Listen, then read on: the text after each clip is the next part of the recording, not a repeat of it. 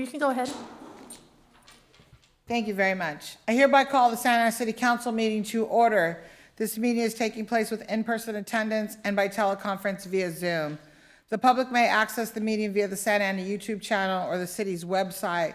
Please bear with us as the technology may disrupt the flow of the meeting. Madam Clerk, please conduct the roll call. Councilmember Becerra. Councilmember Hernandez. Present. Councilmember Lopez. Councilmember Peñalosa. Councilmember Fan. Here. Mayor Pro Tem Vasquez. Present. Mayor Mesqua. Present. It's 4 members present. That is a quorum. Thank you. Madam Clerk, are there any additions or deletions to the agenda? There are none.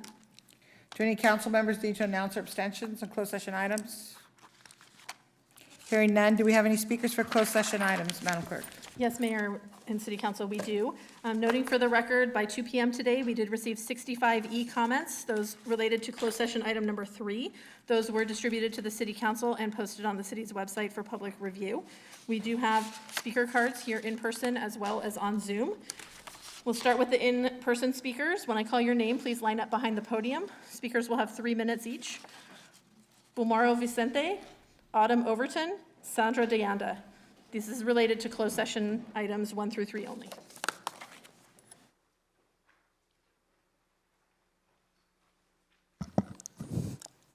Good evening, Mayor and Council. My name is Bulmaro Vicente. I'm the Political and Policy Director for CHISPA. First, I just want to thank you all for finally putting this item on the agenda. It's been nearly 3 years since this commission was unanimously approved by the Council, but yet we don't have a director yet. That means no investigation into complaints, no independent investigations of police shootings, no accountability. It's incredibly frustrating, not just for me, but for the residents who have been waiting, some of whom may see their complaints expire under state law due to inaction. This fight for oversight is not just isolated to Santa Ana. It's part of a broader national effort to weaken police accountability. In Florida, a new state law recently gutted civilian review boards, effectively ending independent oversight in cities like Miami, Tampa, and Orlando. At the federal level, the Trump administration quietly took down the National Police Misconduct Database, a tool meant to track officers with a history of abuse. These actions send a chilling message. Transparency and community oversight are under attack. But Santa Ana doesn't have to follow that path. We can choose a different direction. We must move forward, not backwards.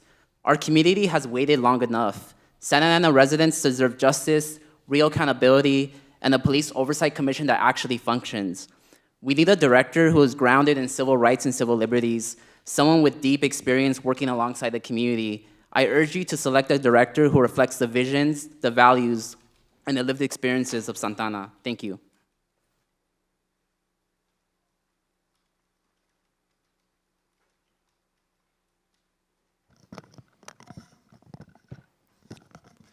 Good afternoon, councilors, mayor. My name's Autumn Overton. I'm a faith-rooted organizer with CLUE, Clergy and Lady United for Economic Justice, here in Orange County.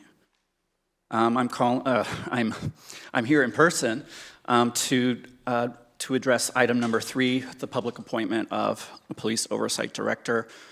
It was an incredible honor and privilege to watch the people of Santa Ana come together after many, many, many years, and with the council to put together this first ever police oversight commission for the city. It really marks a moment of real change and a real commitment to making sure that this city is as safe for everybody as possible. The issue right now before you, as you heard from our brother Bulmaro, is that this committee cannot begin its oversight, cannot begin protecting the city of Santa Ana until there is a director. We're glad to hear that you guys have been working on gathering possible candidates to do that, but it's been over a year. We expect action quickly, and so in this moment, the commission cannot really fulfill its mandate without this kind of leadership. The city is falling behind on its commitment. When folks passed this, Santa Ana made a real promise to its residents, especially Black, brown, immigrant, and working class communities, to implement a real effective civilian oversight. This continued vacancy in the director role sends a really troubling message that the city is not taking this commitment seriously. The main thing I want to mention is that, since you all are in the process of looking at candidates, it's not just looking at any candidates, it's making sure you're looking at candidates who have the qualities and the background that this city deserves. We need someone who's grounded in civil rights and civil liberties. We need someone who's not from law enforcement. I want to repeat, we need someone who is not from law enforcement. Police already have their own internal investigation systems. The role of the commission is to provide independent civilian oversight, and appointing someone from law enforcement undermines that independence. So, and in this moment, many of the proposed candidates do not meet the standard for independent oversight. One is the JL Group, another is IntegraSure, LLC.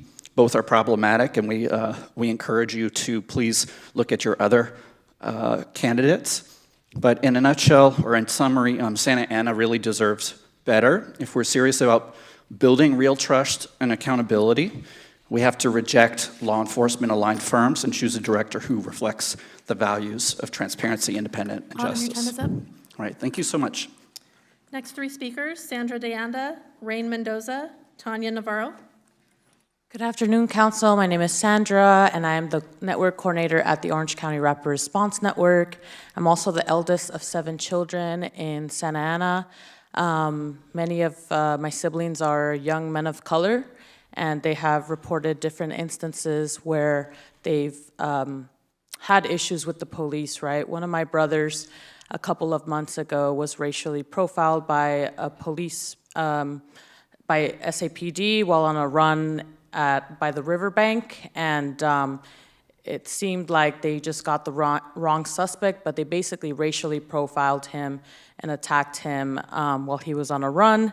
And he came to me saying, what can I do to get justice? And I honestly couldn't tell him that he could get justice on this oversight board, because we don't have a director that would bring my brother justice, especially now with all these complaints just backlogged and expired, right? I also have another brother. He is a veteran. He has PTSD and schizophrenia. And I got to read the police report when he was having a mental health crisis. And the public defender who represents him was like, I don't understand. He was like, it's really crazy, reading this police report. As a public defender, I am surprised your brother wasn't shot by SAPD. And so for myself, I am a community leader right now. I'm working to protect my community from ICE enforcement actions here in Orange County, but I'm also trying to protect my family from police brutality. And it's something that, I would love to have this city give people a semblance of justice when they are, brutalized, attacked, dehumanized by this police department. But that's why I'm here today, because at least, let's just get the ball rolling. Let us hold you accountable. As a city, you guys should learn from us and the needs that we need in protecting our community. So I just want to reiterate everything Autumn and Boomer have shared here today, and just getting this going, making sure we have a director that is grounded in civil rights and civil liberties, because we understand that real law enforcement reform must be rooted in fairness, transparency, and accountability. So I'm just one of the many families here who is asking for that today. Thank you. Rain Mendoza, followed by Tanya Navarro and David Pulido. My name is Rain, and I'm part of CSOOC, also born and raised in Santa Ana, Ward 4. And I'm here today to speak on the delays of hiring an independent oversight director for the Police Oversight Commission. The stalling of hiring an IOD is part of a disturbing trend we are seeing all across the country. State laws and the Trump administration are trying to dismantle and disempower police review boards such as this one. With each day that goes by without an IOD hire, it is an attack on police transparency and police accountability. We demand the hiring of Sean Garcia Leyes for IOD, as he is the only candidate with a track record of fighting for racial justice. We reject the hiring of any candidate that has worked in law enforcement, as we know no real transparency or justice can come from this. We are demanding the hiring of Sean Garcia Leyes for the Oversight Police Commission. Thank you.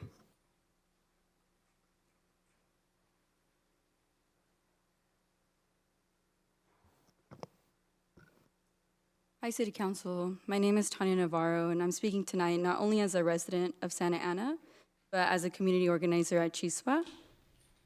Across the country, civilian oversight of police didn't appear out of thin air. It came out of necessity, out of decades of radicalized violence, abuse, and impunity, especially in Black and brown communities. These commissions weren't created to make people feel better.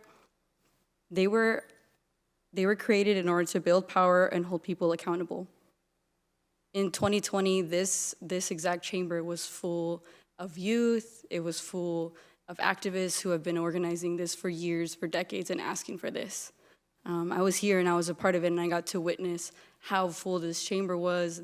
Even the overflow area was full, and it was mostly youth activists asking for this.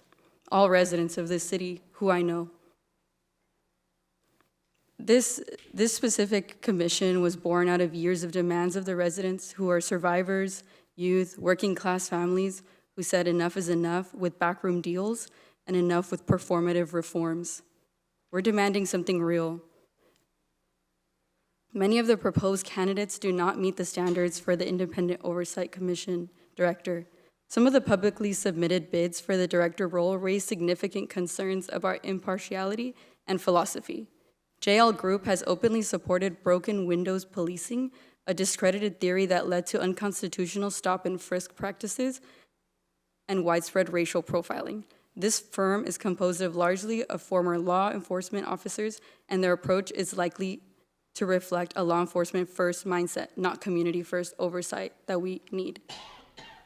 Integra Sure LLC is similarly problematic. Its leadership includes retired and active police officers, such as former LAPD Chief Bayon Lewis and former Jeff Schengler, a former prosecutor of the Manhattan DA's office. Their team also includes former FBI agents. This is not the profile of a team equipped to deliver independent, reform-minded civilian oversight. The current pool of applicants is alarming. Internal city staff, former law enforcement, applications with no track records in civilian oversight, community safety, or civil rights. One even worked directly under the city manager, the very office the oversight director must be independent from. Let's be clear, this is not a neutral delay in the hiring process. It's a direct betrayal of the community that fought to create this commission in the first place. The people who showed up, gave testimony, relived their trauma, and demanded change are now being cut out. Meanwhile, their complaints about police misconduct are going nowhere and are expiring. Cases are going uninvestigated, and residents are losing faith. Thank you. David Polito.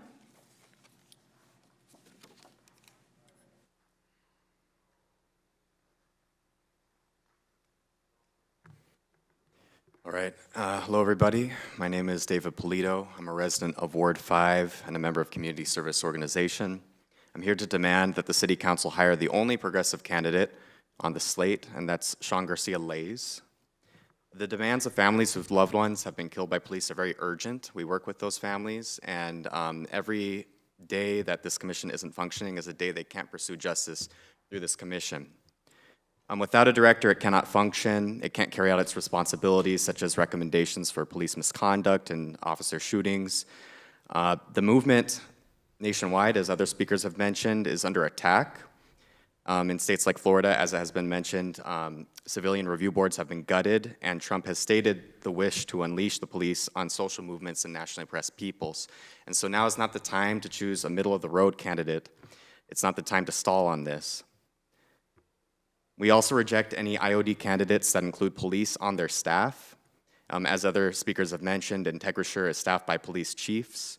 JL Group is staffed by former police chiefs and SWAT officers, and this makes a mockery of the idea of independent police oversight. If the police were able to investigate themselves and carry out justice, all we would need is the Department of Internal Affairs.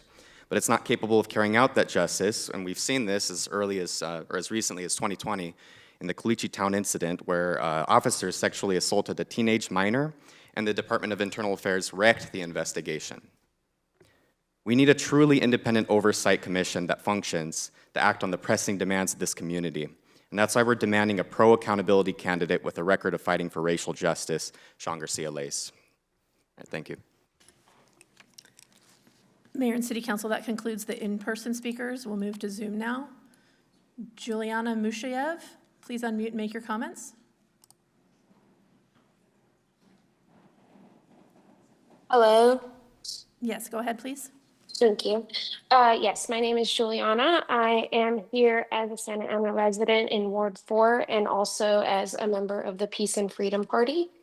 I want to echo the demands and the points that were made before me. Police brutality is a pandemic in this country, and very few people get any kind of justice.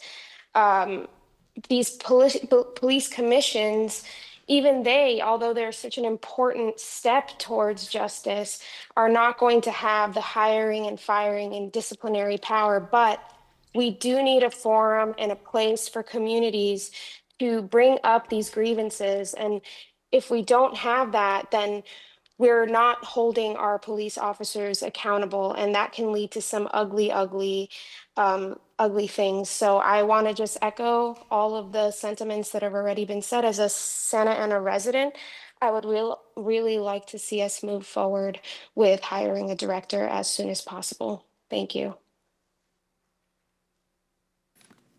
Mayor and City Council, that concludes the public speakers for closed session. Thank you, Madam Clerk. So at this time, we're going to recess into closed session. Thank you very much.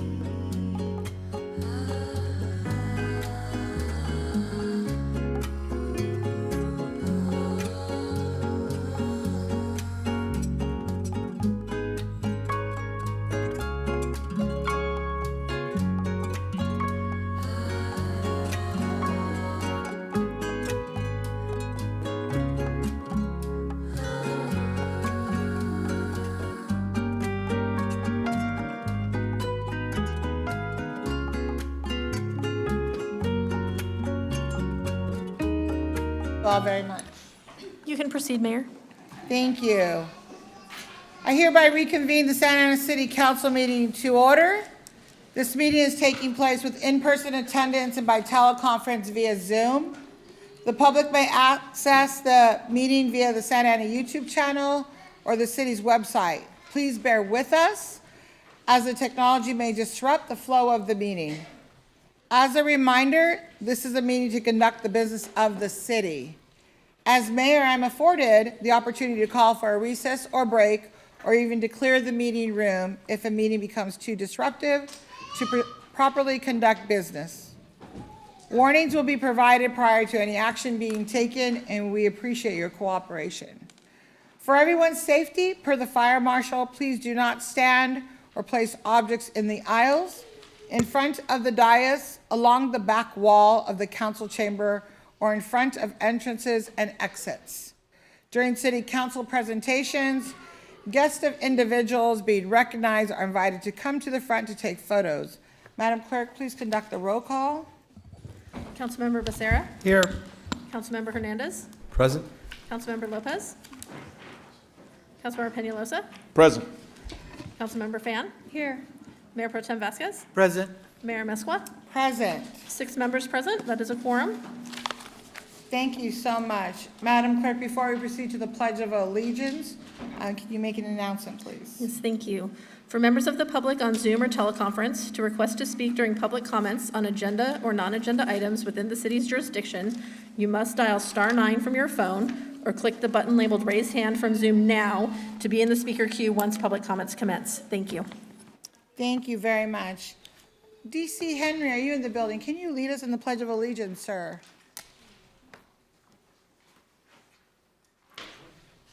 I was trying to catch you before you walked to the back of the room. Yes, sir. Yes, sir. Thank you.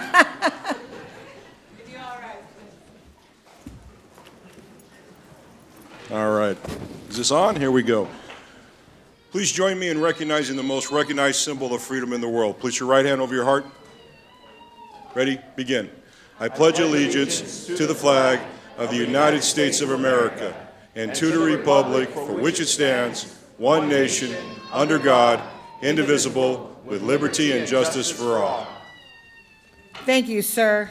I love doing the Pledge of Allegiance. It's so powerful. Words of inspiration will be provided by Pastor Johnny Dunning.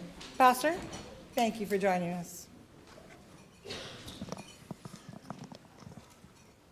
Good evening, Mayor Mesqua, council members, several of whom I've gotten to know over the last couple of years. I'm Johnny Dunning, senior pastor of Starlight Baptist Church of Santa Ana, where we've just celebrated 58 years as a house of worship, and we are the, thank you. We recognize everybody as somebody, and Jesus Christ is all. Again, to Mayor Mesqua, thank you for inviting me to offer a few words as we begin tonight's meeting. Santa Ana is a city rich in history, culture, and resilience. It's a home to families who work hard, children like those seated behind me who dream big, and neighbors who look out for one another. Every time we gather in this chamber, we are reminded that local government is not just about policy. It's about people. It's about building trust, lifting voices, and shaping a future where everyone has a place. As we carry out this important work, let us be reminded of the words of the Old Testament prophet Micah, who simply asked, "What does the Lord require of you?" To act justly, and to love mercy, and to walk humbly with your God. This verse calls us to a higher standard, to lead with fairness, to serve with compassion, and to remain grounded in humility. May that spirit guide the thoughts and actions in this chamber tonight. Let us listen with open hearts, debate with respect, and decide with wisdom, always keeping the people of Santa Ana at the center of our mission. May the work we do here be rooted in justice, mercy, and hope. Reflect grace, and there bear the fruit of love. And may we never forget the power we hold to make a difference today and henceforth for generations to come. Thank you, and God bless the city of Santa Ana. Amen. Thank you, Pastor.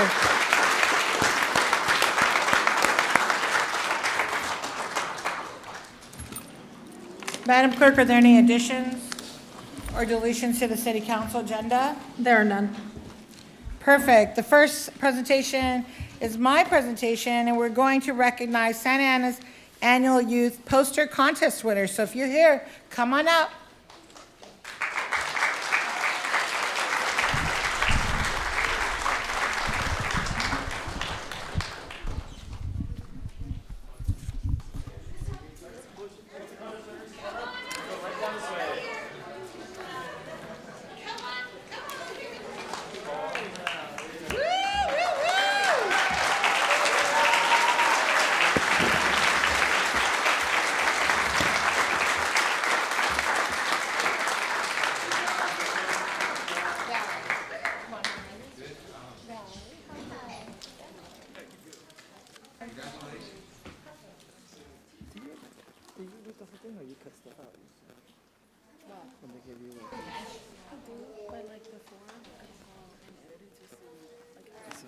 Can we get you guys down just a little bit more tighter?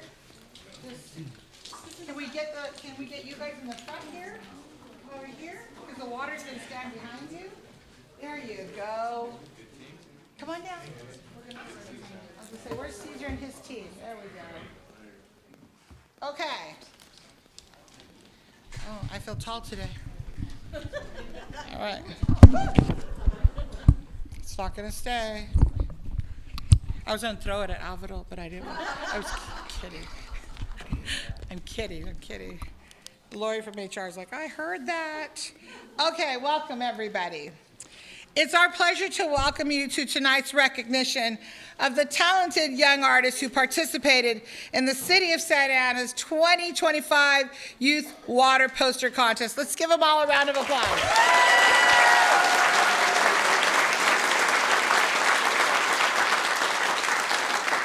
It's so cool. Each year, this contest invites students from across Santa Ana to use their creativity to inspire change. And this year's theme captured that spirit perfectly. Everyone has a role, save water. I hope we're going to show their artwork, are we? It's a powerful reminder that water conservation depends on all of us, and that even small, everyday actions can make a meaningful difference, whether it's turning off the tap, fixing a leak, or rethinking how we use water outdoors.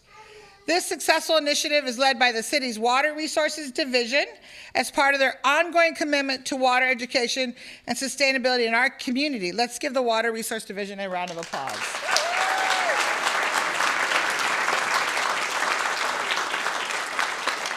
This year, we received an incredible 424 entries from students ages 5 to 18. That's a lot, 424, that's amazing. Each one a unique expression of what it means to protect our most precious resource. Tonight, we're proud to honor 12 outstanding students whose posters stood out for their originality, their message, and their artistic execution. Each was selected as a grand prize winner or finalist in their age category. Your artwork helps spark awareness and inspire action, and you've made a lasting impact on our city. You're not just talented artists, you are community leaders in the making. That's right, Pat, that's right. Take them back.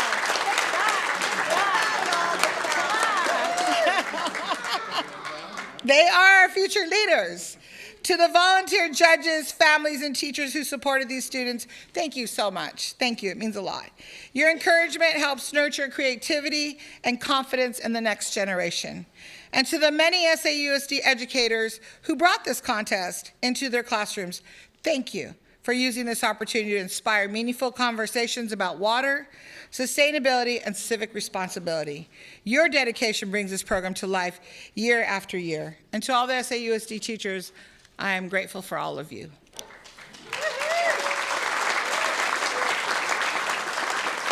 Congratulations again to all of our winners. We're proud to celebrate your creativity, your voice, and your vision for a more water-wise Santa Ana. As mayor, I always recognize the little ones. And why? I call them the little ones. I know you're not little, but the younger ones.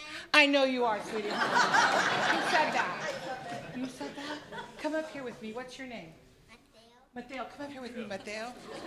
Okay, so you're going to be the one to speak on behalf of the kids, all right? Because you're going to be the next leader. I bet you're going to be the next mayor, okay? And why do I say that? This is a perfect example. The future is our children and everything that we do. And thank you to all the city staff, to all the volunteers, to the parents that are here tonight. Because yes, it's a certificate, but it's just about you being here with us and celebrating them. It means a lot to them. So, all right, Mateo, before they give us a big round of applause for all of you that won, and we have maybe somebody from water come up. I don't know how to lower this without probably breaking it. You get to say something. Tell us where you go to school, who you're here with today. Is your mommy and daddy here? And what's your full name? Right here. What's your name? My name is Mateo Aguilera, And where do you go to school? and I go to Lincoln Elementary You School. go to Lincoln Elementary. What grade are you in? Second, Ooh, he's a second grader. And who's your mommy and daddy? over there, the one that have the phone, Oh, they all have phones. And what's her name? Vicky and Noel. All right. So do you want to say anything on behalf of all the winners and finalists? Yeah, Why did you do your project, your art project? because I try my best to do it really hard. That's all that matters. That's good. Thank you, Mateo. Okay, anybody else? Anybody else want to come up? Come on, you can come in if you want. Anybody else? I don't know we want to come up. It's all right, Mateo. You show them all. Let me help. It's all right. It's okay. All right. Water. Will you want to help you out? Is that? I don't want to force anybody. And staff for water, please. Can you use this one, the slow? Yeah.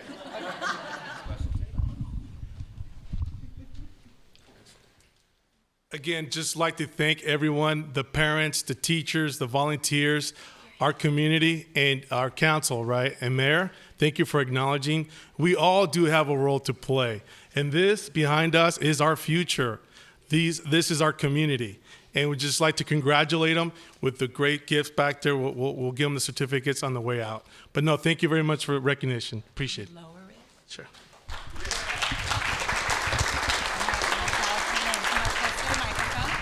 Caesar's gonna fix it. What is your name, mijo? Joaquin Joaquin what?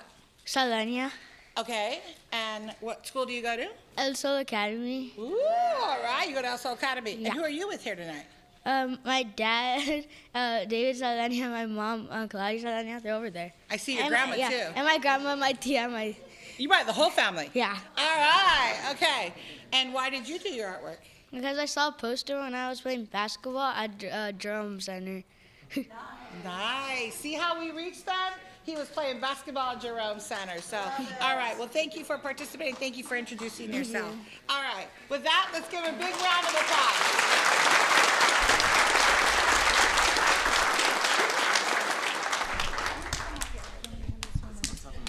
We'll do it up there. Can we get a picture? I'm going to step in with all of you, okay? Okay, can we get everyone kind of close together here? Littles in the front there. Littles? He doesn't need to fit this is shorter than us.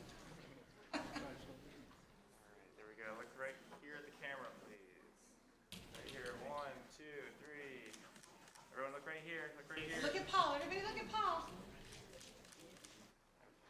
Okay, council, you want to come down? Oh, just stand up behind, yeah. Because that actually works out. Can you see them all? Yeah. Okay. Everybody look at Paul. Oh, that looks, Here. Okay, look right at the camera. that looks nice. One more. Make sure we're all good. Okay. Okay, great. All right, let's give another round of applause.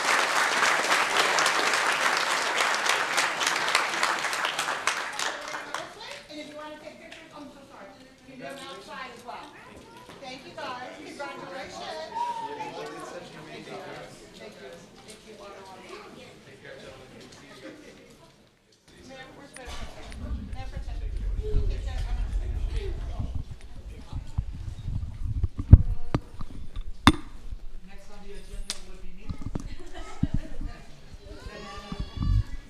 Santa Ana Active Streets, please come up.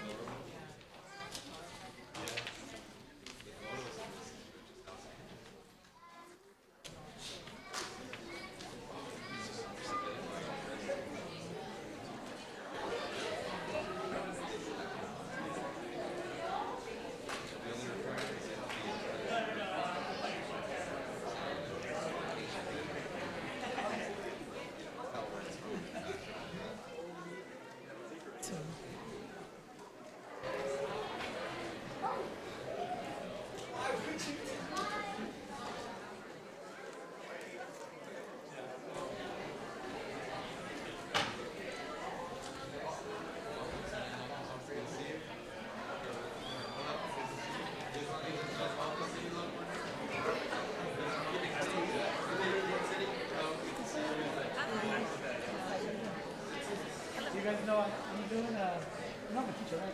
We're doing a Chicano history. You guys are on it. Yeah, that's awesome. I'll let you know when we present it. Yeah, that's us. We're just gonna wait a minute for the children and families. All right, we'll go. Good evening, everyone. I'm honored to stand before you today to recognize the significance of Bike Month and celebrate the many benefits that bicycling brings to my community. I have a bike right now that's rusting out, so I need to get out with you guys. I need to really work out. Throughout the month of May, the city of Santa Ana celebrates the freedom, joy, and well-being that bicycling offers the individuals in our entire community. This month, Santa Ana residents and visitors will have the opportunity to participate in a wide range of exciting biking events, everything from group rides and races to community events, educational programs, and charity rides. Bicycling has been proven to improve personal health, boost quality of life, and stimulate economic activity across Orange County. Not only does it support local business and attract tourism, but it also helps reduce pollution, ease traffic congestion, and lessen parking demands on our roads, making our community a healthier, cleaner, and more connected place to live. We are grateful for the collaboration of many organizations, including Santa Ana Active Streets, the Bicycle Tree, Orange County Bicycle Coalition, and others, who, along with local school businesses and civic groups, will be joining in the effort to promote Bike Month throughout the May of 2025. A major goal of Bike Month is to increase safety awareness throughout ongoing outreach and educational programs. We hope to reduce the injuries and improve safety for all of the road users, ensuring that bicycling remains a safe, accessible activity for everyone. In conclusion, this month serves as a reminder of the countless benefits that bicycling brings to our physical well-being, but also the health of our communities and environment. I encourage all of you to take part in Bike Month activities, whether participating in local rides, choosing to bike for transportation, or simply enjoying a leisurely ride through our beautiful city. I'd like to give this proclamation to Santa Ana Active Streets.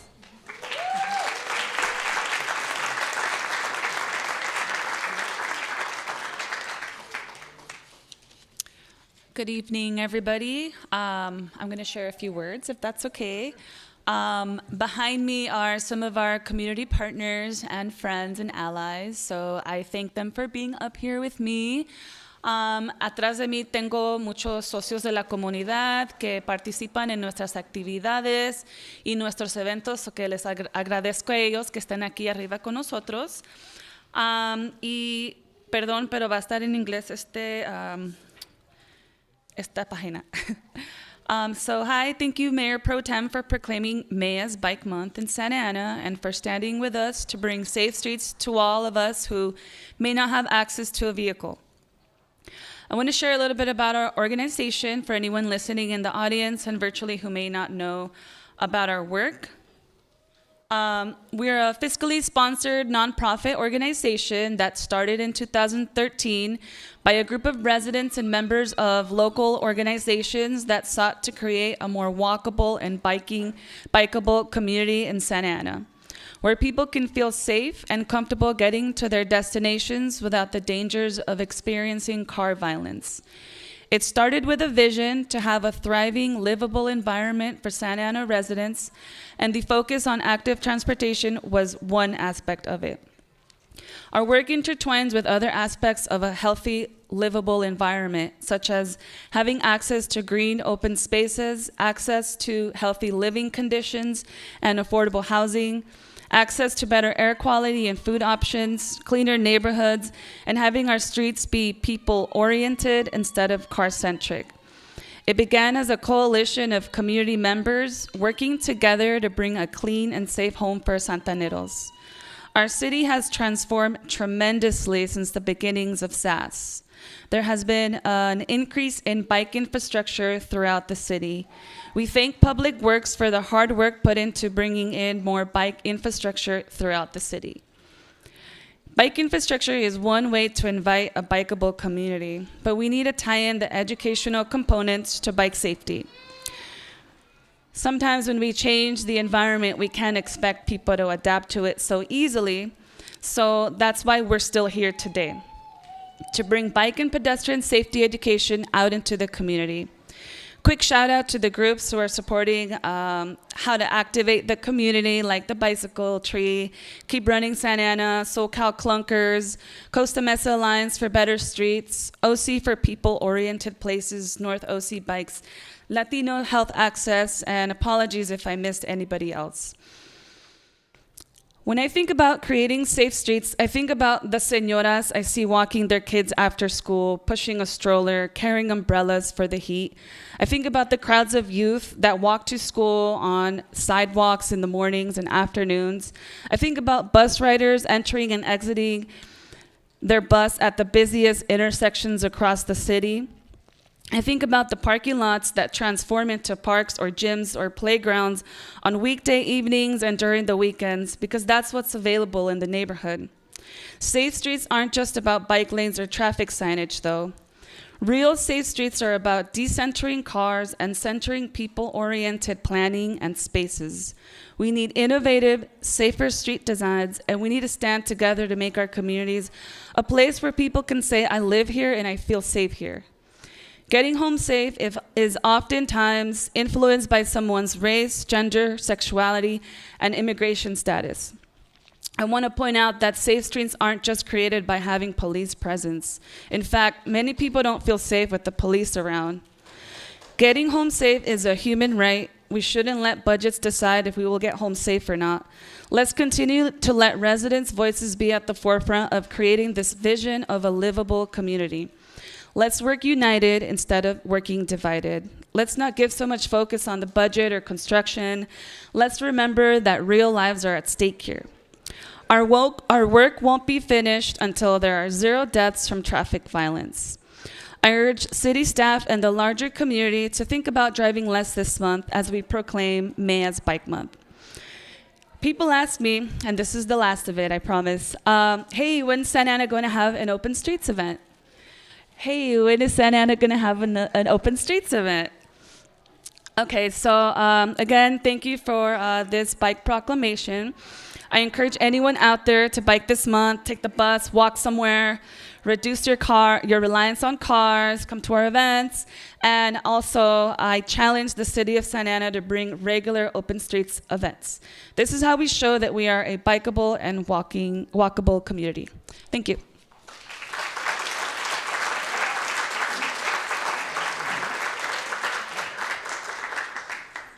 Hello, everyone. Thank you, Mayor Pro Tem, City Council members, city employees, and members of the public. As we gather to celebrate Bike Month, we recognize the joy, freedom, and health benefits that cycling brings to our lives. But today, we also acknowledge a sobering reality. Traffic deaths are a choice. They are a choice we make when we fail to prioritize safety on our streets. Let us remember that on Valentine's Day this year, a cyclist was killed on Wright Street. And just last month, 5 youth lost their lives speeding down Segerstrom Avenue, a fast and windy road. All these preventable deaths in our beloved city.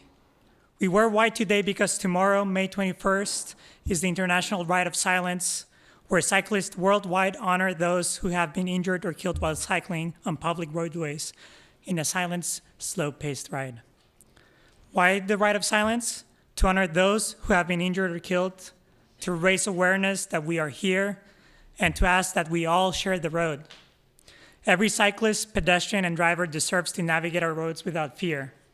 Yet, too often, our streets are designed in ways that put lives at risk. This Bike Month, let's urge our elected officials to make a commitment to safe streets. We need infrastructure that protects all road users, dedicated bike lanes, improved crosswalks, and traffic calming measures. We thank Santa Ana Public Works for making these infrastructure improvements, like today's agenda item 18, and we ask City Council to keep supporting these projects and to reject projects that aim to widen streets with the pretext of traffic improvement. We need policies that prioritize human life over speed and convenience. Traffic deaths are preventable. By choosing to invest in safety, we choose to save lives. Let's make our streets a place where everyone can travel safely, whether on 2 wheels, 2 feet, or 4 wheels. Together, we can create a future where traffic deaths are no longer a tragic choice, but a thing of the past. Let's ride towards safer streets for all. Thank you so much.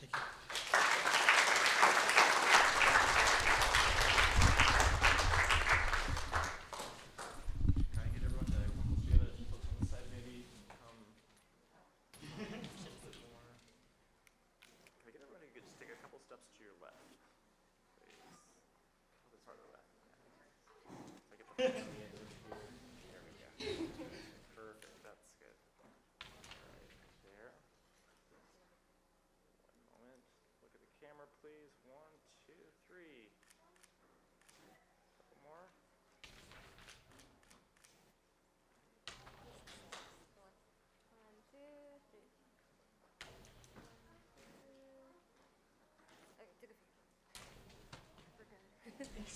Thank you.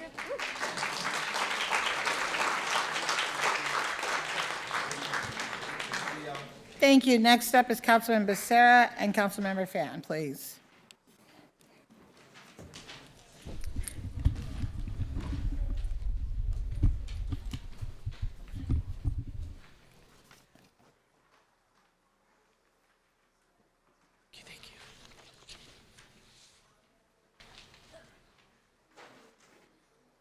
All right, if I could have Geraldine Larson and Joseph, as well as Tim Nguyen and Gia Lai come up here.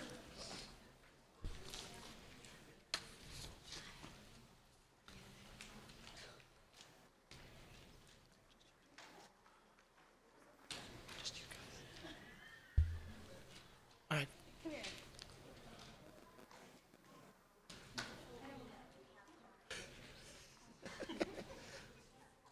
I have a microphone, but no karaoke, okay? I could say that. All right. Come on in, don't be shy. Come on in. Come on in. Jump on in.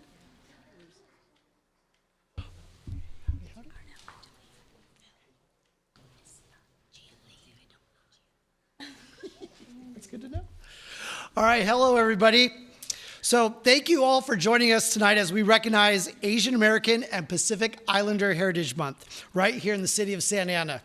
This month is an opportunity for us to honor the rich heritage, cultural traditions, and lasting contributions of the AAPI communities both locally and across the United States. Asian Americans and Pacific Islanders represent a vibrant tapestry of cultures, languages, and faiths that reflect the incredible diversity of the American experience. Each community within the AAPI umbrella carries unique histories, challenges, and triumphs that have profoundly shaped our nation's narrative. Santa Ana is proud of its deep historical ties to the AAPI community. From being home to Orange County's first Chinatown to our close proximity and connection to the Vietnamese Little Saigon. These roots reflect not just the presence, but the ongoing influence and leadership of AAPI communities in our city's story. Through times of adversity and uncertainty, AAPI individuals and families have shown remarkable strength, compassion, and resilience.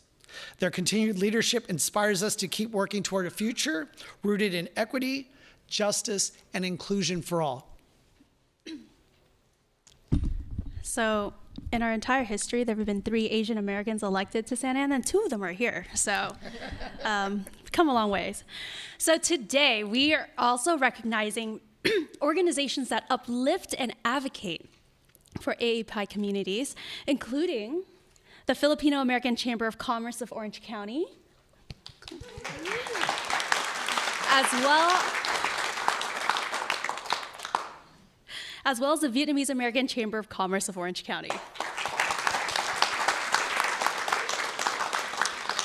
These organizations play a pivotal role in supporting local businesses, empowering leaders, and building bridges across all of our communities.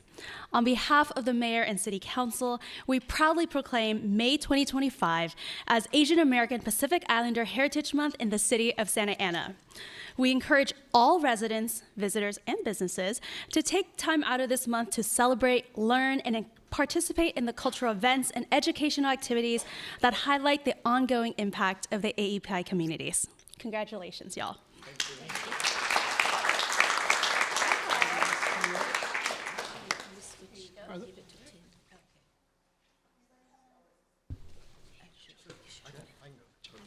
Okay, I guess we're supposed to speak. Hi, I'm Geraldine Larson. I'm the current president of the Filipino American Chamber of Orange County. We have here the incoming president and my past president. So thank you for having us here, and thank you, Phil Becerra. He is half Filipino, if you can't tell. And no, you do not need to be Filipino to join our chamber. We are very inclusive. We have all different ethnicities in our chamber. And the one thing I do want you to invite you guys to is we are celebrating our Philippine Independence Day. It's actually the 12th, but we're celebrating it June 14th at Irvine Valley College, which is a Saturday, so 9 to 5. If you guys are car lovers, we're going to have a group called Carsalog there early in the morning. They're going to bring all their fabulous, I guess, vintage cars. I don't know what you call old cars. Classic cars. I'm not a car person, as you can tell.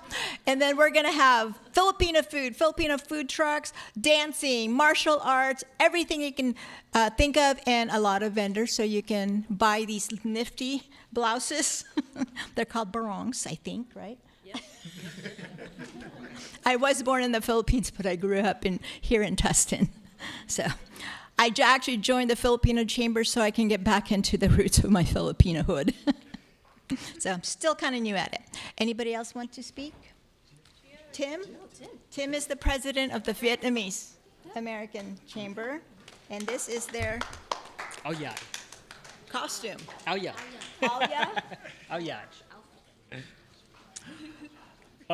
Thank you. My name is Tim Wing. I'm the current chair for Vietnamese American Chamber of Commerce, and on behalf of the chamber, I'm honored to stand here today to recognize the AAPI Heritage Month.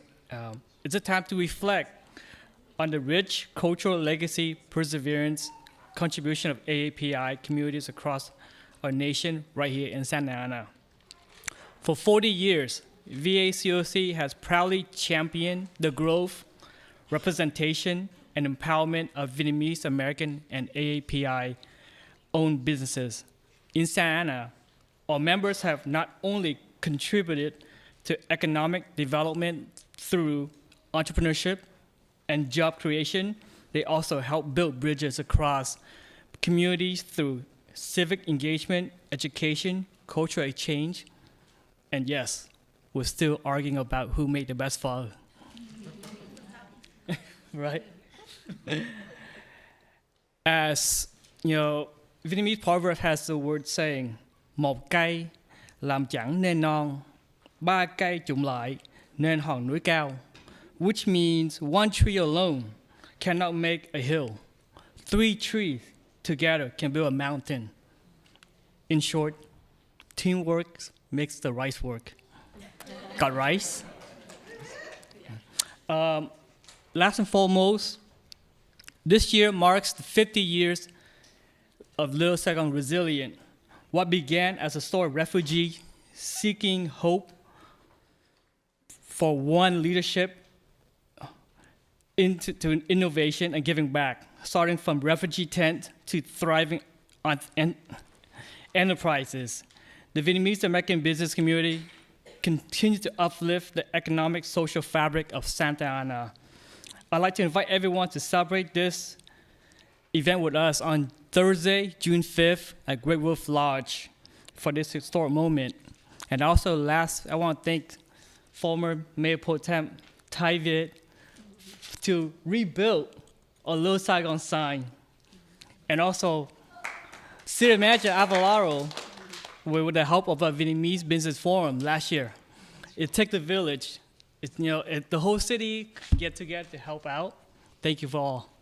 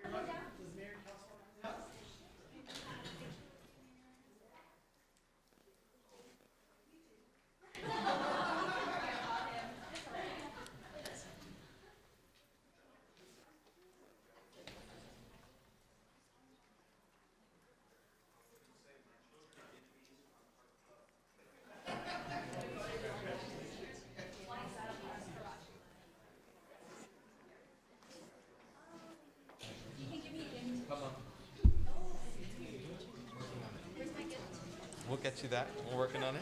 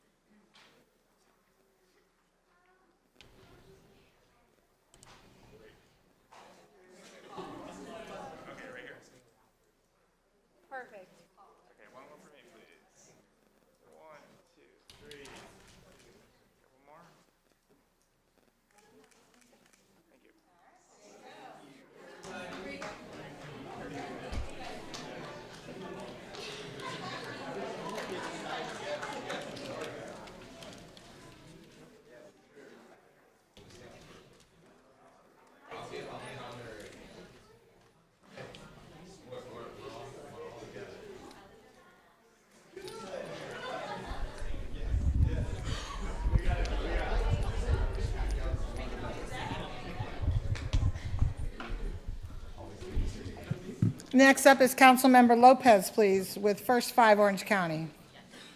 Thank you. Hi, so we can get the folks from First 5 up here, that'd be great.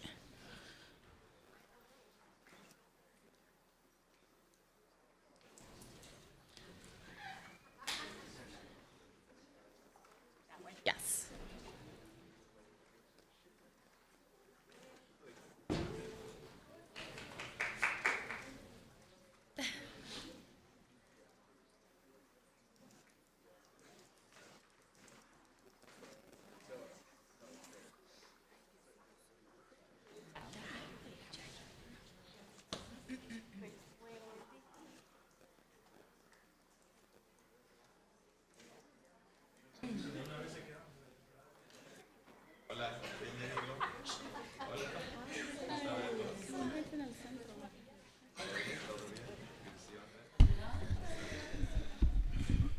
Okay, so tonight we are going to be proclaiming the month of May as Early Childhood Month.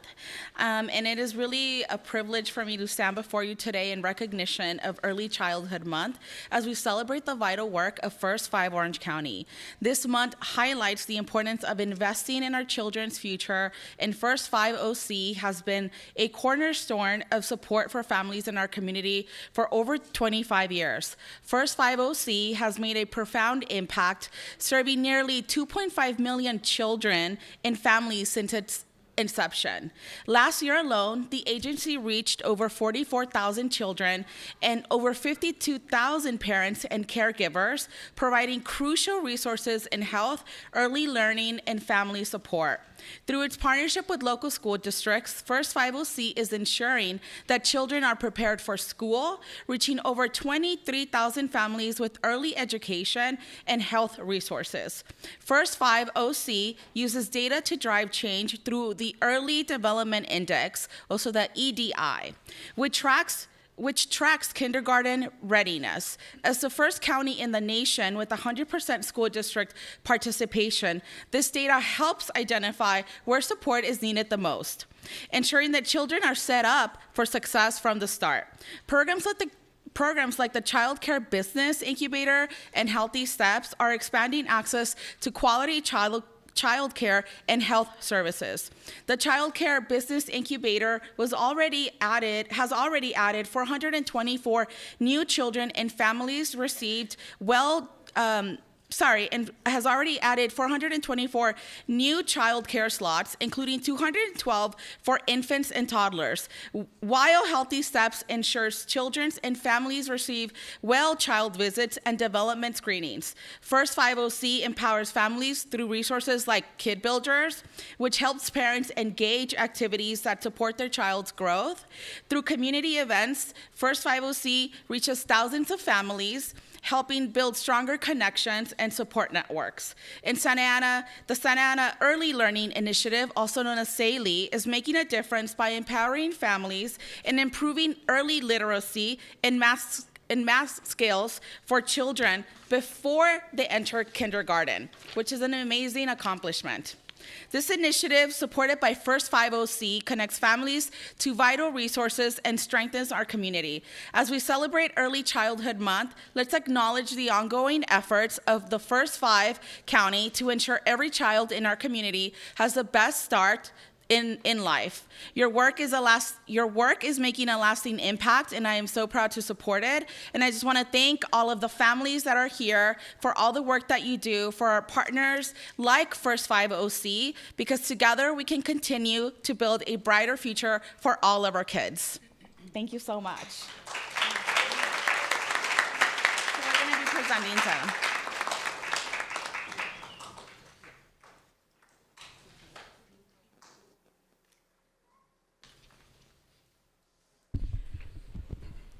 Buenas tardes.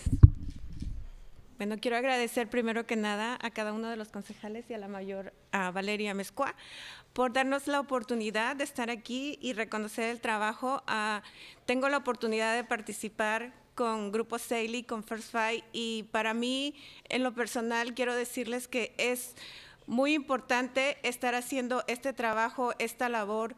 Acabamos de ver pasar hace un momento a los pequeñitos y, como dijo la mayor, son el futuro, pero el futuro lo tenemos que construir nosotros, primero que nada los padres. Y no es un trabajo fácil porque nuestros niños no vienen con un manual, llegan con nosotros y nosotros no sabemos ser padres. Y gracias a esta colaboración que hemos tenido con estas diferentes agencias, nosotros como comunidad hemos tenido la oportunidad de trabajar junto con ellos, de aprender a ser padres, ¿sí? Y de construir y empezar a construir una comunidad mejor. ¿Sí? No es fácil ser los primeros maestros, no es fácil aprender, pero hemos ido paso a pasito. Gracias le damos a UCI que nos ha apoyado.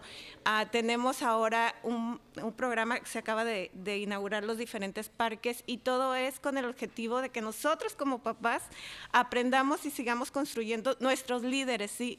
Nosotros tenemos que empujar un poquito más la educación, en iniciar a darnos cuenta que nuestros niños tienen que ir muy, no sé cómo decirlo, tienen que tener una estabilidad no solo física, sino también en nutrición, sino también en salud mental, ¿sí? Tener a nuestros niños para que junto con ellos, conforme vayan creciendo, tengamos a unos jóvenes que estén dispuestos a liderar a nosotros mismos y que lleguen a estos puestos y que sean un bien para la comunidad. Muchísimas gracias.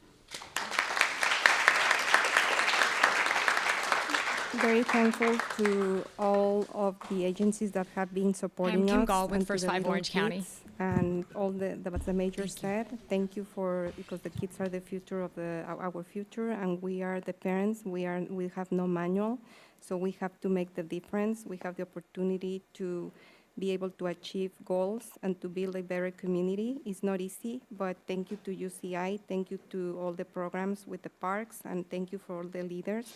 We have to be leaders as parents and to push education so we can have a better future for our kids.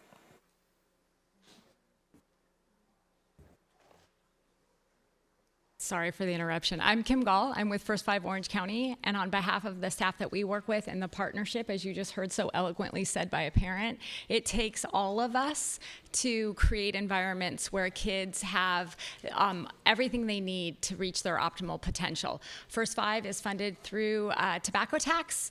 Every county has one, and we are solely dedicated to improving the health and educational outcomes of children before the age of 5, so they're ready to start school.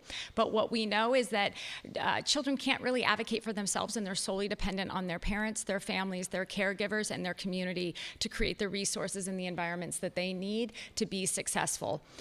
So I think the parent that spoke and the work that we do with UCI, the school district, and the city's involvement, and so many other community partners, nonprofits, to elevate the importance of those first 5 years of life. It is when 90% of your brain architecture is developed. So good experiences create good and growing brains. Poor experiences in early childhood limit the possibilities of our next generation. So we really appreciate the city's recognition of this. We thank all of the partners that have continued to work in the city of Santa Ana to ensure that every child reaches its optimal potential. So thank you again for the recognition.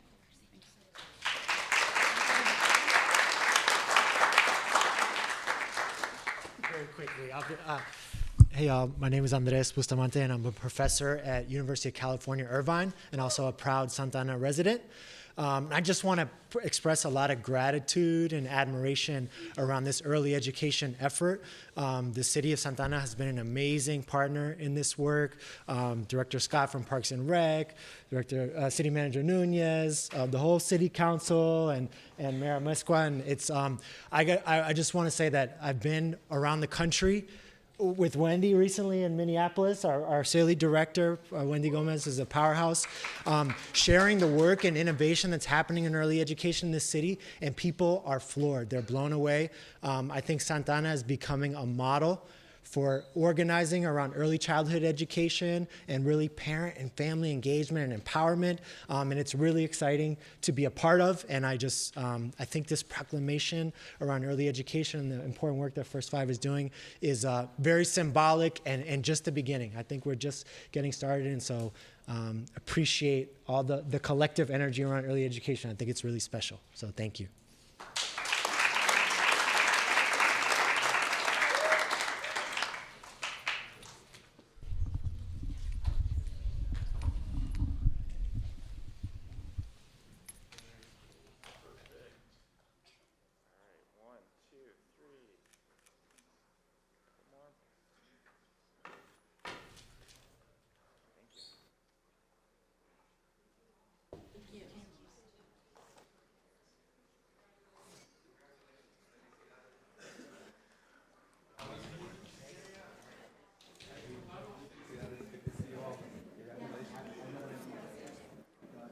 Thank you. Next presentation is Councilmember Penalosa, please. Councilmember Penalosa will be recognizing Pio Pico.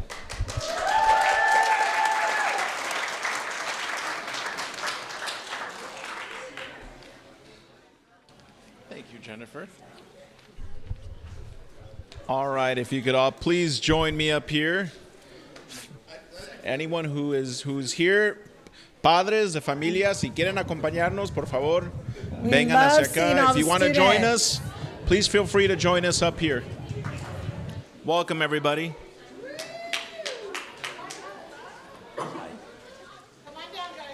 How many coaches, mentors? One, two. Hi, everybody. How's it going?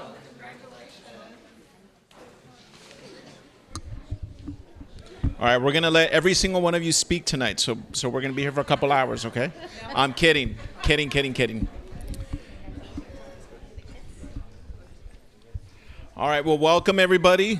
I'm Councilmember Peñalosa, and today we honor a remarkable group of student athletes whose perseverance and dedication has set a new standard at Pio Pico, as well as the mentors whose exceptional leadership has helped launch a bold new chapter in our school's history.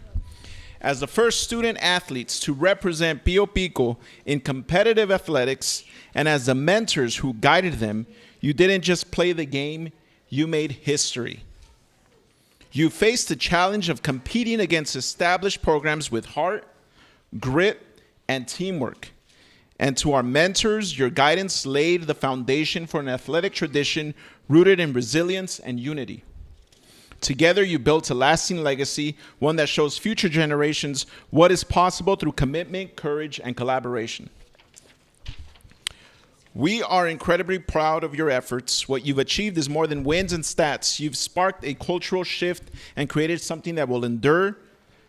Mentors, through your vision and belief in your students, you help them rise to the occasion, face pressure with confidence, and grow stronger with every challenge. You didn't just support a team, you helped shape a culture, one that will continue to inspire athletes, leaders, and our entire community for years to come. Round of applause for them. Thank you, students and coaches, for your trailblazing spirit. You've not only worn the Pio Pico uniform, you've defined what it means to be a Pio Pico athlete. Your leadership, your example, and your impact will continue to guide this school long into the future. And with that said, we're not going to give each one of you the certificate up here because there's many of you, but who would like to be the designated certificate holder? I promise there's one for every single one of you, and if there isn't, we'll make sure to correct that, but I verified that list like 3 times myself, so we should be good. But thank you all so much. I will turn it over to who you want to. Okay. Okay, lower for me though, because you guys know I'm not tall. Good evening, Mayor Amezcua, council members, and community. Thank you, Councilmember Peñalosa, for this recognition and also for walking alongside me during the marches. I'm honored to be here tonight as the athletic coordinator for the Pio Pico Middle School Sports Program. This year marks the inaugural season of our athletics program, and what a remarkable journey it has been. To our athletes, I am so incredibly proud of how far you've come. From the start, we didn't measure success by wins or trophies, but by growth and heart.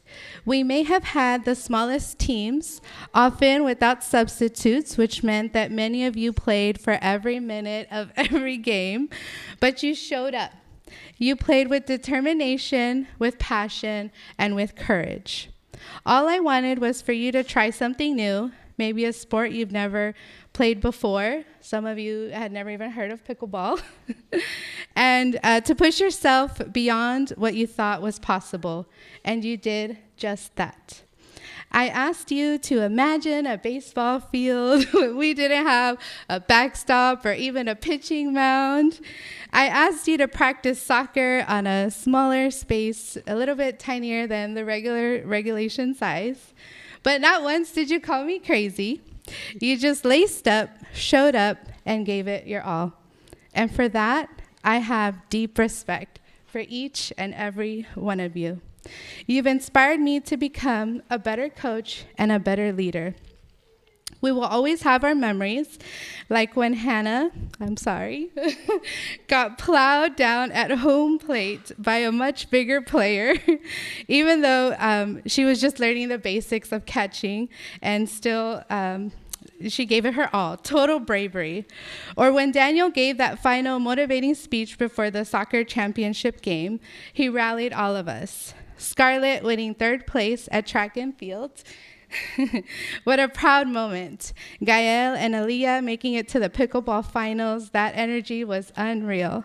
And Joel, well, what didn't Joel do? Somehow, he always had the ball, no matter what sport it was. You all made this season unforgettable. To my fellow coaches, I have Coach Marissa Barrera and Emilia Pedraza here. Thank you for your dedication and resilience. I know how hard it is to show up with small teams, to coach through tough losses, and to keep spirits high. But you never gave up. You continue to believe in our athletes and in the vision of what this program could become. I am grateful to have worked alongside you and Mr. Lara as well. A los padres, gracias por abogar por este programa en nuestra escuela pequeña pero poderosa. Gracias por todo su apoyo y por acompañarnos en cada paso del camino. Thank you, Mr. De La Mora, for kickstarting this program and helping us to bring sports to Pio Pico and helping us to get recognized as a middle school. And Nicole Fernandez, our school team mom. As you all go on to high school and even into college, I hope you always remember that you've already faced challenges here. You've already stepped into the unknown and succeeded, so never be afraid to try new things, even when they seem daunting. As we celebrate this first year, I want to remind everyone that this is just the beginning. Though I may not be with you next year, know that I believe in you, and I always will. You helped build something special. You laid the foundation for what's to come.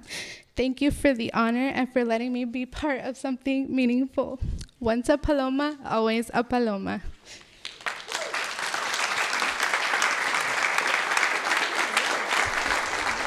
And thank you so much, Denise. And for context, everybody, Ms. Reynoso here is unfortunately one of the almost 300 individuals and school educators, along with a couple other mentors, part of this group and coaches that received layoff notices by the Santa Ana School Board and were voted on last night that they will be losing their job. So this is the type of community that is being affected. Our families are being affected, our children. And, you know, I'm sure there's a lot more for you to do, and the kids are going to persevere. But you have a city behind you that won't let you down. I want to let every single one of you know. So, with that said, does a student athlete want to come up and say a few words? Come on. One of you? David. Who's David? Jaden. Right here. Come on.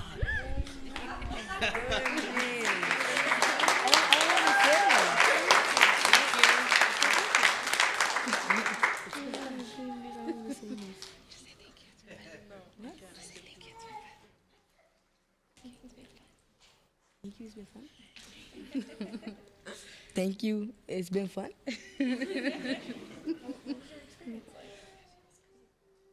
It was good. It was scary too. What? We did it. Mm-hmm. Can I go back now? You got it. So good and scary, but he did it. That's what he said. Good and scary, but I did it. And that's what we should all live by every single day. So thank you all. Congratulations. And we'll all keep in touch, okay? Let's get a nice group picture.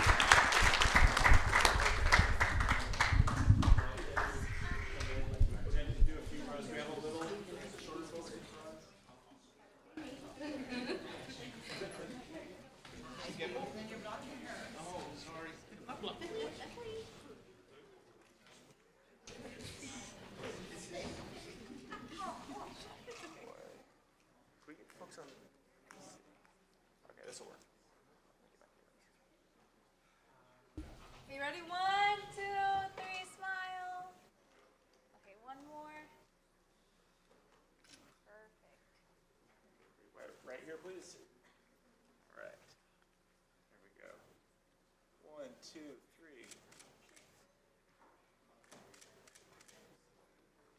Thank you. All right.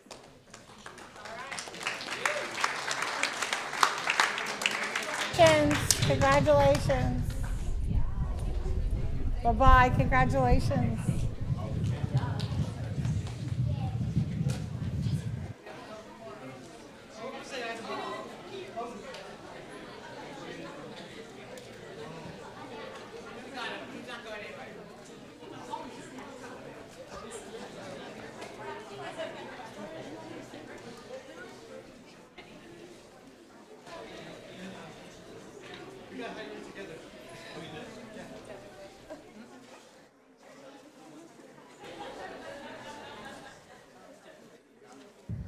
Okay, we're done with presentations at this time. Madam City Attorney, do you have anything to report out of closed session? Mayor, council members, and members of the public, we do not have any reportable action this evening.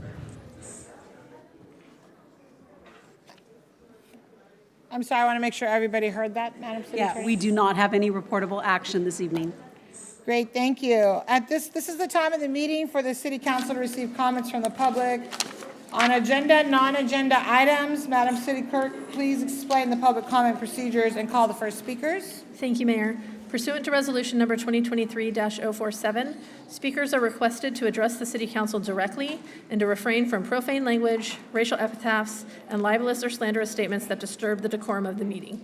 Pursuant to the Brown Act, the City Council may not enter into discussion at this time. Speakers will have 2 minutes for their comments. Before calling speakers, I'll make the summary of emails. As of 2 p.m. today, we received 9 e-comments. 5 were on non-agenda topics, 3 on agenda item 27, and 1 on agenda item number 28. Those were distributed to the council and posted online. We will now hear from members of the public that are physically present in the council chamber, followed by those on the Zoom call to provide their comments on agenda or non-agenda items. Please state your name and the ward or neighborhood that you reside in for the record. I'll be calling 3 speakers at a time. If when you hear your name, you could please line up in the aisleway behind the podium. The first 3 speakers, Sandra DeAnda, Natalia Perez, and Sue Palick.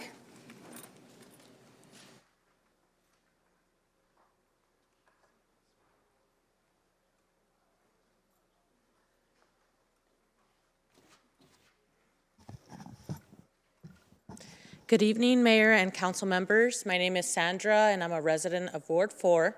I also serve as the coordinator of the Orange County Rapid Response Network.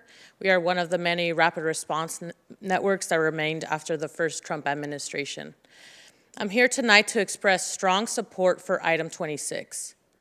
Our network is made up of over 100 trained ICE watchers and directly impacted families, some currently fighting deportations, others with loved ones already detained in ICE custody.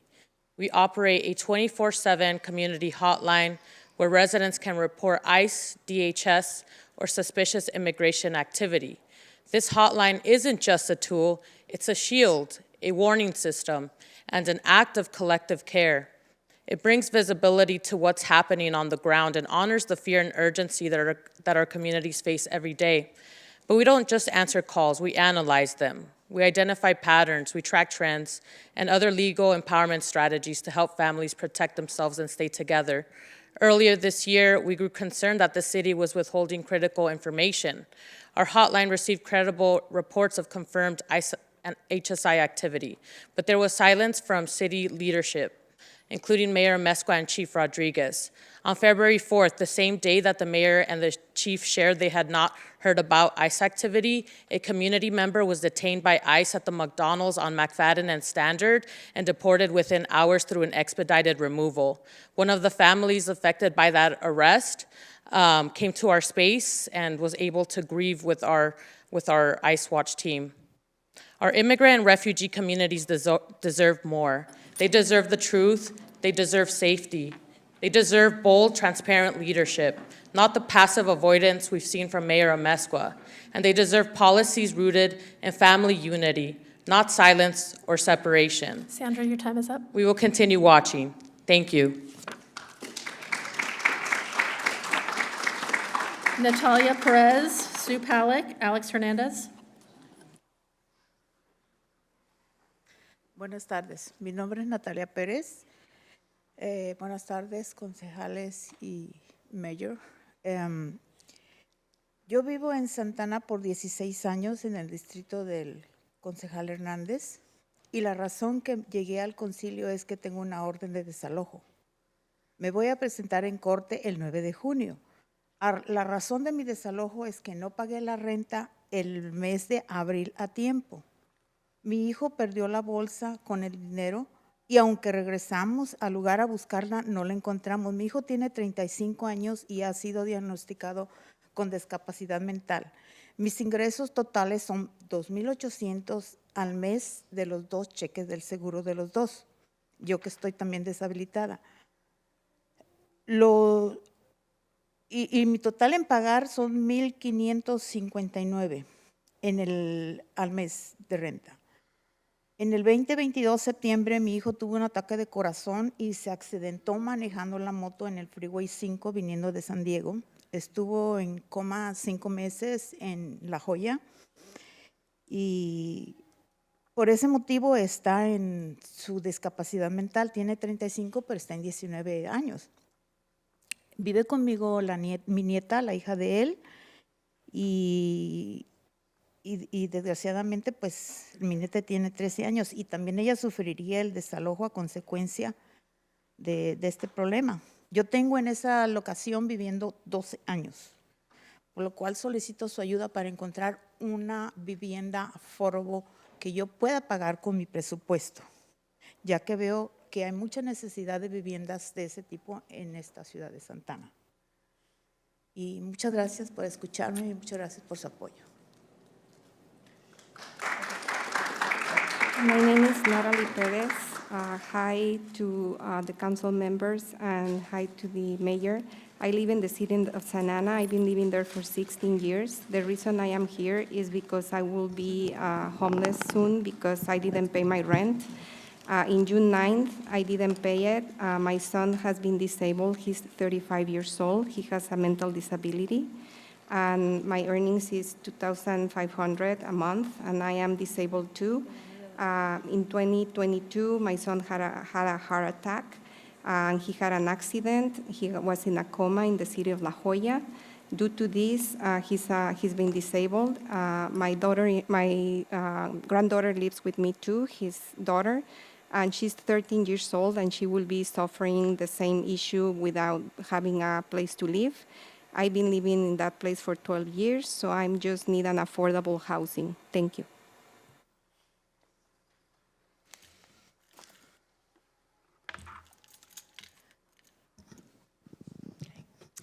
Good evening, everybody. I'm here tonight because I want to give kudos to a lot of people here. And I haven't done this for a long time, but you know what, Councilman Becerra, I want to really thank you for all the work you've done in South Coast Metro. You and I worked together for the past 5 years, and the improvements that have happened down there is, I wish we had a before and after picture. You know what those are. I don't have enough time to go through them all. And I want to tell you, I worked with 5 commanders now in the past 5 years. And I can tell you, these commanders have been so wonderful to me. They have taught me, been patient with me, put up with me.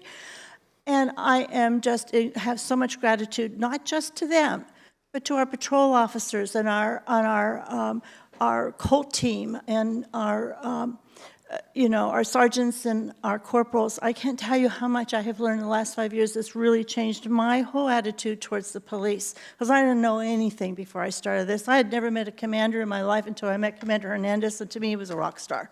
I mean, I was so pleased. So I want to thank you, because Chief Rodriguez, whatever you're doing out there, South Coast Metro is so different than what it was just 6 months ago. And I don't know what it is you're doing in the city, but a lot of the traffic that we would get in South Coast Metro would be coming down Bristol and down Alton and the railroad tracks and all that whole area there. And you know what? The other day I went through Bristol Plaza around 5:30 at night, and I always see traffic going to the railroad tracks over by Alton. I saw one guy on a skateboard, and I saw another guy on a bike, and they went over there, and they're looking and looking, and they're on the phone, but they didn't find anybody over there because there were no drug dealers over there, and they were just totally bewildered. So now I'm working with Commander Lopez, and I'm enjoying the entire situation, and I can tell you there's been a lot of improvement down there. And thank you very much to everybody. I'm so proud Sue, of our your police time is up. department. Thank you. Alex Hernandez, followed by Kanan Durham and Ray Diaz.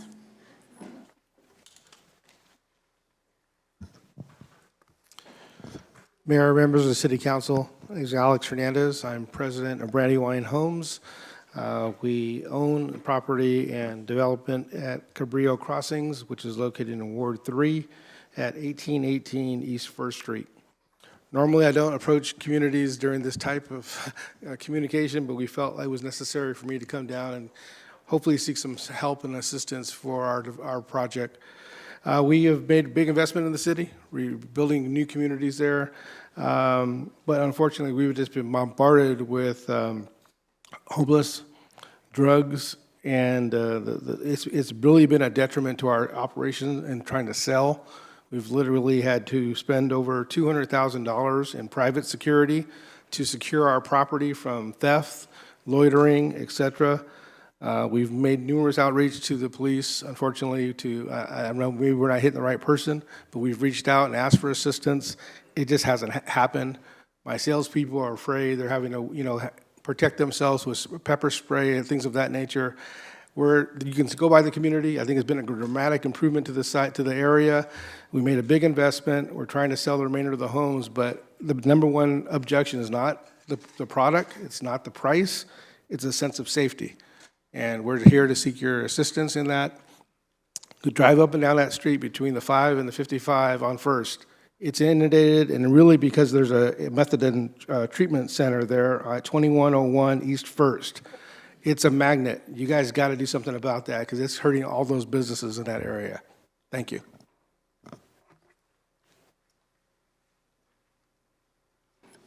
Kanan Durham, Ray Diaz, Mia Verdeen.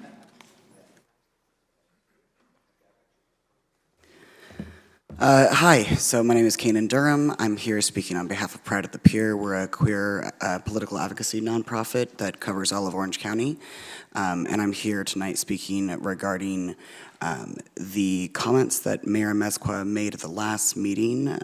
The Voice of OC quoted you as, let's see, Amezcua also warned Tuesday of landing on Trump's radar amid his immigration crackdown. Quote, I want the council members up here that are banging their chest really loud about we're gonna stand up to him and he takes away millions of dollars, and he'll start with HUD money, and then we'll have to lay off city staff. I want you to keep pounding your chest because I'll look at you and say, you caused this, Amezcua said, adding that a loss of funding could impact city services.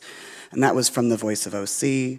I know that Pride of the Pier on Blue Sky, we reported somebody on our team had personally witnessed an ICE kidnapping here in Santa Ana, and we reported that out to the community, trying to make sure that that person's family got connected, which is how we now know the OC Rapid Response Network. I do also want to quote Timothy Snyder, who you probably have heard this quote, do not obey in advance. Most of the power and authoritarianism is freely given. In times like these, individuals think ahead about what a more repressive government will want, and then offer themselves without being asked. A citizen who adapts in this way is teaching power what it can do. Mayor Amezcua, you have a responsibility for the safety and dignity of your community. And if you are more concerned about complying with a repressive government than those things, that is concerning. I'll also say this is the first time I've spoken at Santa Ana City Council meetings. I'm normally more often in Huntington Beach. It's very concerning to me that I've seen you look at your constituents with the same level of contempt as I've seen from Mayor Pat Burns, the MAGA mayor in Huntington Beach. I hope you improve. Thank you. Ray Diaz, Mia Verdeen, Diego Sarmiento.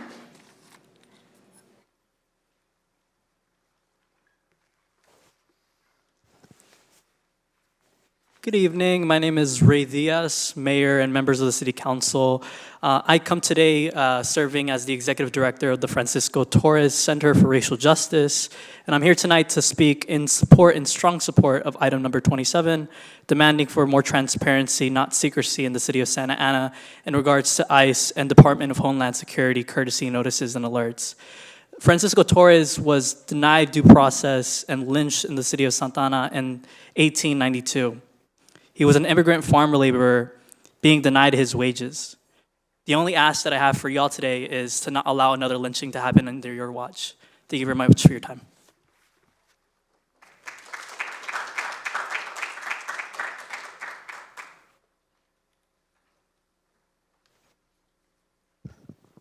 Good evening, Mayor and City Council. My name is Mia Verdeen, and I'm a Ward 3 resident. I'm here in support of item 27, directing the city to implement a policy that would require the immediate disclosure of all IDC curse notifications received by SAPD. According to the U.S. Census Bureau, 41% of the city of Santa Ana are immigrants, and according to the Vera Institute, 102,000 of our residents are at risk of deportation. The city has an obligation to do its due diligence to its residents and ensure that they are notified in a timely manner when ICE enforcement is going on. My campus, UC Berkeley, already has a system in place to warn its residents of when there's any sort of actions, crimes, or certain areas to avoid during campus hours, literally at any point in the day, at night. The university at least has that obligation to send every student an email and a text message say, hey, stay away from this area. And I don't see why the city of Santa Ana can't do some sort of similar ordinance or policy to protect its residents. There's no reason that I should be receiving phone calls from my little brother crying because he doesn't know what's going to happen to his friends and his family because there's ICE enforcement going on across the street from his neighbors. That's not right. And the fact that there's so much confusion, everybody's saying something different, there's so much going on, and the city has done very little to actually ensure that transparency and ensure that sanctuary for our residents, and we deserve better than that. There's no reason my brother's girlfriend should have to fear for going to school because of her parents. There's no reason our community members should have that in our hearts and voicing these concerns, and implementing a policy such as this and directing city staff to do so would greatly improve the quality of life and ensure everyone feels safe and happy. Thank you. Next three speakers, Diego Sarmiento, Rain Mendoza, Diego Sanchez.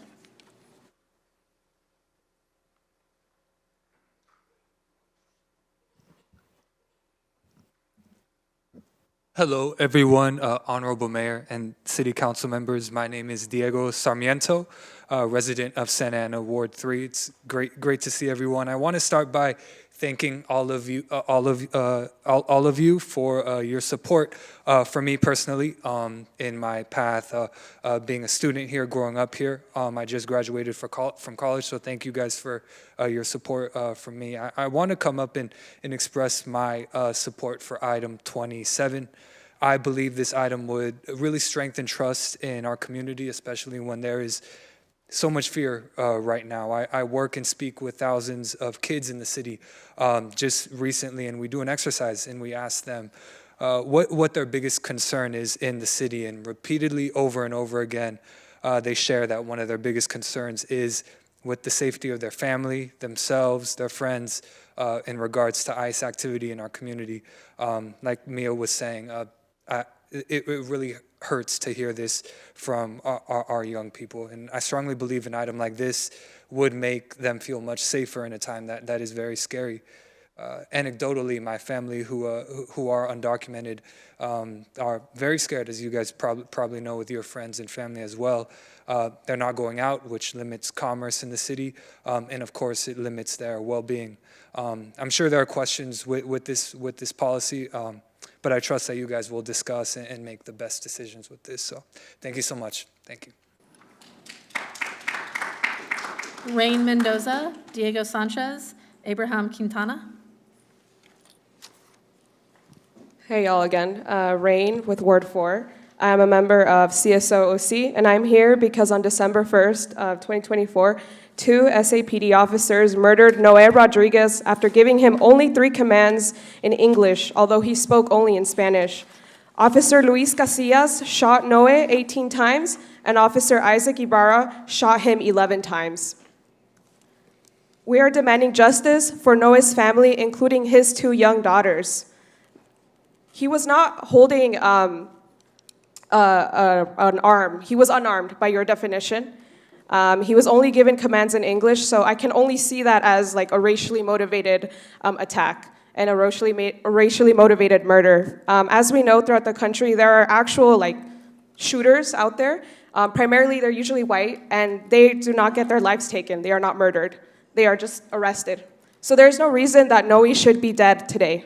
So we are demanding that the City Council take action because nobody should be above the law. Nobody should be above accountability and justice. Just like if I went out and killed somebody, I would be held to that standard.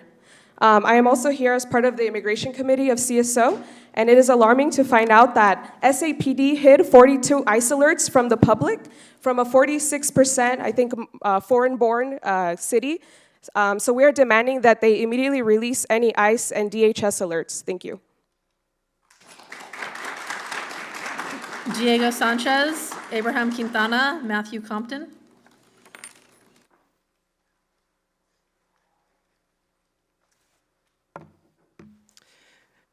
Good evening, Ms. Mayor, council members. My name is Diego Sanchez. I am a lifelong resident of Ward 2, first generation UCLA undergrad, and son of undocumented Mexican migrants. And I'm here to seek greater transparency and empathy from this very capable city council concerning item 27. In the midst of our current political climate, shaped by the actions of our current presidential administration, compliance with injustice is not an option. We have bared witness to a plethora of recorded instances of political malfeasance from the executive branch, often masked with arbitrary laws. Sadly, the same trends are infecting my beloved hometown. Trust in the federal elective and bureaucracy is already eroding. Let us not allow the same to happen within our local community. It is no secret that ICE and adjacent federal agents are acting with total impunity. Let's not give them further opportunities to do the same. Local leaders, such as Mayor Pro Tem Benjamin Vasquez and Councilmember Jonathan Hernandez, local leaders such as Mayor Pro Tem Benjamin Vasquez and Councilmember Hernandez should be advocating for more transparency whenever possible, as they're doing now, rather than upholding the kind of secrecies that enables authoritarian violence, something that is being heavily propagated by figures on this council. Hardworking, undocumented migrants, like my family, help shape the culture in our country. We must do everything in our power to bolster trust and confidence in our local government while it is being actively attacked by federal authorities. I'm proud of my Mexican roots and of the significant adversities my mixed status family has overcome, struggles that should be alleviated, not exasperated in today's political landscape. Thank you for your time and attention, and free Palestine. Abraham Quintana, Matthew Compton, David Pulido. Good afternoon, City Council and staff. My name is Abraham. I live in Ward 3. And like many, I'm here to demand that the city take action to ensure the safety of its residents. We are facing a crisis of accountability and transparency in our police department. Even now, they are actively choosing to not notify the public about communications from ICE, to not release the full report regarding the brutal murder of Noe Rodriguez by officers Luis Casillas and Isaac Ibarra, and you collectively are allowing this to happen. Since January 20th, we have had dozens of ICE operations conducted in this city, in our city. And the people of Santa Ana are no longer going to accept that you collectively are standing by and letting this happen. Santaneros should not have to fear being detained on a grocery trip or when going to church. We should not have to fear being retaliated against by our police department. Our city is not perfect, but we all want to make it better for working class immigrants and residents. You collectively can help us make this happen. In the last city council session, Mayor Mezcua made it clear that she does not want to pick a fight with federal authorities, that we have a lot to lose. I don't disagree with that possibility, but choosing to protect our rights and our neighbors means that a fight is coming. And if you are not willing to fight, if people in this chamber are not willing to fight, we ask that you step aside, because we outnumber you and them. El pueblo unido jamás será vencido. Thank you. Matthew Compton, followed by David Pulido and Oscar Torres. If you could please line up in the center aisle, please.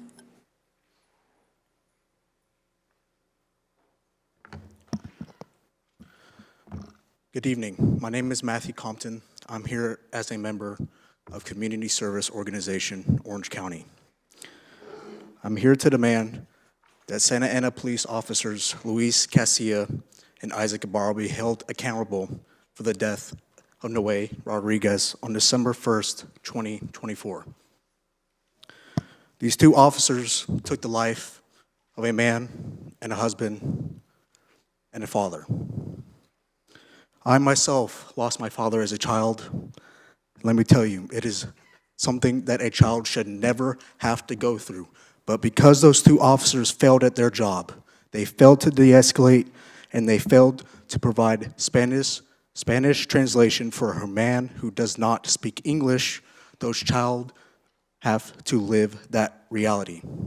Thank you.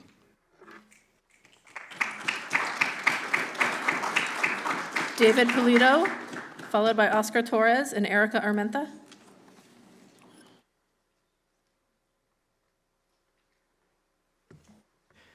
All right, hello, welcome back. I'm David Polito, a member of a community service organization in Ward 5. I'm also here to demand justice for Noe Rodriguez, who was killed on December 1st of last year.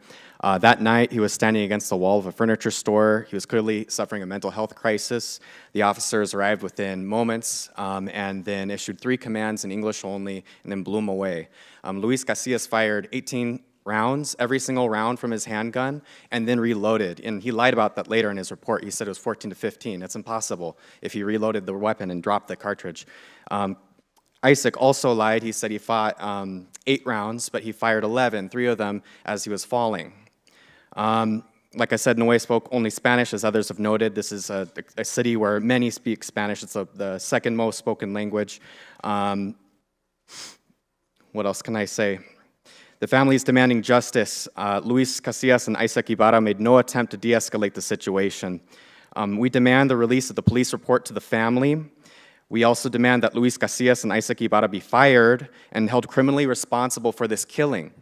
We can't allow for these officers to kill or harm others in the community again. So that's what we come here tonight to do, is to demand that outcome and nothing less. And that is also why I came earlier, of course, to speak on behalf of the Police Oversight Commission and its functioning, because we have to come to you directly in this way. We can't do it through that. There are independent means. So these are urgent needs, and that's why we're here to address you all today. So again, justice for Noe Rodriguez, fire and criminally pursue criminal charges for Luis Casillas and Isaac Ibarra. Thank you. Oscar Torres, followed by Erica Armenta and Emma Gottfried. Buenas tardes, mi nombre es Erika Armenta, vivo en el Distrito 3, soy la esposa de Noé Rodríguez, que fue asesinado el 1 de diciembre en Santa Ana, California. Primero que nada, quiero hablar sobre cómo le arrebataron la vida. Él era un hombre hispano, lo describieron en las llamadas telefónicas como un hombre hispano. ¿Por qué llegar y asesinar a una persona solo dándole órdenes en inglés y disparar y no darle el momento de poder entender lo que estaba sucediendo? ¿Por qué no desescalaron la situación? Sé que hay muchas preguntas y pocas respuestas. Hemos solicitado informe al Departamento Policial de Santa Ana, videos sobre las cámaras corporales, toda la información que pudieran tener, pero ellos no han hecho caso. Mis abogados han hecho múltiples solicitudes acerca de esa información, la cual ellos están guardando, están escondiendo. Los oficiales Isaac Ibarra y Luis Casillas siguen libres. Posiblemente siguen patrullando nuestras calles y eso no es justo porque estamos en una ciudad santuario donde una gran mayoría de porcentaje de personas hablamos español solamente. En estos tiempos es algo muy duro que está sucediendo, es algo muy injusto morir por un juguete, un arma de juguete con una persona que ni siquiera estaba viéndolos de frente. Ellos mintieron. En los pocos videos que hemos encontrado han dicho que él les disparó, cuando no es cierto. Por eso es muy importante que esta comisión se ponga en funcionamiento para que investiguen sobre lo que pasa en el personal del Departamento de Policía. Gracias. My name is Erica Armenta. I live in District 3. I am the wife of Noe Rodriguez, who was killed in the city of Santana. I want to talk to you because you guys took away his life. He was a Hispanic. Why just going, he was just listening to orders by these police officers in English. When you guys know that this is a place that is a sanctuary and Spanish is the language that we speak here. You guys they didn't even allow him to understand what was going on. They were just shouting at him. So I have been requesting through my lawyers the videos of what happened, and nothing has happened. They are hiding something.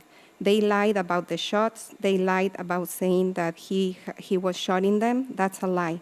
So Isaac Ibarra and Luis Casillas are still free, going around in our streets. So I'm asking for a fair decision, because this is very unfair that now he's dead, and I just got here.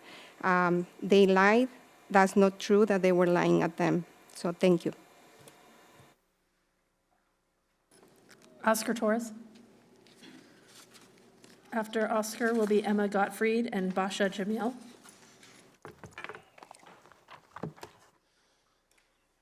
Hello, Mayor and City Council of Santa Ana. How are you today? You probably remember me from 3 weeks ago. My name is Oscar Torres. The reason for my visit today is we have a big problem here where you have a bunch of landlords leeching off your affordable housing, and I have discovered that landlords are not paying their fair share, and they're charging exorbitant amounts of money for, let's say, $1,800 studio. They are profiting $6,000 in daily fees on Airbnb, and they still don't care about the NS 3060 ordinance. I am for your ordinance again. My family prepaid a week stay in Santa Ana through my mother, and we were kicked out today. We rented it last night. My family and all our belongings are in our car right now as I'm here before you, because there is a gap in the ordinance that needs to be fixed.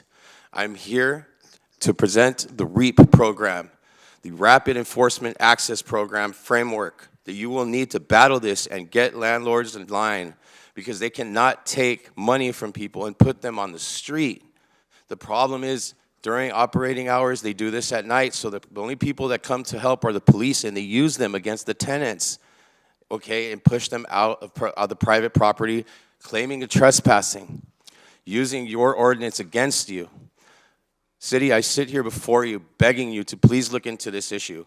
I was almost targeted by a landlord for a trespassing and burglary in order to get me off their property for them to take my money, because they did not want to come and confront the issue or you tell the truth to Airbnb about why that they're canceling, because they're trying to collect the rental payments and then turn you into the street by saying they don't feel safe using their emergency feature. This leaves cops in a very, very weird situation and puts people possibly in the line of fire of something very serious Oscar, your happening. time is up. Thank you. That's all for your time. Emma Gottfried, Basha Jamil, Khalid Hudson.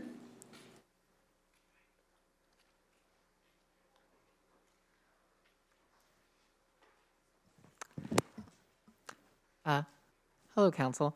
My name is Emma, and I'm a resident of Ward 4, and I'm a member of community service organization Orange County. I'm here to demand justice for Noe Rodriguez, who was killed by Santa Ana PD on December 1st, 2024. Noe was simply standing on a wall, and when the police officers arrived onto the scene there, they opened fire in just a few minutes, while only giving commands in English, while he only spoke Spanish. That's unacceptable. That's no effort of de-escalation. The officers Isaac Ibarra and Luis Casillas were responsible for this. They fired a huge amount of shots when there was no threat to them or anyone around them. That's unacceptable, and the family deserves justice. These officers, the family is demanding that these officers be removed from the police force and be held criminally liable. I also wanted to speak on the fact that SAPD has received 42 notifications from ICE about actions in the city since January and withheld that information from the public. I was here in this chamber during the Police Oversight Commission meeting back in February, where the commissioners asked the police chief questions about activities related to ICE, and there was extremely bad faith answers from the police chief, and that is not okay. The whole point of that commission is to enhance transparency between the city, the police department, and the residents, and there's another bad faith example of that. So that needs to change, and we're demanding transparency. Emma, your time is up. Thank you. Basha Jamil, Khalid Hudson, Indigo Vu.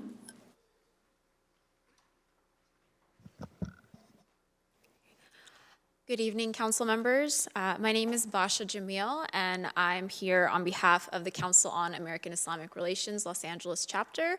Our office is based in Anaheim's Little Arabia, and we are one of the largest immigrant-serving organizations in the state of California. I'm here tonight in strong support of agenda item number 27. This ordinance is about basic government transparency.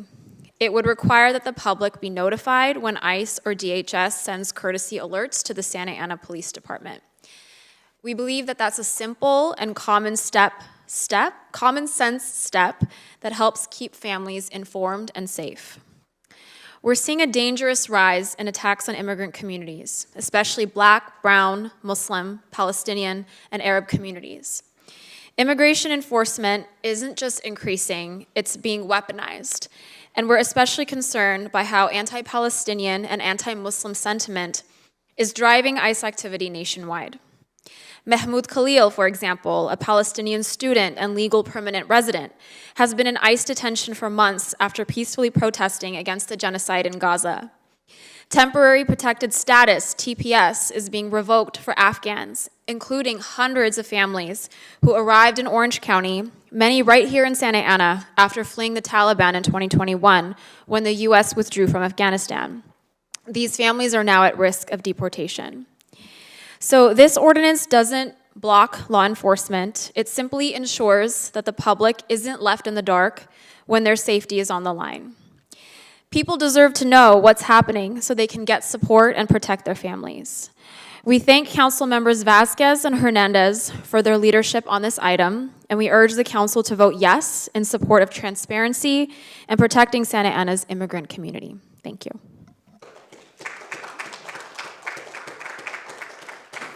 Khalid Hudson, Indigo Vu, Carlos Perea. My name is Khalid Hudson, and I am the advocacy manager for Kara Lay, a colleague of Basha. And I want to just lend my voice to strongly support item number 27.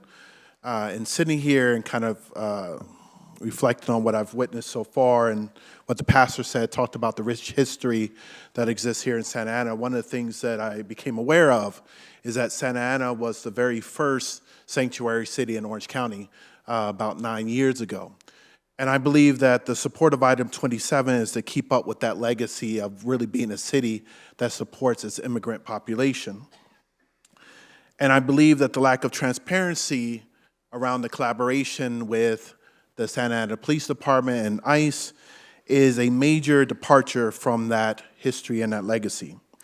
Kara-Lay not only serves the local Muslim community, but we are, as Basha said, the largest immigrant-serving organization in this area. And I can attest to the fear of our clients that have come into our office for themselves and for their families, whether in person or through phone calls. And so again, we ask the city to, I ask you all to support item number 27 and really make a stand for your immigrant community that we witnessed so many children and community members. It was a beautiful display of the diversity that exists here in the city, and I ask that you continue to support that diverse community. Thank you.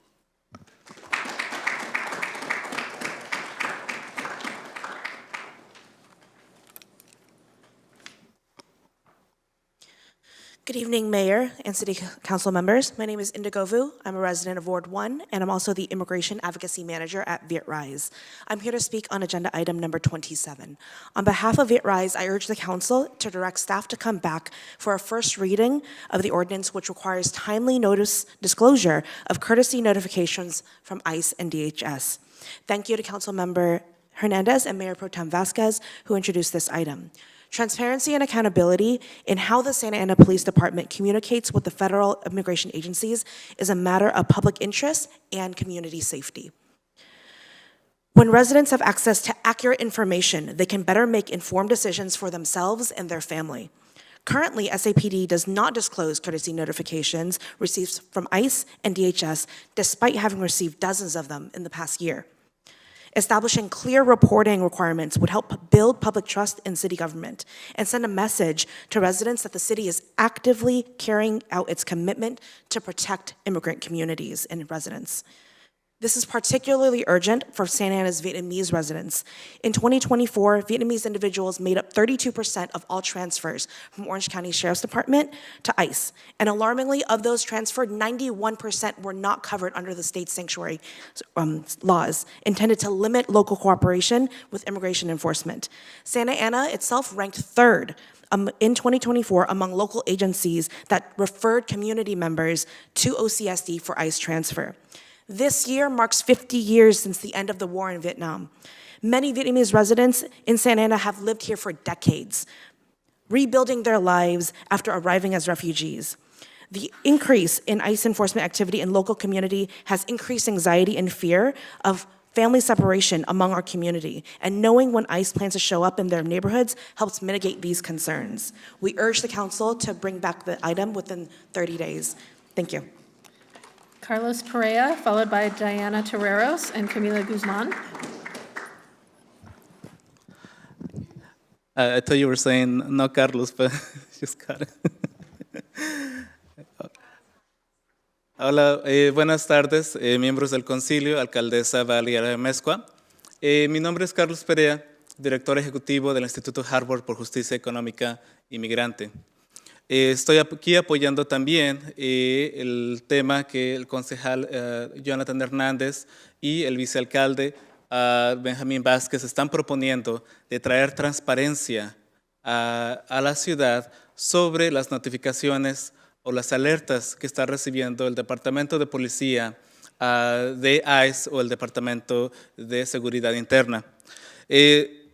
Ya las personas y las organizaciones que hablaron antes de que yo hablaron un poco sobre por qué es importante el tema, y lo que yo vengo a aclarar es algunas de las mala información que se presentó en el concilio anterior sobre lo que está pasando. En primera, alcaldesa Mezcua, ya un juez federal falló en contra de la administración de Trump que no puede adjuntar, no puede quitarle fondo a la ciudad de Santuario por simplemente su estatus. Ya un juez federal aclaró eso. En segunda, los republicanos en el Congreso ya están tratando de quitar fondos por el HUD funding para asistencia de vivienda. Esto ya está pasando. Los republicanos ya tienen su plan. Ellos van a seguir en marcha. Es importante que aquí en nuestra ciudad, Santuario, simplemente tomamos pasos de coraje, no de agachar la cabeza. Nosotros no agachamos la cabeza cuando Trump fue elegido y nos estaban diciendo que no podíamos ser ciudad santuario. En ese momento, ese concilio, en ese momento les dijimos, no vamos a agachar la cabeza. Entonces, por favor, muevan con más transparencia, la necesitamos. Gracias. Diana Terreros, Camila Guzman, Andres Bustamante. No, lo siento. For Jonathan Hernandez, Benjamin Vasquez, they were advocating for transparency and alerts from ICE through the police department. And the organizations that talk about that before me is very important. And why? Because in the previous meeting, we had some misunderstandings. First, Mayor Amezcua, the federal officer failed. They cannot be taking any of our rights because this city is a sanctuary. So now the Republicans, they have their plan. Everything is happening. The HUD funding is being taken away. So it's very important for us to keep forward, to keep going. And even when Trump was elected, we knew that this was going to happen. So we will keep our heads up.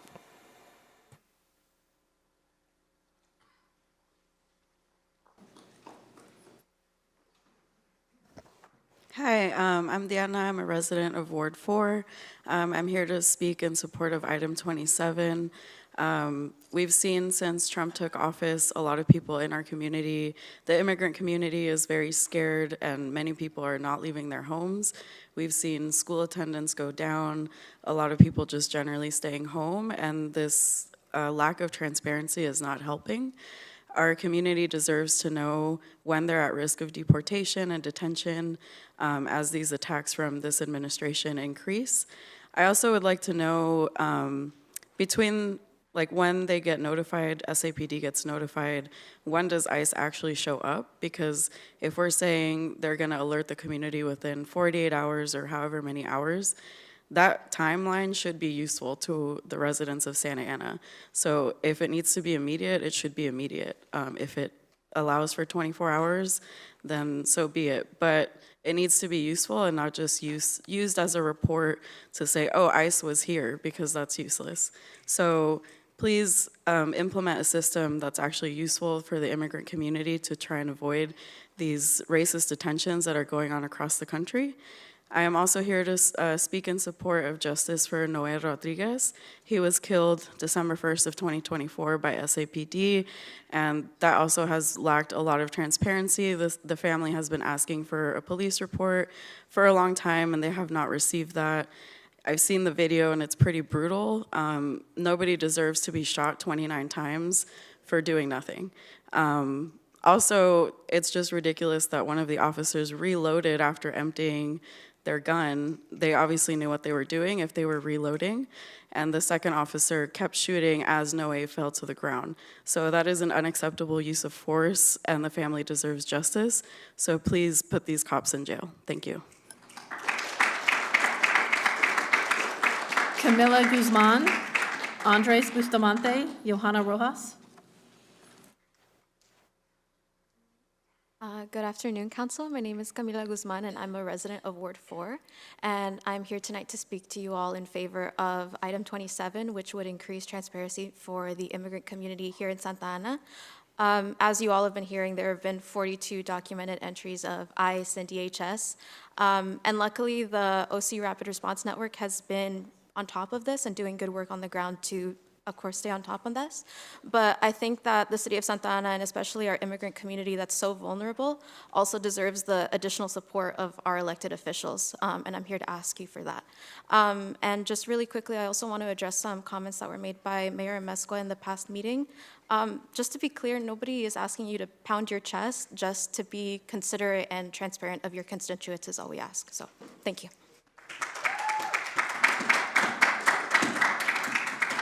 Andres.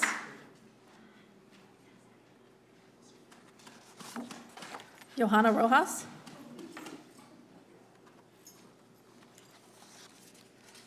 Tanya Navarro.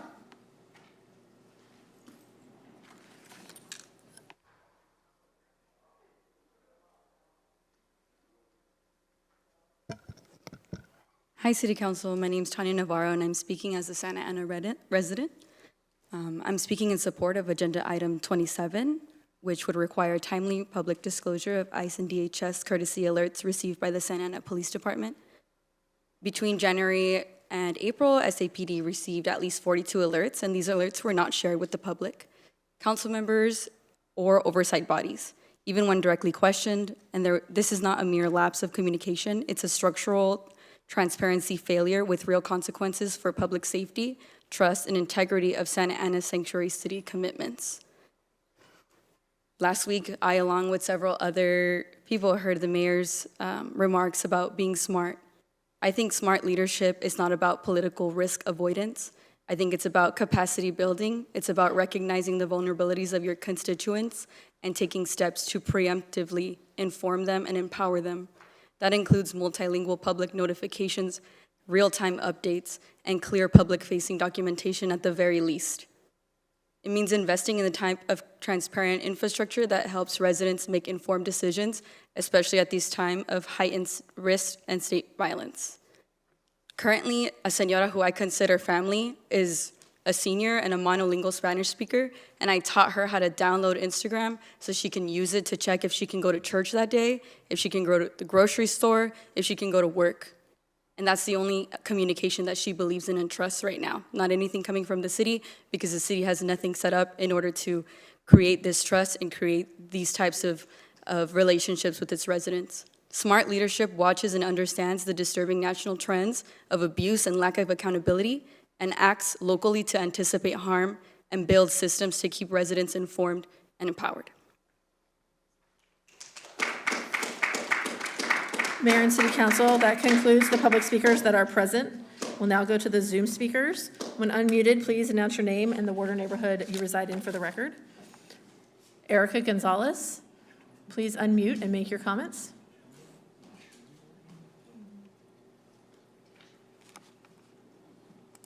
Erica Gonzalez, you need to unmute.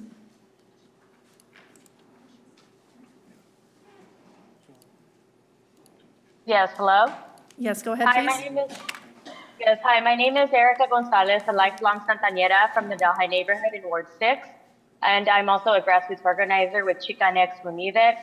I'm speaking today in regards to the ICE activity that has been happening in our city, and in support of Agenda Item 27, as well as demanding an unwavering stance as a sanctuary city and justice for Noe Rodriguez. Our mayor has been quoted stating that we're putting a target on our backs by speaking up for our most marginalized community members, who, as previous speakers mentioned, make up almost half of this city's residents, your constituents. But the very same council loves to tout our city's recognitions and awards. It's crickets when our most vulnerable ask for help. It's shocking, but honestly no surprise that there were 42 reports of ICE activity in our city that were blatantly kept from the community, especially when we already knew that these incidents were happening. This is gaslighting at its finest and at a much larger scale. All around the country, we are seeing masked men who are posing as ICE agents, kidnapping our gente, and to say that we're gonna stand idly by while they suffer is simply unacceptable. As a child of migrants, I'm here to say that I will not back down, we will not back down, and we demand that you don't back down either. Santana is a city that is redefining what sanctuary means. The city council didn't make the city what it is, its residents did. Community made Santana a sanctuary city long before it was adopted by city staff and council members or put down on a plaque. It's our commitment to keep us safe because we already know that historically, we can't rely on institutions that were built to oppress us to also liberate us. We must liberate ourselves, and we have been doing just that generation after generation of Santaneros and Santaneras and Santanerex, from the first wave of migrants who arrived in the 70s to the Chicano movement, to the modern day coalitions and organizations that were birthed from these moments in history. If we've come to know anything, it's that community will be here for us in these moments. We've come to know that either you stand with us on the right side of history or you stand against us. And like Erica, Sandra, your time is up. We are always watching and we know everything that happens in our city. Mayor and City Council, that concludes the public speakers this evening. Thank you, Madam Clerk. We're trying to figure out my computer here. Okay, at this time, instead of going to the consent calendars, I'm going to move some things around. Mr. City Manager, we're going to go to item number 28, which is the fiscal year 25-26 budget work study session. Can we have your presentation, please?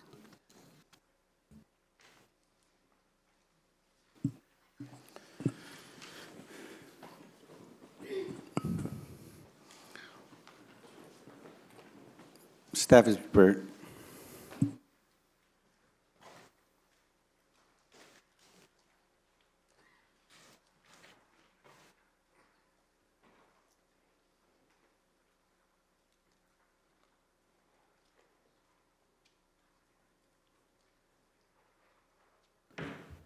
Floor is all yours. Good evening. Oh, sorry.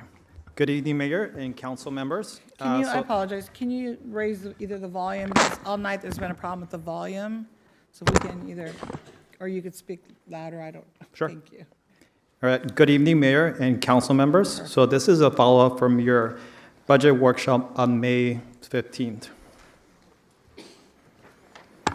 So this is tonight's agenda. So we'll start with the May 15 changes, then review the updated general fund reconciliation, followed by a summary and next steps. First, we'll review the budget changes made since May 15 meeting.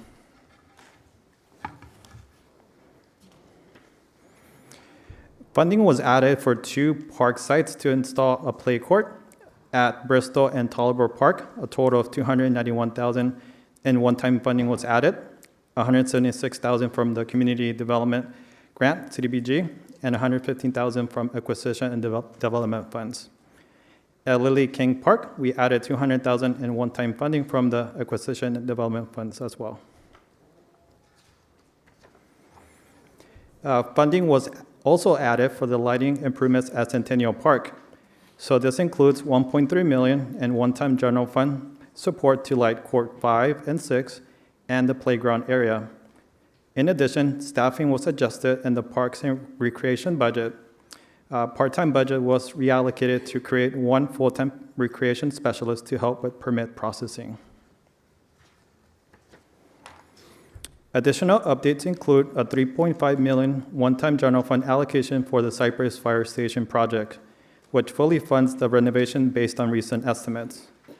For the Section 115 trust, an additional $3 million was deposited during fiscal year 24-25. The proposed $1 million represents an added contribution for fiscal year 25-26.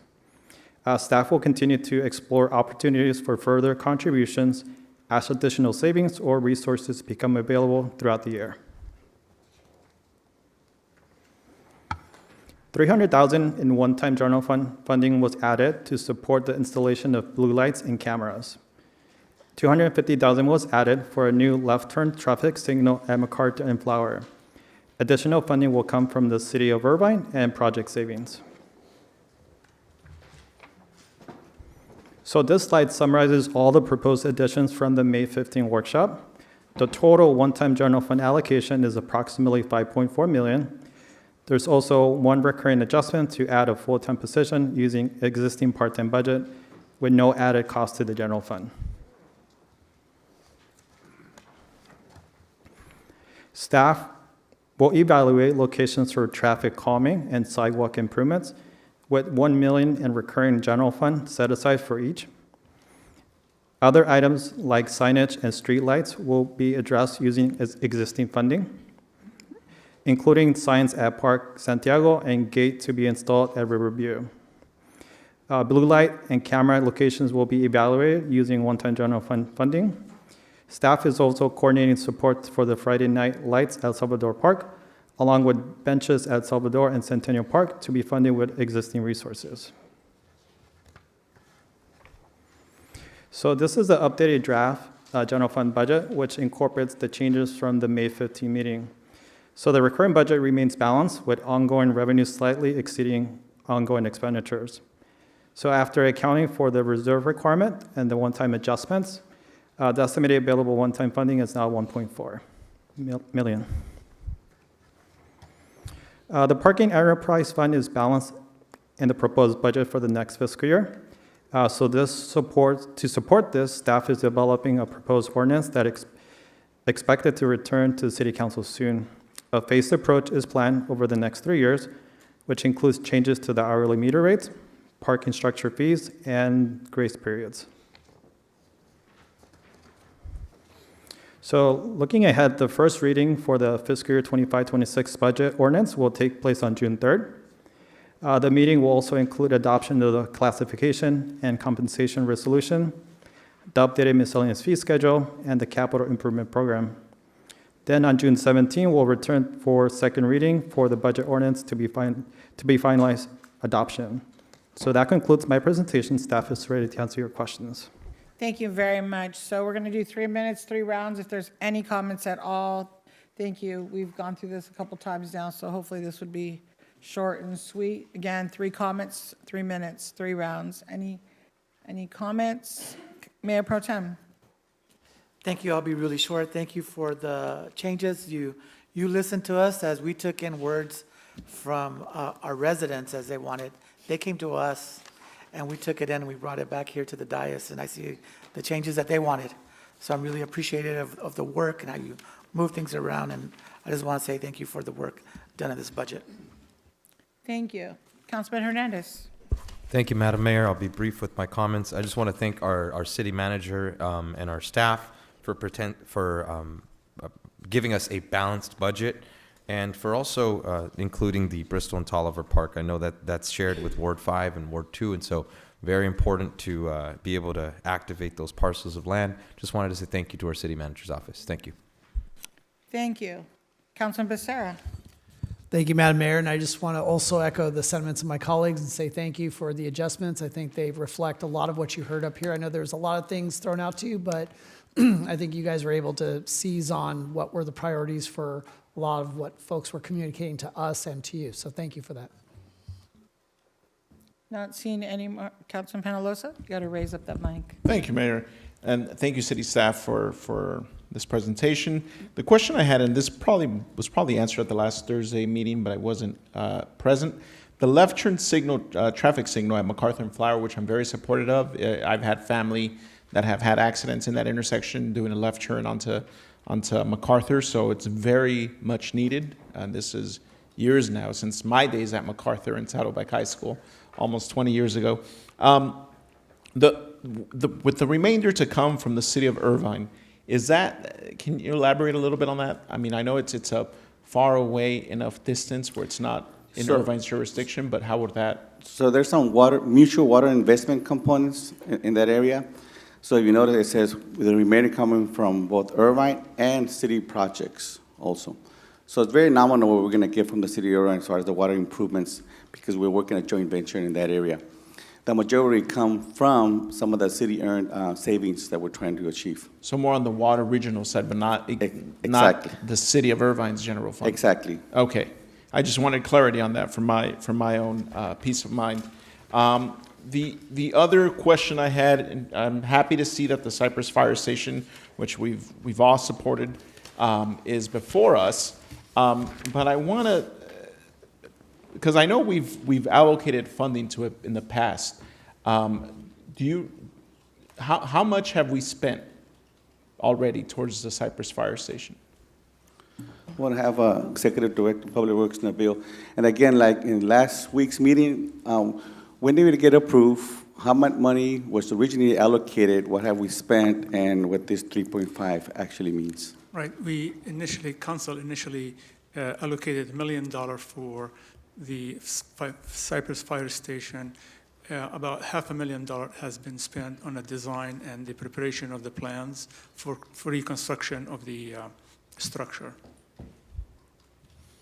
Thank you, Director Saba. Did you say $500,000 Yes. has been spent already?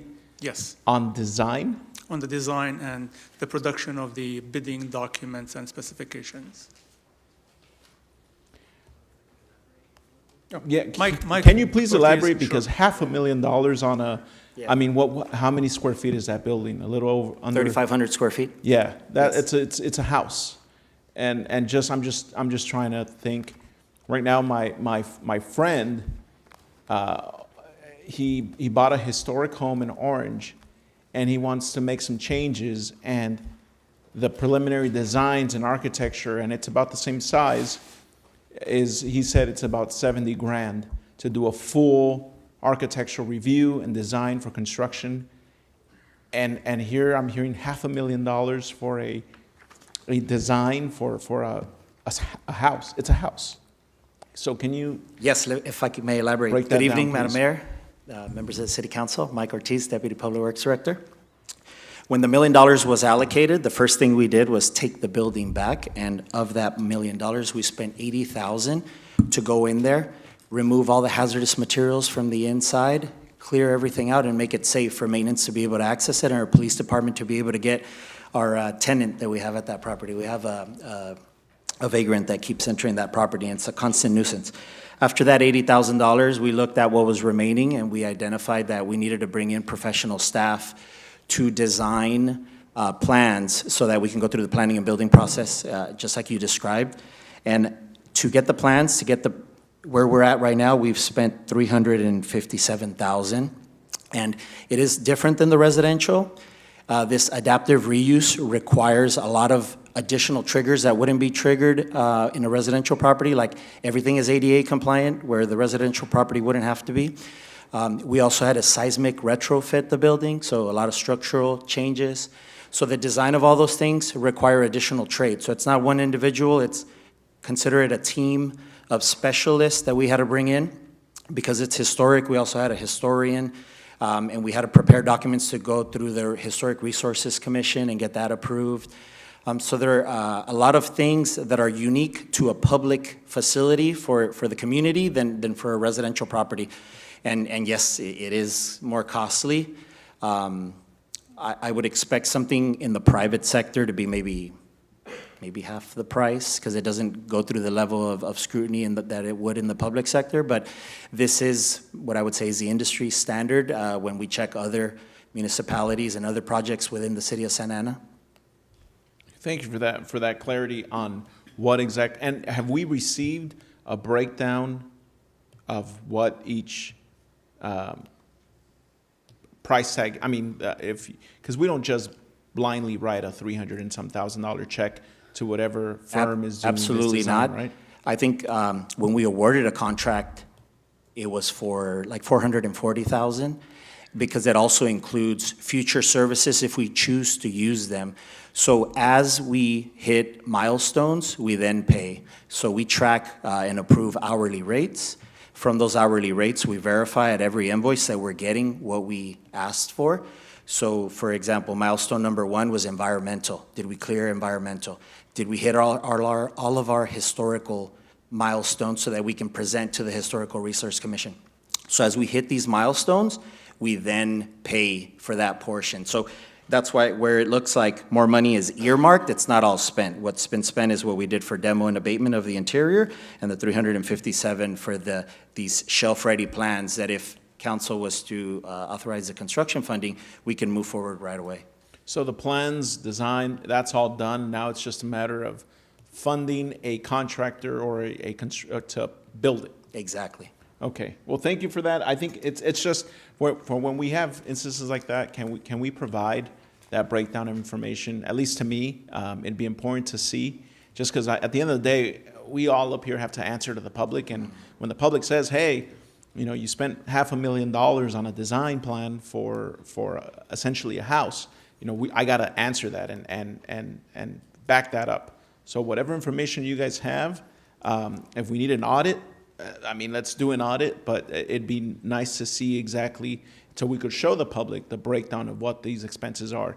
Because I know there's other agencies around the region that have, Huntington Park is one that comes as an example, and I'm not saying anything salacious is going on here, but when there are projects promised 3, 4, 5 years ago, and the public sees that we allocate $1 million here and we don't see movement on it, people start to ask questions. So I would love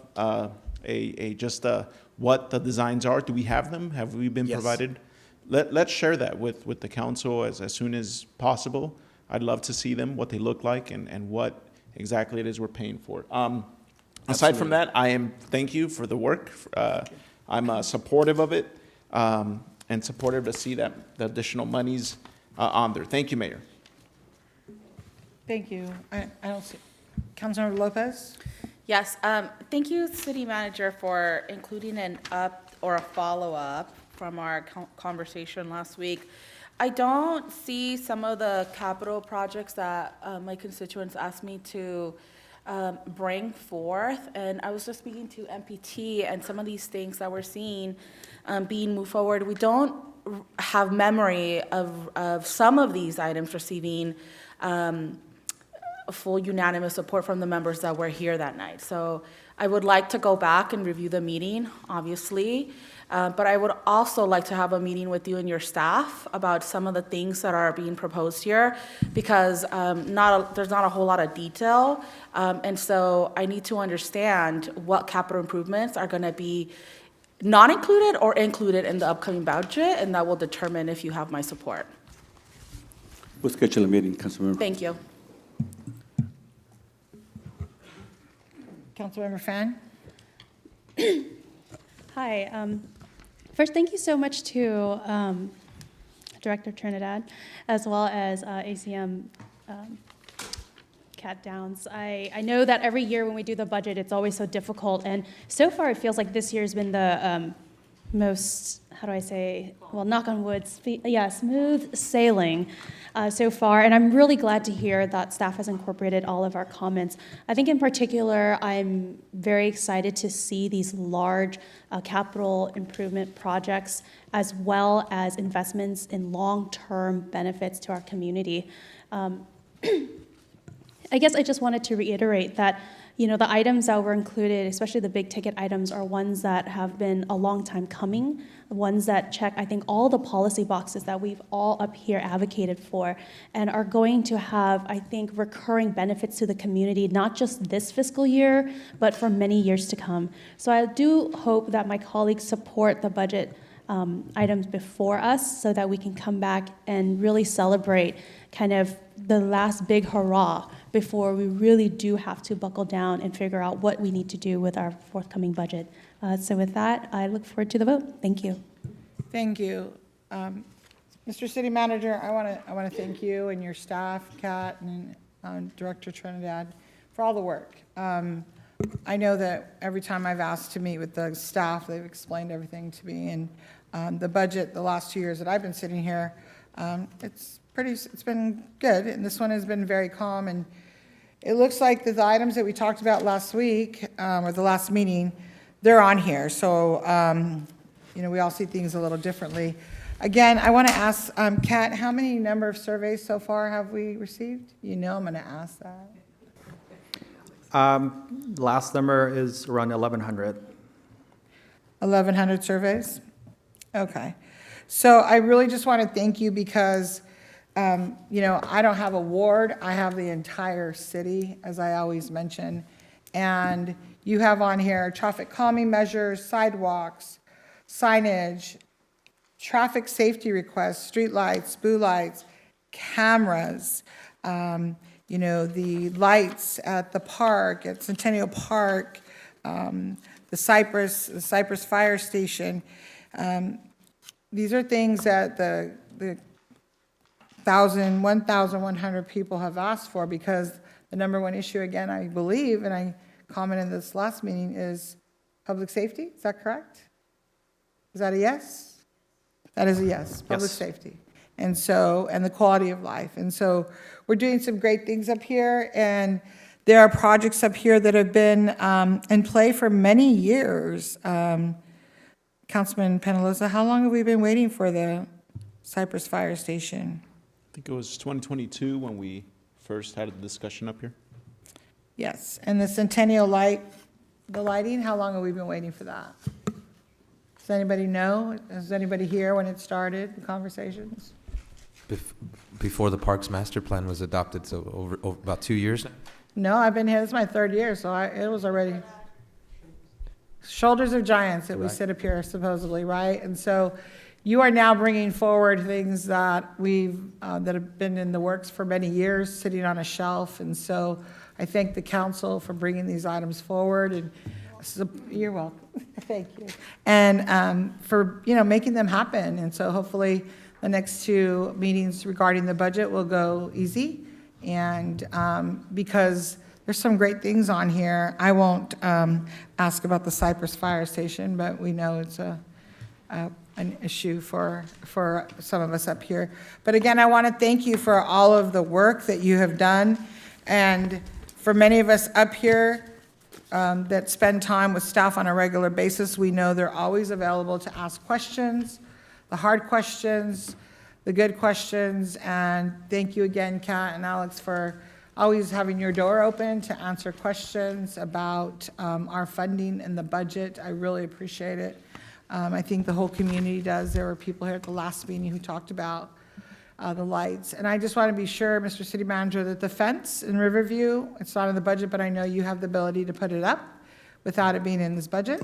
So many of the items dealing with traffic mitigation, including stop signs or traffic control, and some of the park improvements. We mentioned, like, for example, the Park Santiago sign and also the fence or the gate at Riverview West or Edna Park.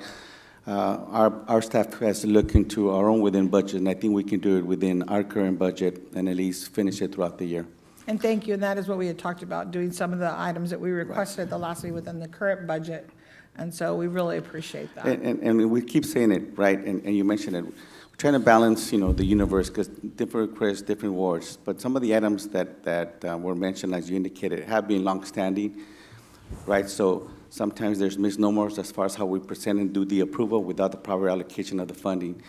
The items you're saying, Centennial Park, since we've been coming to city council meetings 7, 8 years, we talk about Centennial Park needing lighting.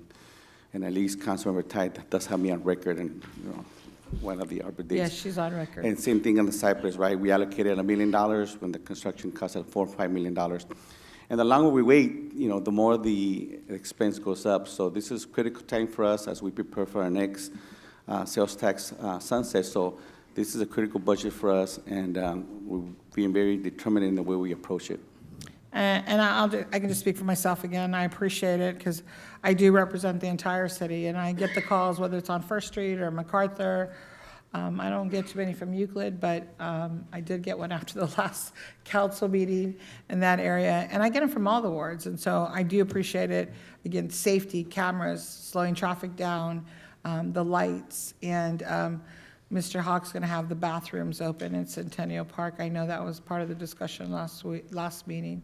So hopefully, yeah, I know you're turning around looking for somebody else. So thank you, Mr. City Manager, and all the staff for all the good work that you do. And so at the next meeting, we'll have the budget one more time. Then hopefully we'll be able to approve it on time, and we should. It's a sign of good policymakers up here. So with that, Later. yes, Councilman Loza. Thank you, Mayor. And thank you, finance staff and city manager for the proposed or this budget workshop. But the other question I had is, I know that sidewalks are mentioned on here, which I'm very supportive of. But I know that last year, one and maybe another one of my colleagues agreed on branding of the sidewalks. Our city historically has always branded our sidewalks when they're laid out.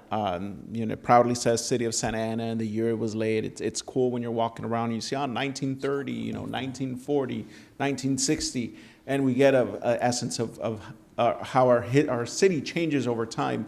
I know we brought it up last budget about incorporating that as part of it, but the new sidewalks that have been laid out, I haven't seen that implemented, and I know that city staff last year had said that was an easy in-house feature that we could add. Is that still part of this conversation as we continue to fund our sidewalk improvement program?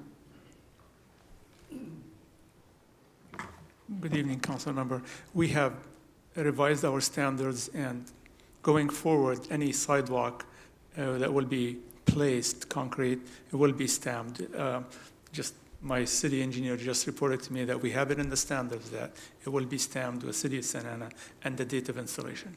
Wonderful. That's beautiful. I know that's a couple. I heard that from a couple residents of how cool that is, especially when you go through our historic neighborhoods, French Park, where you see even the street names of the corner you're at, right, on the sidewalks. I know that could be difficult. Sometimes, we change street names and whatnot, but I know that doesn't happen often. So down the line, eventually, if, funding permits, that'd be nice to see. But thank you for including that as the year in the city.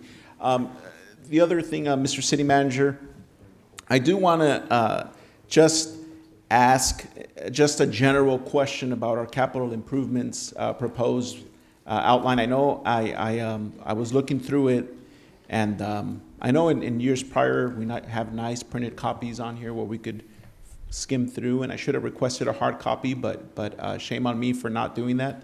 But in just looking at it, I know I see a lot of major street improvements that are, funded to the tune of $390,000, $415,000, $150,000. I mean, it's very nominal amounts that I know that won't even be enough for designs as we've seen.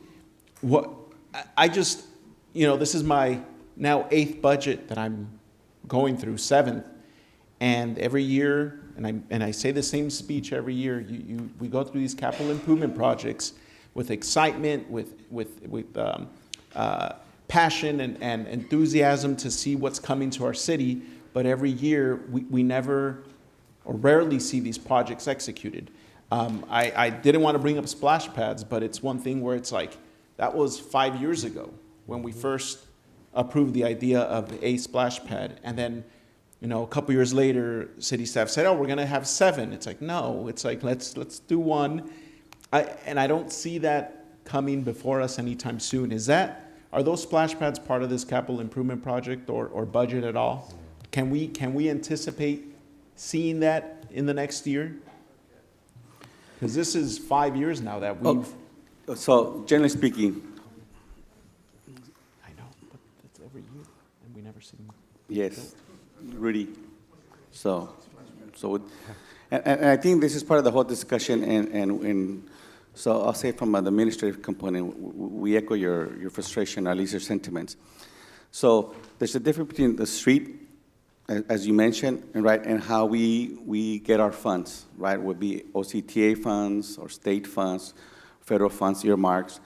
And so it's how the projects are approved, and sometimes they're not all fully funded at the same time.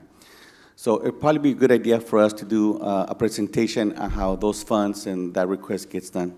So we'll program something, so just on the street, so at least we get an idea how that happens, especially as it generates like OCTA type of projects. The other component, you're right. So we are moving faster to do that. So you're right, there was a discussion of splash pads. There was a discussion to have 6. We were able to fund 1, which is the one at Portola, right? Our intent is to have it already in design. That one's under design and should be ready to advertise by July. Okay, great. Right. And when we mentioned it at the last budget, there's certain allocations that were done, the capital improvements that we said will be done within 18 to 2 years. So we're going into this 18-half period, if you will. And so you're going to be able to gauge a lot more movement and certain capital improvements. Some of those examples will include the splash pad. You're seeing the bathrooms completed in Salvador Park. Those are the type of issues that we're moving on. Same thing on Memorial Park, moving on that type of development, right? We just found some more asbestos in the swimming pool that wasn't recognized in the beginning. Those are the items we're following up. The examples on the lights and Centennial, which 5, 6, 7, 8 years have been in discussions. Cypress, same thing, right? This is why I was so critical in mentioning, when we got it approved, it was approved for $1 million for design and assistance, right? When the original request was $3 million, so now we're at 4.5. This is what we're doing now. We're funding key allocations to ensure that we do follow up within a timely basis. The example at Tolliver Park, right? And the extra request for the basketball courts, it's another example, right? We do these parks, and we present it, it's going to be a park with a skate park and a basketball. But we only approve the regular park. We don't approve, for example, the basketball.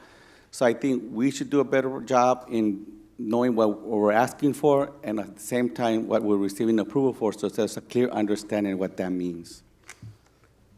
Perfect, thank you. Yeah, because I know the splash pad, for example. I mean, that's something when you have a project that has unanimous support from 7 members of the council. I think that should rise to the top. I know when it comes to the budget purposes, we're usually pretty in line with what we'd like to see. But when you have these big items, Cypress Fire Station, splash pad,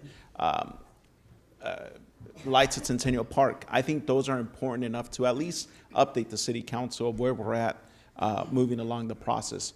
Because then 5 years later, we're in the dark, and residents ask, hey, what happened to that you guys funded and approved 3 times already?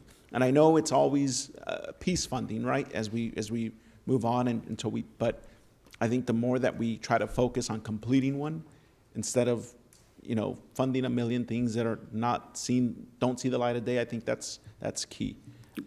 We are in agreement. Perfect. Thank you, Mr. City Manager. And Madam Mayor, that is it for my comments. Just for the next meeting, if I could please have it printed budget and capital improvements on the dais, I'd appreciate it. Thank you. Mr. City Manager, just a really quick question, and then I'll turn it to Councilman Becerra. I think that's the last one here. So since you've come on board, there's projects that have just been on the shelf. And, you know, as Councilman Penellos always talks about, Bristol's been in the works since he was in diapers. And I'm sure it'll be done before Penny's in college. But you're taking those projects off of the shelf, correct? And you're finishing them. Yes, and to that, again, so sound like I'm repeating myself. No, I want you to because I don't want to there sound are defensive. projects. No, I want you But- to because there's projects that have been pending. Right, and so that's the key. One of the first thing that we work with staff, right, and both Public Works and of course our finance is, you know, last year's reallocation of ARPA, right, to ensure that we don't have, and I'm just being hypothetical, right, we don't have 30 projects at, you know, different levels of percentages funded. So we focus on the ones that we know we can complete. We know we focus on the ones that we can deliver on so that you can start seeing that level of movement. This is why I highlight the bathrooms at El Salvador Park. This is why you see movement in Memorial Park that was being held up for a couple of years. This is why we're allocating this for this fiscal year, the Cypress component. So now we know what does it cost to get it built. This is what they're telling us. This is what you're going to get, and we should be done within the next 18 months if it goes well. Right? Same thing with the lights at Centennial. So, because we keep going to the meetings and we keep hearing the same things, right? And so this is the whole point of us looking at our staff and we're working Public Works, what can we deliver on? We talked about for example, the sign at Park Santiago, right? And the fact that it's been vandalized not once but twice. So we know we have a communication with the contractors union, with, you know, Jimmy, the executive director, who says, Alvaro, you give me the material, we'll build it for you. So those are the kind of items that we're looking to do so that you don't have this level of wait and see or level of lack of fulfillment. So that's the focus. That's what we're working on. So at least we tell you up front, yes, we have enough for this. No, we don't have enough for this. And so we'll provide them one in writing. Plus a presentation on how the developments and the money grants do get earmarked. If I'm able to get assistance from the Assemblyman Valencia, who sent, you know, who we already requested, and I get $500,000 or $1 million for the lights of in Centennial, I'll just move it someplace else so we can finish more items. That's the key. Thank you, Mr. City Manager. Councilman Becerra. Thank you, Madam Mayor. I just wanted to echo real briefly the sentiment that Councilmember Pelosi brought up.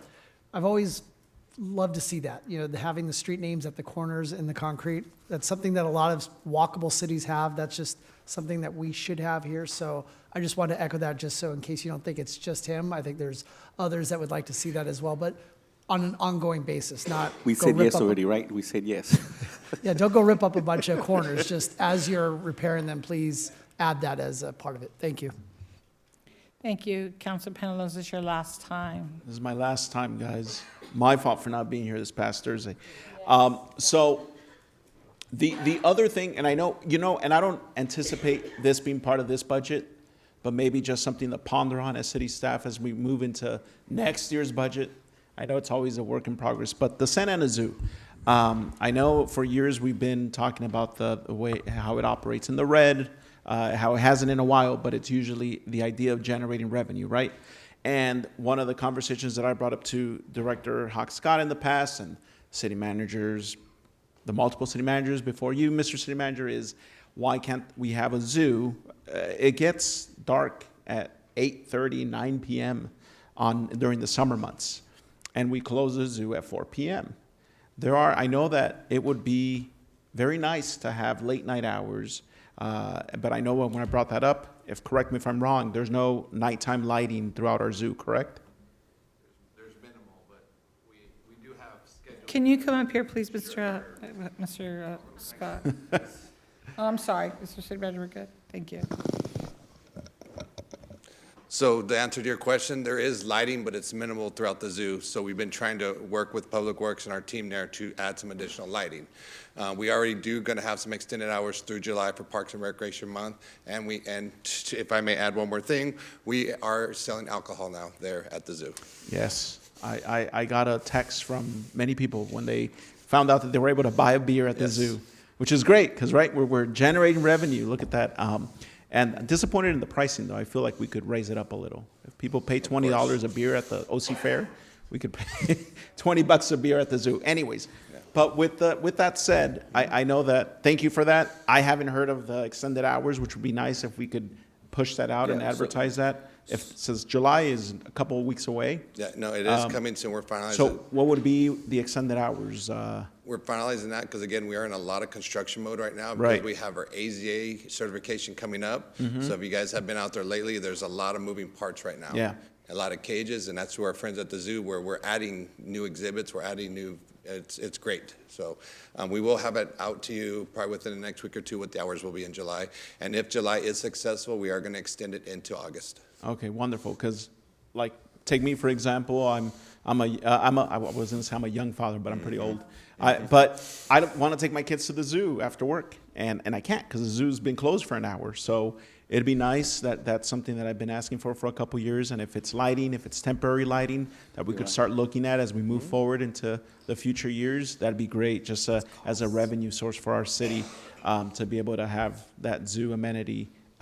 After hours, at least for the summer. Right, so Executive Director, as we're finishing some of the improvements, to minimize any type of risk management concerns, we're looking at July as a pilot month, and then we'll probably go through August and maybe mid-September, because we know that it doesn't get dark until after 8. So when we can mitigate, that's the objective. And of course, it's going to take a little bit of time to get used to it and publicize. So this is one of those things that we did discuss years past, and you're right, because I went to check, we do close around 4:30.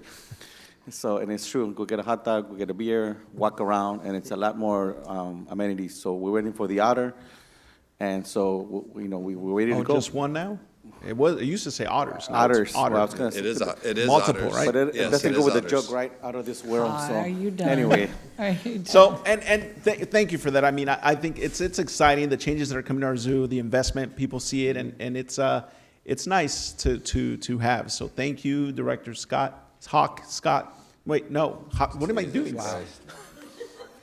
So we're done here, Thank you for that. and please charge him $25 for a beer when he goes. Yeah, I'll pay it. Okay. If it's all gonna right. help our revenue, I'll pay it. All right, it looks We're like bleeding we're, here. looks like we're good here. Mr. City Manager, you're good? No more questions here? Okay. Again, Kat and Alex, thank you so much. Really appreciate it. All right, let's go to the consent calendar, please. Items 6 through 24. Madam Mayor, I'll make a motion to move the consent calendar. I'll second. Let me, if they're going to pull Councilman Becerra? None. Councilman Hernandez? No. Councilmember Fan?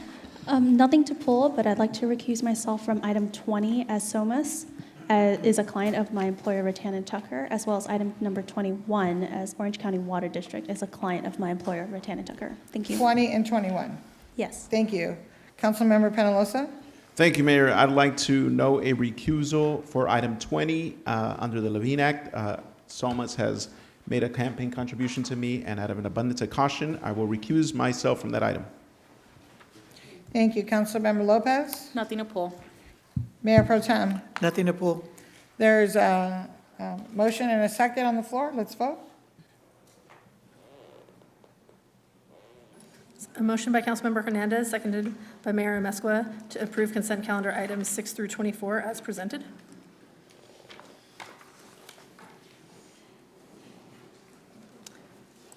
Vote is 7 ayes, no nays, with noted recusals on item number 20 by Councilmembers Fan and Peñalosa, and on item 21 by Councilmember Fan. Motion carries. Okay, at this time, we're going to go to item 27. Mayor, it would be item 25 on the business calendar. 25 and 26. Oh, I'm sorry, I don't see it here, apologize, I'm looking. Oh, mine's all messed up, I apologize. Business calendar, item number 25, resolution supporting California Senate bills. Mr. City Manager, does the council need presentations? No. Nope, okay. All right, so this is a resolution supporting California Senate bills 28 and 38, Senate bills 569, Lake Sphere, and 757 Richardson. 2838 for Senator Umberg. Mayor, I'll make a motion to approve. I'll second with comments. Thank you. Councilman Becerra. Thank you, Madam Mayor. Actually, I might withdraw my second, but here's what I'd like to talk about. So real quick, on the resolution for SB 28 and SB 38, I'd actually like to add a whereas. And the whereas I'd like to add, and I hope my colleagues would indulge me, would be whereas Proposition 36 passed with 66% support in Santa Ana and almost 70% support statewide in November 2024. And then as far as the SB 569 resolution, it did not, in my opinion, did not incorporate the concern of the council in regards to there not being language in the Senate bill requiring funding for the reimbursement of maintenance activities that would be conducted by cities on Caltrans property. The last whereas on page 1 acknowledges it, but it doesn't, I think, in my opinion, express that we would support this bill contingent upon language being inserted that would require funding for reimbursement to cities if they had a delegated maintenance agreement. So I'm not sure why that wasn't reflected in the therefore section, but I would like to ask that section 1 be amended to include the language if this bill incorporates language requiring funding for reimbursement to cities per delegated maintenance agreements. Madam Mayor, I'll accept that as a friendly amendment to my motion Okay, and I'll continue to second. on both of those. Thank you. Perfect. All right. Any other comments? Yes, Councilmember Lopez. Yeah, I just wanted to thank Senator Umberg for Senate Bill 28 and 38. I know last year, also during the legislative cycle, he had brought similar efforts forward. And these efforts have probably been ongoing since last year. But I just want to thank them, and I want to thank his staff, again, for always being incredibly responsive to the requests of our office, the requests, hopefully, that you're also making, City Manager, and for the legislation that they're bringing forward. And I want to thank our staff, and specifically code and planning. When we notify our staff about these issues, they do their best to act and enforce within the boundaries of the current laws. So I just want to thank you all for that support. Thank you. Seeing no other comments, let's prepare to vote. Motion by Councilmember Peñalosa, seconded by Councilmember Becerra, to approve 3 resolutions. A resolution of the City Council of the City of Santa Ana in support of California Senate Bills 28 and 38 by Senator Thomas J. Umberg to strengthen treatment court standards and reentry opportunities through the Second Chance Program, as amended to include a whereas clause regarding to the percentage of support for Prop 36. Resolution of the City Council of the City of Santa Ana supporting California Senate Bill 569 by Senator Catherine Blake Spear, the Homeless Encampment Collaboration Act to strengthen local collaboration with the Department of Transportation, as amended in Section 1 to include language related to reimbursement to cities. And a resolution of the City Council of the City of Santa Ana in support of Senate Bill 757 by Senator Stephen Richardson, the local government nuisance abatement to expand and strengthen local authority and control. I think we got it. Vote is 7 ayes, no nays, motion carries. Thank you. All right, item number 26. Do you all need a report? No? All right. Item number 26, ordinance regarding enforcement actions. Is there any comments? Councilman Becerra? Thank you, Madam Mayor. I want to say thank you to staff. You know, our city prides itself on transparency, and this ordinance will make sure that those who engage in dirty politics are found to be and are found to be in violation of FPPC and FEC laws are called out when they try to conduct business here in Santa Ana. So again, I want to thank staff for capturing what were the wishes of this council and crafting an ordinance that I believe was very simple and easy to understand, and I hope will be an effective tool in advancing transparency and ethical business here in Santa Ana. So with that, I'd like to move the item. I'll second Thank your you. motion. Councilmember Fan? Thank you, Mayor.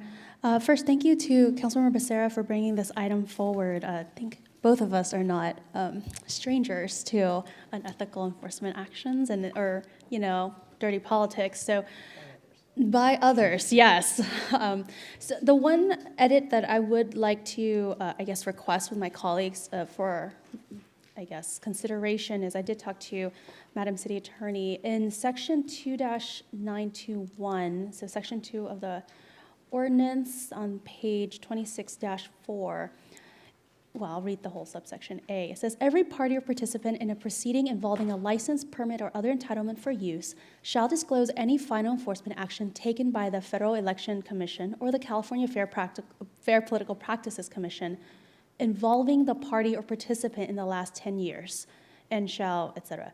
I would like to request that involving change to against the party or participant. One of the concerns that I had brought up is that, you know, there are, I guess, individuals or people who may be subject to, I guess, an enforcement action or a complaint that might really go nowhere, or it might involve participants who ended up not having any action taken against them, but there was something against someone else, but maybe they were a witness or something like that.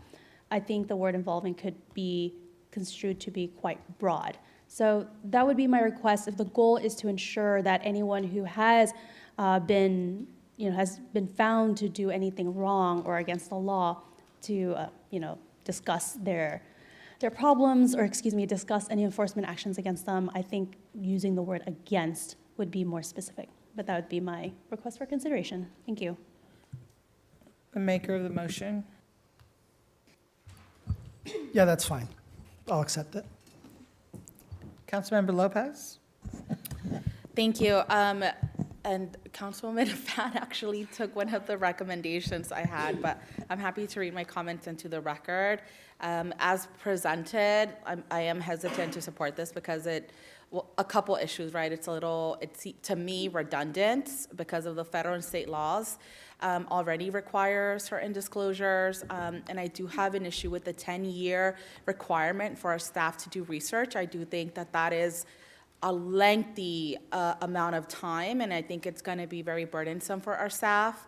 And I wanted to know if the council could receive an analysis, an economic development analysis, because the way that it is being presented to the council, and it seems like people want to vote on it, I feel like it could be discouraging for people from applying to the city, because part of the issue that Councilwoman Taifan just brought up is some of the definitions can be very broad. And so I know that per the council's direction, we have a renewed sense of economic development in the city, and so I want to make sure that it's not impacting people in that way.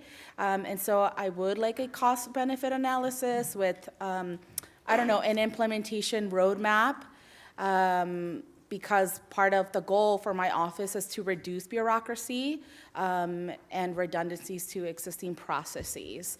And so I'm just gonna reiterate the issue that Councilwoman Fan brought forward with the definition of party and participant under the government code. Party meaning any person who files an application for or is the subject of a proceeding involving a license, permit, or other entitlement for use. Participant means any person who is not a party but actively supports or opposes a particular decision in a proceeding involving a license, permit, or other entitlement for use, and who has a financial interest in the decision as described in Article 1, and people can read the rest of the definition. But the way that it's being presented, the way that it's written now, it would capture consultants, advisors, vendors, to a developer who possibly didn't politically attack Councilmember Becerra, since that's why this is being brought forth. And I say that, again, because I think it's very broad. And the term participants, and maybe the city manager, the city attorney's office wants to chime in here, the term participants can also cover residents or businesses located near a project who are either supporting or opposing the project, which, as I understand it, as I read it, I am against the definition, because the owner of a neighborhood store located near a residential project who has submitted a letter supporting the project or opposing the project would have to now disclose that he or she is involved with an FPPC enforcement matter. So I think it also could capture residents' opposition or support for a project, and I certainly have an issue with that. Thank you, Councilman Becerra. Thank you, Madam Mayor. I'm just blown away. I don't know if Councilmember Lopez actually read this. Yes, 2 times. Well, then you didn't understand it then. Oh, I do. Because- That's why I'm asking questions. Can you not interrupt? That would be appreciated. Thank you. So I don't even know where to begin. You act like people are going to get caught up in this thing. If you commit a violation that the FPPC finds you guilty of, now, I don't know many people that have that designation here in our city. So I don't think it's just going to be someone that shows up at the podium, says they're for or against a project, and then, oh my God, the FPPC is going to find them in violation of their rules. So these are folks that have been investigated by the FEC or the FPPC. They've been found guilty. So this whole idea that you're going to capture a bunch of folks unfairly, first of all, if you're guilty of a violation, I would think the community would want to know who's playing dirty politics. That's what I would think. And this council has consistently demonstrated up until tonight that they're interested in transparency. They want people to know. As far as an economic analysis, it's not a CIP. This is not, we're not building a building here, okay? This is not, we're not doing splash pads here or a renovation of a fire station. This is simply saying when folks apply, they will submit that they were guilty of a violation of the FEC or the FPPC. So this isn't something where staff's got to go back and research 10 years. It's going to be on them. It's going to be on them to disclose. So this whole idea that we're going to build a whole new unit that's going to govern this, this ordinance is just insane and ridiculous. That is not what's happening here. That's why I asked if you read this, because what you're portraying is not what's here. Thank you, staff, for making this very simple and easy. This is self-policing. This is self-disclosure. This is not meant to capture every person that comes and says they're for or against a project. If you commit something that's in violation of the FEC or the FPPC, yes, the community and everybody should know that. And I don't know why anybody up here would be opposed to that. That, to me, seems insane, but please, you're free to have your own opinion. Thank you. Thank you also, Madam City Attorney, because I know you were part of this. I appreciate it. I just want to say that with respect to the participant, I think the intent here, and we can clarify it at the council direction, was when you first brought this item forward, it was the applicant or a participant that was affiliated with that applicant. So it was kind of like, if a applicant's going to come forward and apply for a project, and that applicant has closely related consultants that are being paid for the work they're doing for that applicant, we just want disclosure that these are the types of folks that have been, been told they're in violation. And so we want to know that. And we used a reference to the definition of participant that went back to the government code, but we could also, as I've just described it, we could change that definition to be that clear so that it doesn't capture a business owner that lives down the street, because we use the Levine Act definition of that wide participant, but we can make it very clear, because that was not our intent. Our intent was, I just described, an applicant or someone who is affiliated with that applicant because they're getting paid on that project. Councilmember Fan. Thank you for that clarification, Madam City Attorney. I do not want to change any definitions here. I think it's better to be consistent with the definitions as contained in the Government Code and the Levine Act. It's gone through a few rounds of revisions as to what a participant means and whatnot. So I think it's important to remain consistent, and that way the city doesn't have to explain to someone who may have been a participant under, the FPPC regulations, but not under ours. I think just creates too much confusion. I do also understand Councilmember Lopez's concerns, right? There may be other individuals, a resident or whatnot, but the reality is when you put yourself out there to be involved in the political process, when you want to be involved in the public sphere, you also have responsibilities to the community and to the public. And part of those responsibilities is to ensure that you comply with all state and federal laws relating to political practices, campaign finance reforms, and disclosures. In this case, the reason why I wanted to use the word against, which a community member brought up to me, I thought it was really fair, is that we don't want people who were mixed up in a potential investigation or whatnot, but had nothing to do with any type of enforcement action, or they may have been cleared of any enforcement action. I think that they shouldn't have to disclose anything that they were not found in violation of. However, if there was somebody, whether you are a participant, someone who made public comments or donated to a campaign or improperly gave someone a gift or accepted a gift. Maybe you were a former council member who had accepted, bribes, whatever it might be. The point, failed to report, timely a Form 460. The reality is an enforcement action against someone by the FPPC can be wide-ranging, right? Failure to comply with reporting, failure to state who donated to you because they didn't have an address.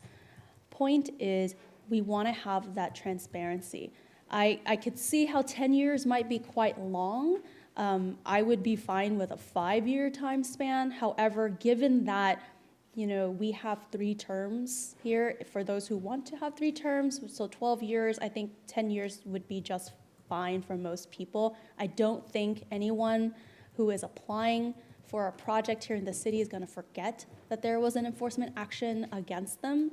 And finally, I really like the idea of having the applicant do the disclosure. I think that it makes sure that the community members and anyone else who is looking at projects are going to be aware and informed of what kind of activities these individuals are doing.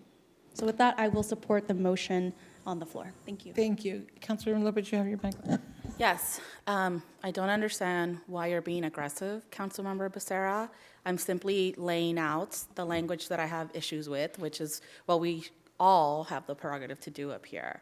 And so you don't have to take the council doesn't have to take my considerations into account. That's fine, but I'm also not obligated to support this because I believe that it could have issues with not just my constituents, but many people involved with the city. So I wanted to be mindful about that, and I want you to be mindful about how you speak to me.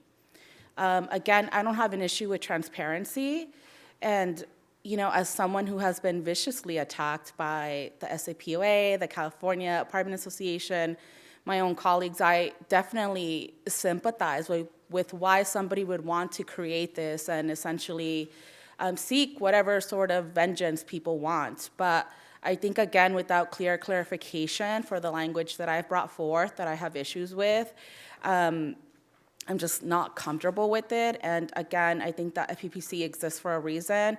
Anybody here, any member of the public can submit a complaint. Many complaints, in fact, have been made against me.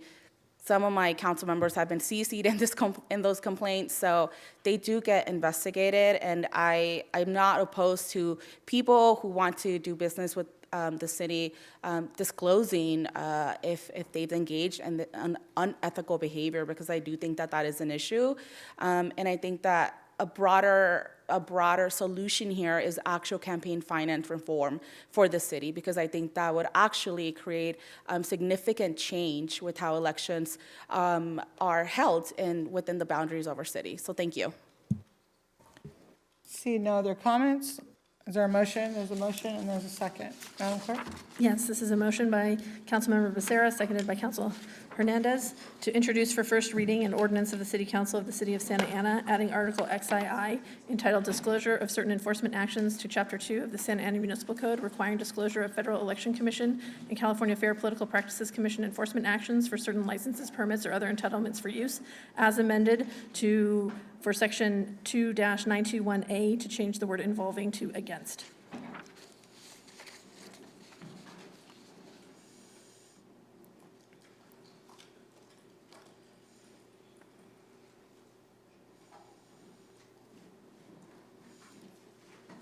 Councilmember Hernandez, Mayor Pro Tem Vasquez.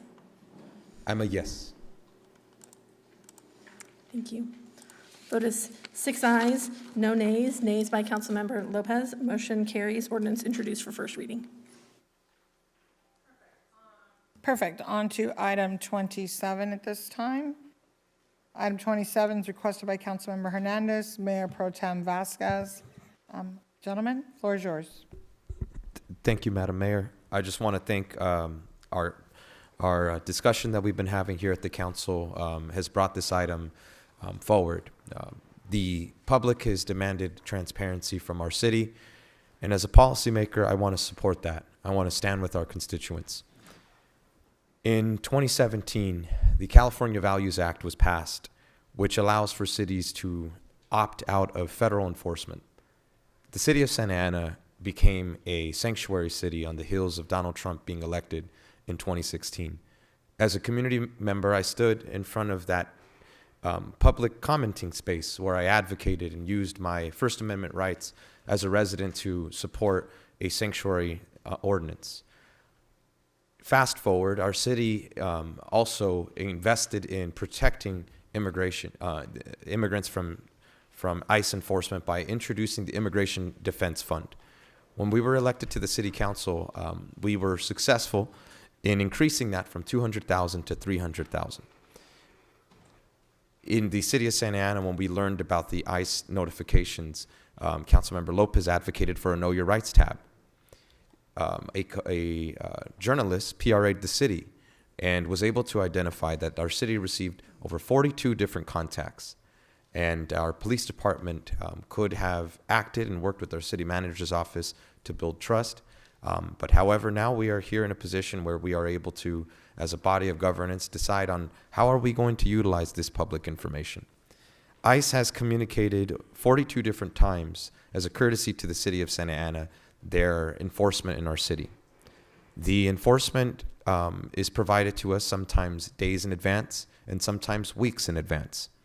What we are looking to propose is that the city should facilitate providing this information on a publicly available website. It is important that we note that the city will be in compliance with both state and federal law, and that there is no statutory law prohibiting a city from notifying residents of ICE whereabouts. Nor is there a statutory law that allows for the president to withdraw federal funding like Section 8 if a city does so. I'm reading that quote directly from our Congress member, Lou Correa's office. The Judiciary Committee on Immigration Council confirmed that there is no statutory law that applies to us being able to do this, which means that the direction we're providing today is both legally compliant with state and federal law. But in addition to that, I want to note that the reason why we have the 48-hour buffer that is in place for this item is to protect the city and to ensure that we are also not obstructing any investigations that do have a judicial warrant. And so to protect the city from those liabilities, we are placing a 48-hour buffer so that the city can do its due diligence to ensure that the communication is responsibly provided to the public on a publicly available website. That is the direction that we are providing. It is consistent with public records law. And the thing that I want to note that is most important is that these communications have been communicated to us as a courtesy from ICE. So that means if we take this policy directive, ICE may very well also decide to stop communicating with that information to us. Part of why I wanted to highlight that is because presently it wasn't because our city brought forward this information, it had to be PRA'd by a journalist. And so the information was not given to the public anyway. And this freedom of information will help families, and it will also create a sense of transparency and trust within our city, our residents, and our police department. I want to thank the city attorney's office and the city manager's office for their consultation and ensuring that this item was compliant with state and federal law. And I will open up the dialogue to my colleagues, and I will just be adamant about my support to see this item come back in 30 days. Thank And you. Mayor, may I just please remind the council as we get into this discussion that this is the first step to give direction to the city manager. It's not a full-on debate of the issues under the Brown Act. The purpose of it is to have your comments and direction to the council, to the city manager, not necessarily a vote, but just so that we don't get into a 45-minute debate on the issues, because the issue is, do you want us to bring this item back to you or not? With all the details as recommended. I just want that to be a reminder that's our policy. Thank you. I also want to ask that I hope, Madam City Attorney, that the email that you sent to the entire council about getting in the weeds of what's happening in the city and being policymakers, I hope that every council member up here read that, because we're getting in the weeds right now. So I'll leave it at that. I don't know, Mayor Pro Tem, if you have anything to add, since it was you and Councilman Hernandez, and then we'll open up for any comments. Thank you. Thank you, Councilmember Hernandez, for opening it up. I really I agree with your words. And this is about transparency and trust, to make sure that we have transparency, that we're giving information to the public, that it is in record, so they know what is happening. Transparency is a core of democratic values. Residents need to be informed so they can make choices. People should be empowered with information necessary to make informed decisions for themselves and for their families. It will make Santa Ana safe when we have trust in our government and our police department, knowing that we're giving information. It will make us safer. I really want to reach out to police and the public to give each other grace when meeting on the street. People are scared and afraid, and we're trying to make it safer for them, as some folks are not going to want to give up information just because they know their rights, and we've pushed out Know Your Rights campaign. And if the police can give grace to the public, and I ask the public to give grace to the police, so we can be all safe out there. And this is what this is about. It's creating that trust and giving up all the information that we do have. Thank you. Thank you. I just want to add, there was more to what Congressman Correa said, not just what was said earlier.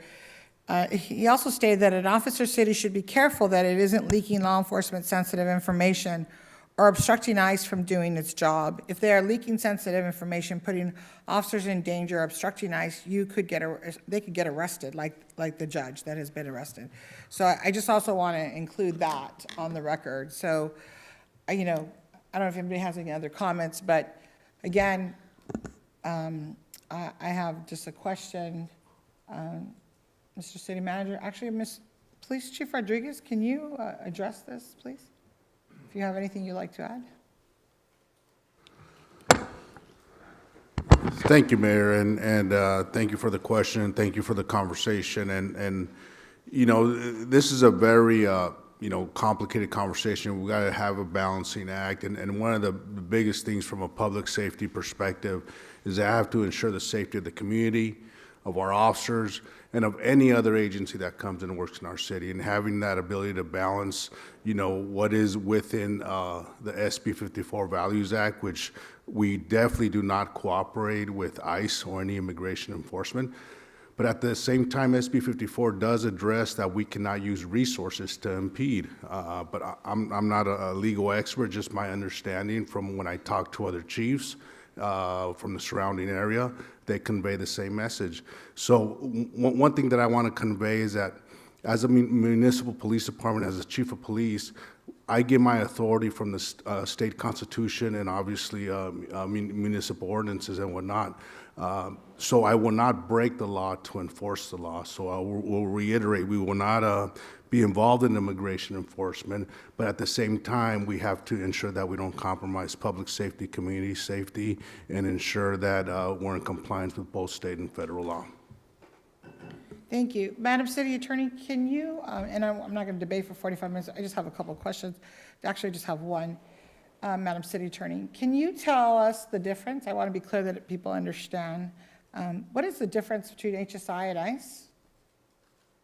I don't know that I would necessarily be Okay, well, qualified let to me tell go the back to difference, the but I chief. do know, having done a little bit of research here, that mostly when cities are notified through ICE, it's through immigration, and our Department of Homeland Security may be working on things that are far more complex than just immigration. That's correct. And that they may be looking to enforce very sensitive laws, could be protecting children from pornography, could be human trafficking, Correct. could be terrorists, and with that, I So defer let me to turn it Chief. over to the chief. Sir?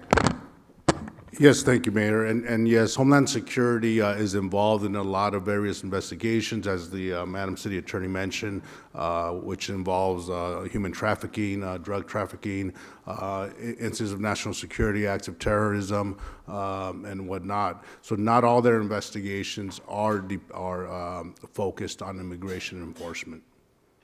Thank you. Councilmember Lopez? Yes, well, first, City Attorney, thank you so much for that reminder. I hope that tonight and really every council session moving forward, we can abide by our own policies. So thank you for circulating the memo that we've received via email. And I do want to thank my peers, Councilmember Hernandez and Mayor Pro Tem Vasquez, for bringing this initiative forth tonight. As I understand it, this proposal really seeks to increase transparency, and I do think that that's important, especially in this moment. And I do look forward to seeing the legal review of the city attorney's office and the practicalities of resource allocation, because I think that's going to be really key factors here if this receives support from the council in how it will be implemented and the success of the policy here. So that's all that I have to add tonight. Thank you. Thank you. Madam City Attorney, have you had time to review this item? I did only my initial consultation, did a little bit of research to make sure that I could answer some basic questions, but I would need to do some more thorough review. I have looked at the Public Records Act, which does say that there are exemptions for the release of investigation files, and all of that I would do if this measure does move forward. I would work closely with staff and the police department to make sure that we're complying with all those rules. Thank you. Are there any other comments? Councilmember Fan? Thank you, Mayor. So I have a lot of questions, and thank you to my colleagues for bringing this up. I guess to bring it back, I think everyone up here cares very much about our immigrant community.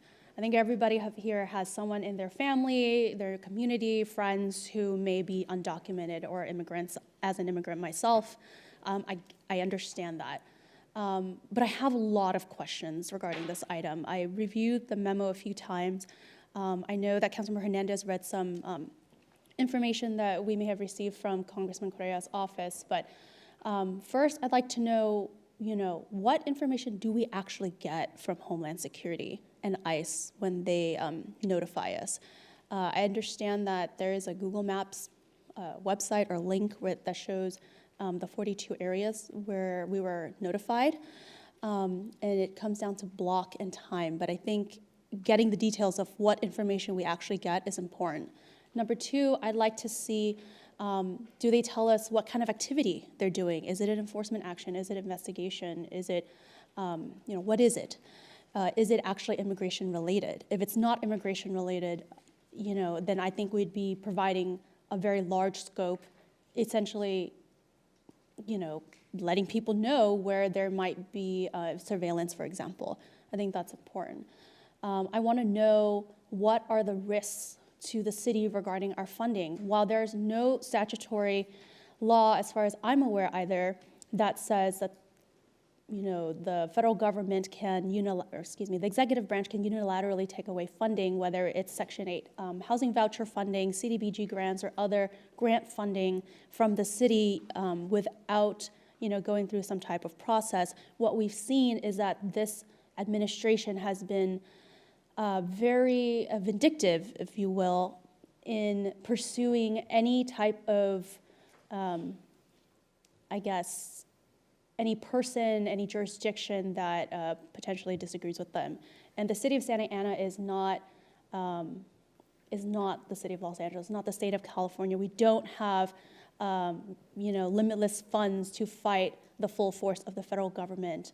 As someone who did grow up on Section 8 housing, as a community that relies on Section 8 housing, I do worry that a number of our community members, many of whom are immigrants, may lose such funding if we go forward with this. I want to know what are the risks to that. Talk to our federal lobbyists, talk to other experts that we have. I want to know what the administration is doing regarding these other types of fundings. And how they're addressing, how they're interpreting the term interference with immigration enforcement. I think that's really important. As many of us are aware, a Wisconsin judge was arrested and indicted by the grand jury in Wisconsin for allegedly helping an immigrant evade immigration enforcement or immigration arrest. Obviously, that's still going through the process. However, I want to know what the exposure is to individual employees, to individual community members. Is the police chief going to be found to be interfering with immigration enforcement? Is it going to be the PIO who's releasing this information? Is it going to be a council member? I want to know that. I want to know that if that is the case, can the city protect those individual employees if there is a case against them by the federal government? I want to know that if there are these types of risks, how many people are actually going to benefit from the notification? Because for those who are undocumented in my life, they're already living under the fear, frankly, that there is ICE everywhere. We have a federal courthouse here. We have USCIS here. There are, in fact, immigration officials here in the city at all times. And so that's the reality for those who are facing deportation orders or facing what this administration is doing against our immigrant communities. I want to know if they're going to stop providing courtesy calls. Have they stopped providing courtesy calls? Are there any other cities that we know of, whether in California or across the country, that is already doing this or looking into doing this? I want to know whether we have, I want to know whether the notifications is part of the process for these administrations. What we understand is that federal law enforcement divisions, such as the FBI, Homeland Security, obviously ICE, and others are already moving resources to work on immigration enforcement. They are collaborating now. That is part of their directive. Fear is the purpose. Fear is their goal. And if we do this type of announcement, will they, one, just stop providing courtesy calls? Therefore, we will have nothing to share with anyone, and we will be in the dark as a law enforcement agency. Or two, we will just keep getting courtesy calls that may or may not be real. They might just say, you know what? The city of Santa Ana is going to do our job for us to scare the community. We will tell them that we will be on every block, every street corner, every other day. Is that going to help our community, or is it going to create panic and fear like some of the false notifications or false reports that we saw on social media in the early days of 2025? I want to know all of that. I need to see that the risks to our budget, the risks to this working class community, so many of whom rely on federal funding, our budget, which relies on federal funding, whether the risk is worth it, and whether we are actually going to help people with this notification, or we're just going to continue to spread fear and panic. So I hope that staff can look into that, bring it back to us, get us that information, and if we need to do a closed session to discuss potential exposure to litigation, I want to know that. And I want to know whether, and if there is that exposure to litigation, what are we looking at? What is the cost to us? I'm way over my time, so I'm so sorry, but I had a lot of questions. Thank you. You go right ahead. Are you done? All right. Thank you very much for sharing that. I have another question. Chief, can you give, what is the definition of a courtesy call in your line of work? A courtesy call, that's exactly what it is. It's just a notification that they are in the area. Whatever agency it is, we get them from various federal agencies, other outside municipalities, and any other law enforcement officers who come into a city. They make a notification just as a courtesy to let us know they are in our city, to ensure that it's more of a deconfliction, to ensure that we don't come across each other and compromise each other's investigation. So for example, and just an example, I'm working the gang unit, and I go into the city of Anaheim, and I come into Santa Ana, and I'm an Anaheim officer or a Garden Grove officer, and I'm in plain clothes. And then I'm in just a different vehicle. I'm not in a police vehicle, right? And so I call dispatch and say, hey, Santa Ana PD, we're in your city, blah, blah, blah, we're doing blah, blah, blah. Just an FYI, so if you see us, you don't accidentally engage with us, right? Is that somewhat what a courtesy call is? That is correct, Mayor. It's just to ensure safety for everybody, not just the officers, but the community, to ensure that there is no conflict. And additionally, a lot of agencies do not provide a reason for the courtesy call. They don't provide details of their investigation or their dispositions of their outcomes of their, of them being in our city. Also, from an investigative standpoint, really, when does the investigation, just, thinking out loud, right? Say you can't release information, there's an investigation pending. And I know I see our city attorney look at us. When does it start and when does it ever finish? There's a timeline, or does it ever, because even when they go to court, they're sustained, it's not over necessarily. That is correct, Mayor. It's very difficult to be able to put a timeline on that. A lot of times, because especially when we don't know what their activity is, and they don't convey that to us. So when a federal agency comes into our city, they say they're on a specific 100 block. That may not mean they're taking someone in custody. That may mean they're doing surveillance, which could lead to compromising their investigation. And they're not doing surveillance necessarily on someone who's here undocumented. They do human trafficking. What else do they do, Chief? They do human trafficking, drug trafficking, obviously terrorism, fraud, internet crimes against children, various other complex investigations. Okay. Thank you, Councilmember Fan, for all those questions. You covered some really good questions, and I'm in agreement with her. I'd like all of those answers as well. And then also sitting at the table with the city attorneys is also the police department, right? And she's correct, there's things that have come out that other agencies, Chief, if I'm not mistaken, there's multiple agencies now working together, FBI, DEA, HSI, ICE, to work on the immigration issue, is that correct? It is my understanding that there's other federal agencies now working collectively with ICE to work on other immigration issues, yes. And so I don't want to create fear in our community. It's already there, and it always has been. But, there's many of us up here who know and out here who know that, this current president was the only one, was not and is not the only president that has deported a large number of immigrants. President Obama did it.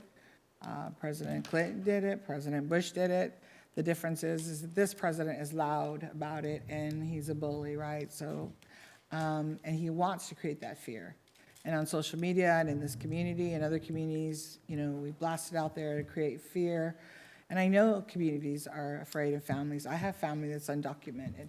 So I think there's some great points that are made up here tonight.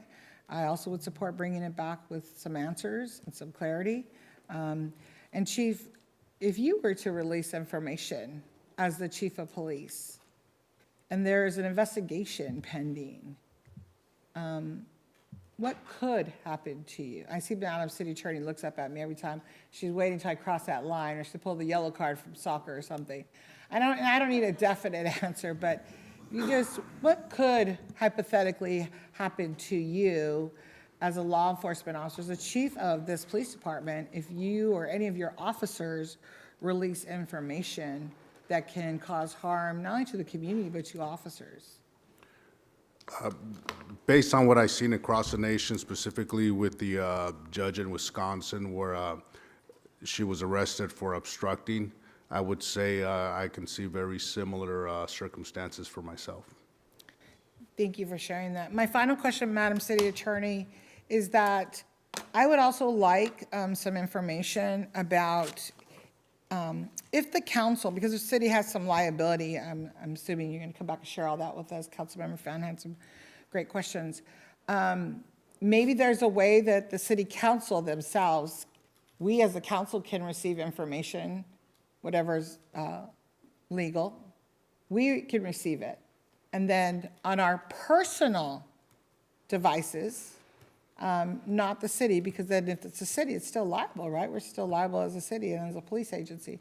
But then that gives the council members an opportunity from their own personal devices to release information to the community, because then they are liable. They have the consequences, not the city. And it doesn't cause us to end up in any type of lawsuit, or our chief getting arrested or fired, or our city manager, or any other, maybe any of us losing funding, the city losing funding.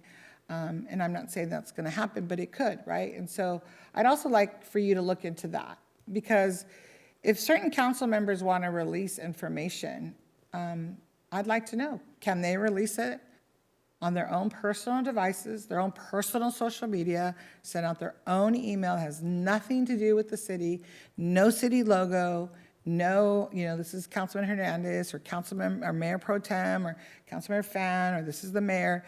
This is just, I'm so-and-so, and I'm releasing this information, because then they become liable and not the city.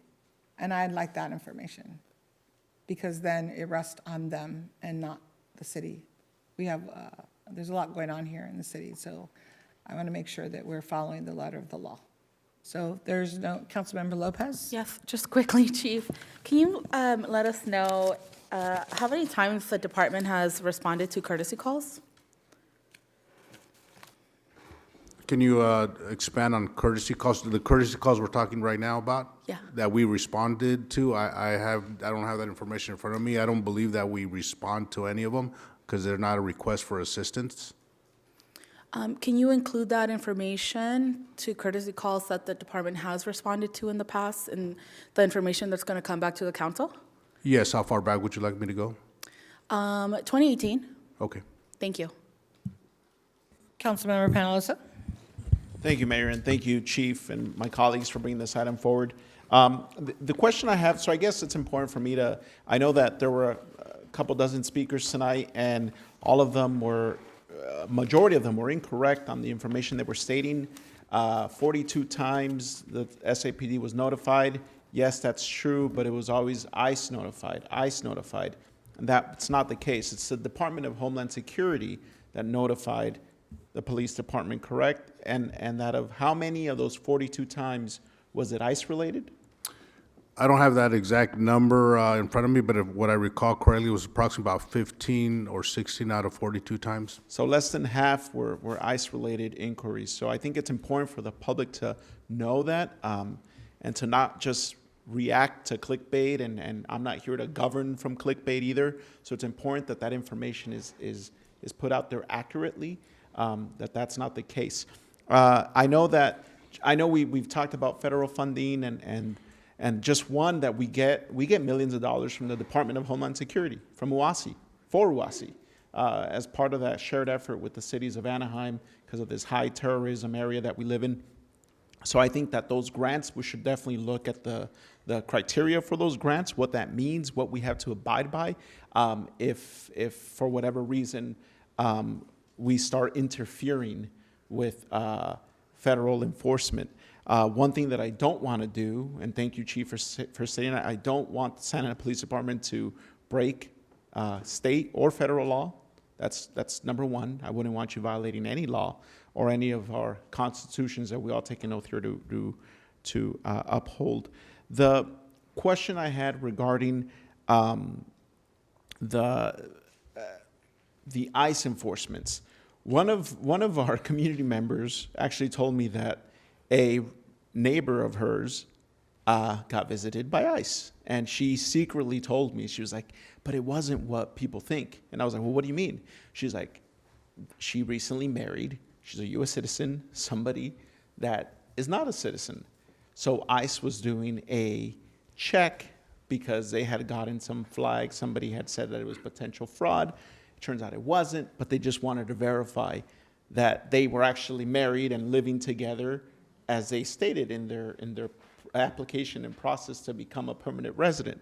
So I think of instances like that, where it's like ICE is making sure that somebody who's marrying someone who's not a U.S. citizen is actually married and they live together and they have a life together and not committing immigration fraud, right? And to me, I was like, okay, that's one of the 14 you said approximately that could, I don't know what the others are, but I think it's important to understand the complex and wide range of reasons why even not just DHS and the various departments underneath that, whether it's human trafficking, drugs, I heard even treasury, embezzlement, those related crimes, why even ICE would be not to go in and deport somebody, but to just verify accuracy of whatever instance that is. I'm not saying that's all of them, but that's one of them. So I think it's very important that we're not interfering. I would, to Councilmember Fan and the mayor's point, I would hate for now our police department to be in the dark and a 31 unit is driving by and sees a plainclothed officer in an unmarked vehicle, or man, not an officer, or woman, and now all they see is a armed person with no markings, no officer clothing. So it becomes a security issue and a safety concern, not just for that officer, but for our officers, for the public, for that neighborhood. So I would hope that we tread very carefully here and we really understand what we're doing. There's a lot of questions that I need answers to, and Councilmember Fan touched on most of them. But I think it's important, Madam City Attorney, that we definitely look into what is possible and what isn't under the guise of this or item. I guess those are my only comments for now, but I don't, I definitely want to see what that information would be.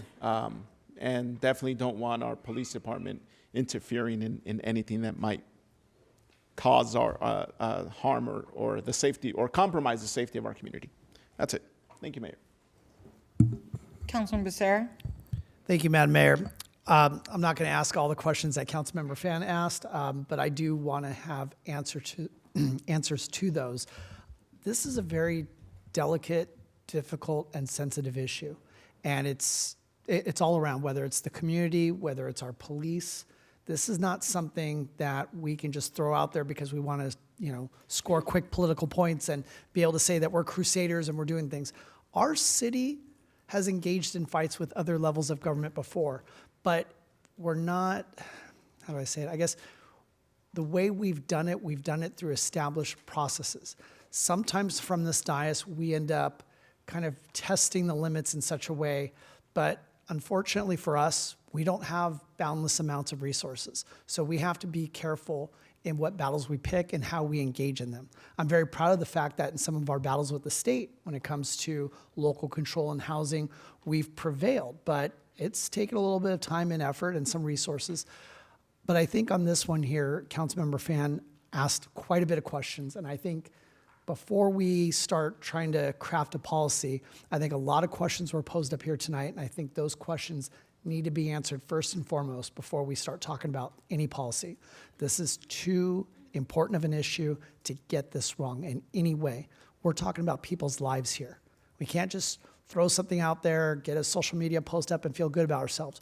We will have such an impact on people's lives. We can't screw this up. So I would ask that before we talk about any policy, that we make sure that we vet this through every possible legal question that we can.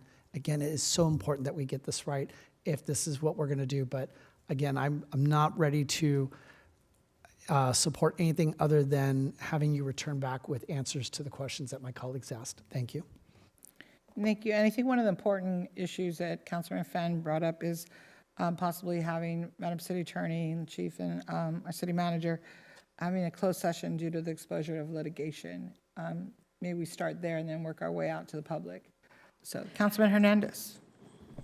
Thank you, Madam Mayor. I want to thank the members of this council for their dialogue. In terms of the transparency that I feel the public should be afforded, Santa Ana Police Department, to their credit, regularly publishes public safety data and information. I'll provide the example on firearm seizures, despite having no policy directing it to do so. That there appears to be no reason that our city manager's office could not create a similar procedure for ICE courtesy alerts. When it comes to the potential risk of ICE no longer communicating these alerts to us, I want to remind the public that these community alerts were not given to the public, although they were communicated to us. Members of the public had to fight for them by following state law, PRA law. Upon receiving this information, it was only then that residents started to reach out to us in very large numbers. So I do want to highlight that community members were already without this information in the first place. The federal government has already been targeting sanctuary cities. We are the only sanctuary city in Orange County. I want to highlight that it is important that this item will not interfere, nor will it get in any, nor it will not obstruct any investigation that does have a judicial warrant. So in terms of the DHS context, in this case where we have an investigation, whether there be a warrant that is produced, we will not obstruct that investigation. We will not be able to post that information online because it is not subject to public records laws. We want to be in compliance with that. And so I want to make that clear that the ICE contacts that we've received, the courtesy contacts, as long as there is no warrant attached to those courtesy notifications, that is what this item will focus on, is communicating this information to the public, so as long as there is no warrant and we are not obstructing an active investigation. So I want to make that clear to protect the city, and that is why that 48-hour buffer is there, so that way our city attorney's office has enough time to do their due diligence, and I hope that this brings a level of reassurance to the city manager's office and the city attorney's office. Thank you. Councilmember Fan. Thank you, Mayor. Thank you for those additional comments, Councilmember Hernandez. I just had some clarifying questions for the chief or Madam City Attorney, so if you can clarify. Under current state law, whether it's SB 54, the Truth Act, or any other prohibitions against collaboration with ICE, if there is a judicial warrant from ICE or Homeland Security, is the Santa Ana Police Department or any local police department required to comply with a judicial warrant? If there is a judicial warrant and we take someone into custody for a judicial warrant, we are mandated to make an arrest. ICE has two types of warrants, judicial and administrative. When it's an administrative warrant, those are the ones that are protected under SB 54, but judicial warrants, we shall arrest. Thank you.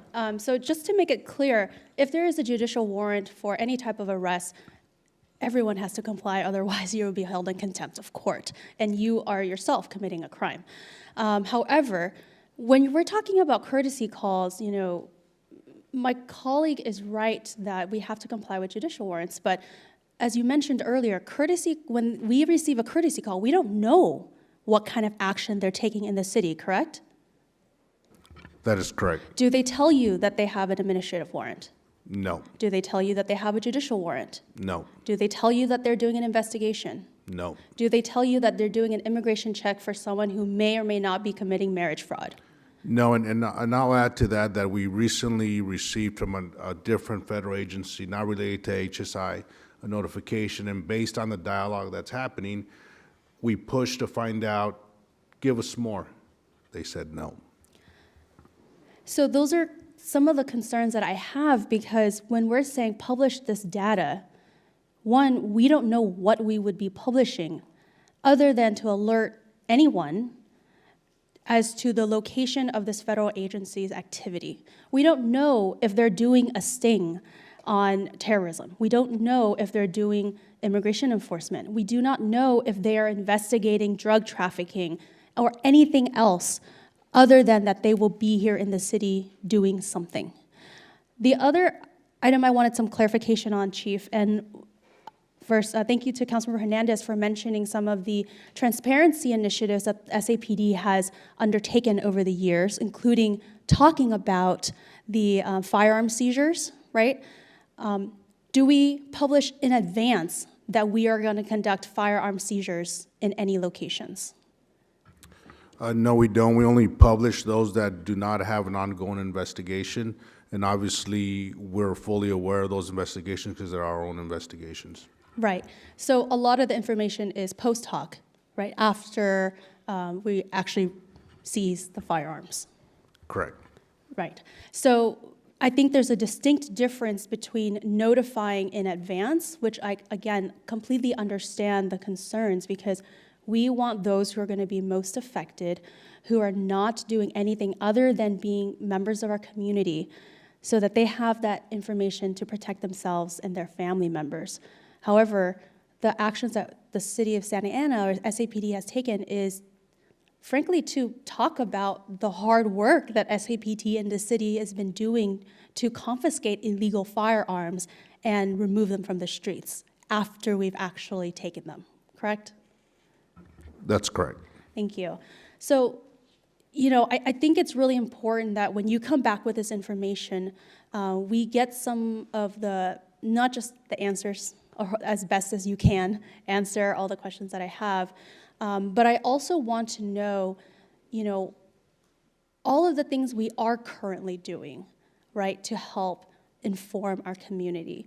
Because I think that there is truly a difference between helping to inform our community so they can make the best decision possible while ensuring that we protect everyone else who may or may not be affected by it. Because at the end of the day, we're all up here talking about risks. We're talking about what ifs. We're talking about how will someone else that we cannot control, cannot dictate, and cannot influence going to interpret the law, going to interpret an executive order, or going to interpret the actions that we take here today. It is the Wild West. Immigration and the rule of law is all up in the air right now. That's what we know. And I think that you all have the very difficult job, and I do not envy you as a professional, in helping to assess what the risks are and what we will be facing. Because at the end of the day, we're all up here trying to make a decision to best protect the community, but also ensure that we protect our budget. So with that, I'll leave you with that information. I hope we get that information back as soon as possible. I know that is asking a lot, but this is, this is important. And, I do know the ordinance was requested to be back in 30 days, but as soon as you can, get it for us, because even if it's a memo circulated before the next meeting. Yeah, and I understand the direction from the council is that we will solely initially be working on getting you the information. We will not be working on the policy, I just want confirming that that is what I'm hearing from the majority of the council. Yes, That that's you what want the you're hearing. information back, whether that information comes in the form of a memo, a confidential memo if it's on legal issues, and whether that comes in closed session, you want to have this information. Yes. And then from that information, you will make your next determination. That is correct. Okay. Because again, there is exposure to litigation. And thank you, Councilmember Fan. And, it looks like are you, Mayor Pro Tem? I just want to thank the council for coming up with your dialogue and questions, and I do appreciate it. I'm looking forward from the memo so we could see how we could better form this resolution. So I do appreciate the conversation we are having today, and I hope to move forward with it. Thank you. Thank you. My last question, Chief, is that there are no cities, Anaheim, Costa Mesa, Orange, anybody around us that is doing what maybe you have been asked to do. Is that correct? That's correct. Nobody is releasing information. No. No, the police agencies. No. My understanding is that the only city that's even come close that I've researched so far is the city of LA, but their resolution or motion asks the businesses to That's disclose correct. this information. Los Angeles has asked businesses Correct. to report any The raids. city is not, but we will do that research as part of our memo back to you. Perfect. We will do more thorough research. Thank you. Thank you, Madam City Attorney and City Manager and your executive team. And Chief, thank you to you and your team that you have. And I think as Councilmember Fan has stated up here, some great questions we all have, made our comments up here. But I just want to remind people, and I know you know, that we're dealing with people's lives, real everyday lives. We're not dealing with headlines. We're not doing political theater. We're not doing this because you're running for higher office. We're doing this for what's best for our community.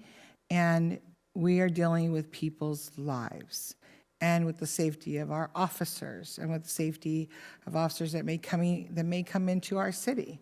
And as a city as a whole, because again, I would hope that the city does not have any litigation that we cannot afford to have So this is where you come in, Madam City Attorney, with the city manager and the chief, because we really want to avoid any type of exposure to litigation because it always costs lots of money. So with that, looks like we're done. Mr. City Manager, you're good?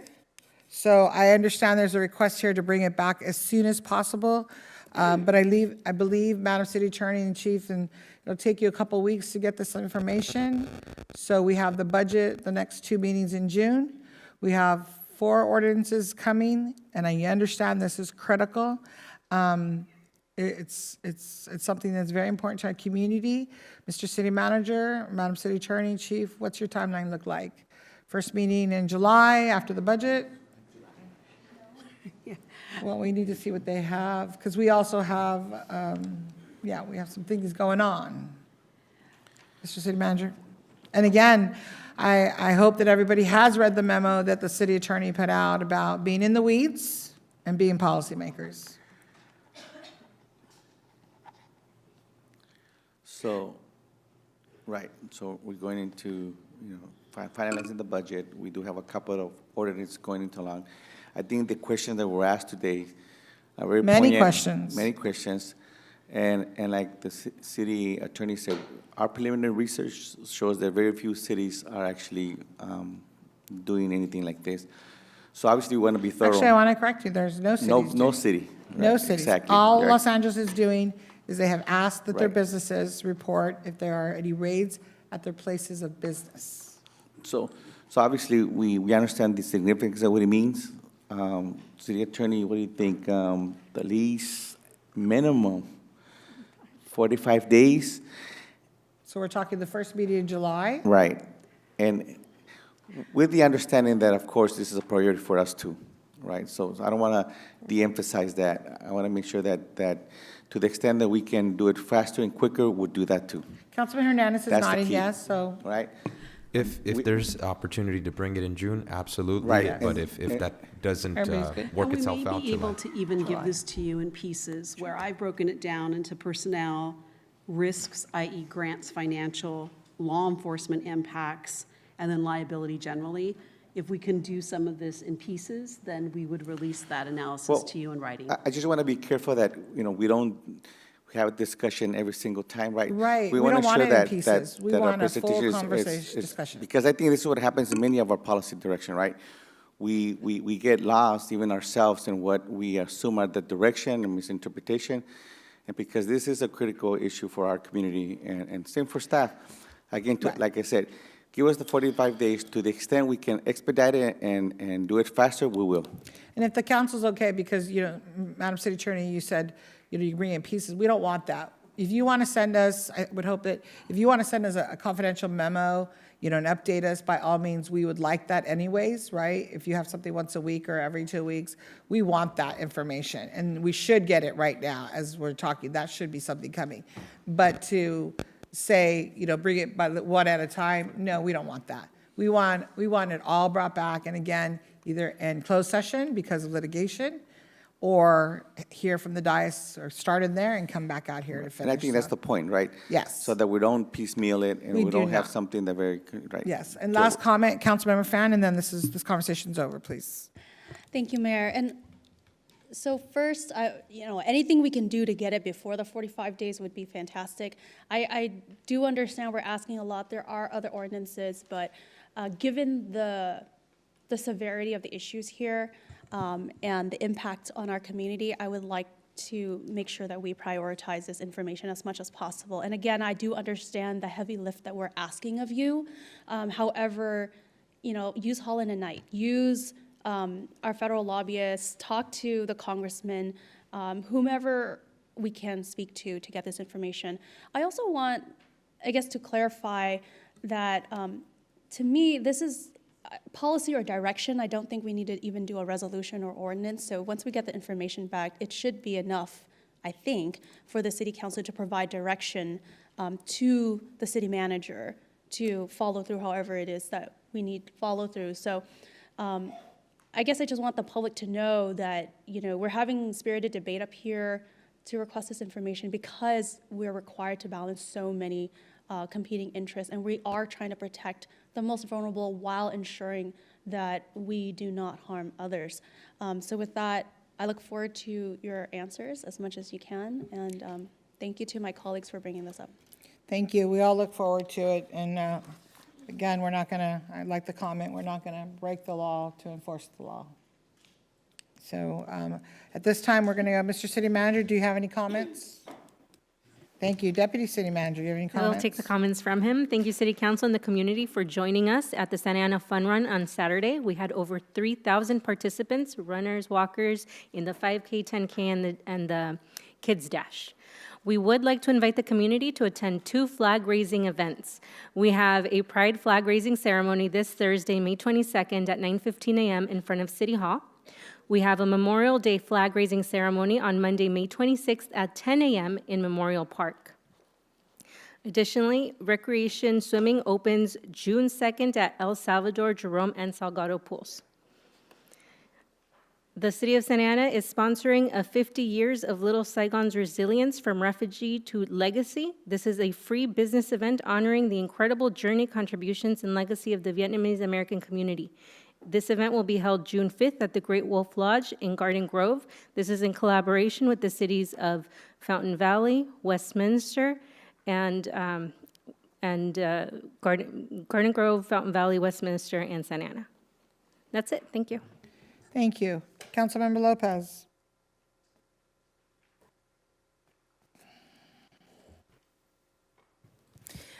Yes, so thank you for those comments, Sylvia. I also want to invite the community to help us raise the Pride flag this Thursday, May 22nd at 9 a.m. We're going to have it at the same location that we had it last year, and I want to thank staff for working on that.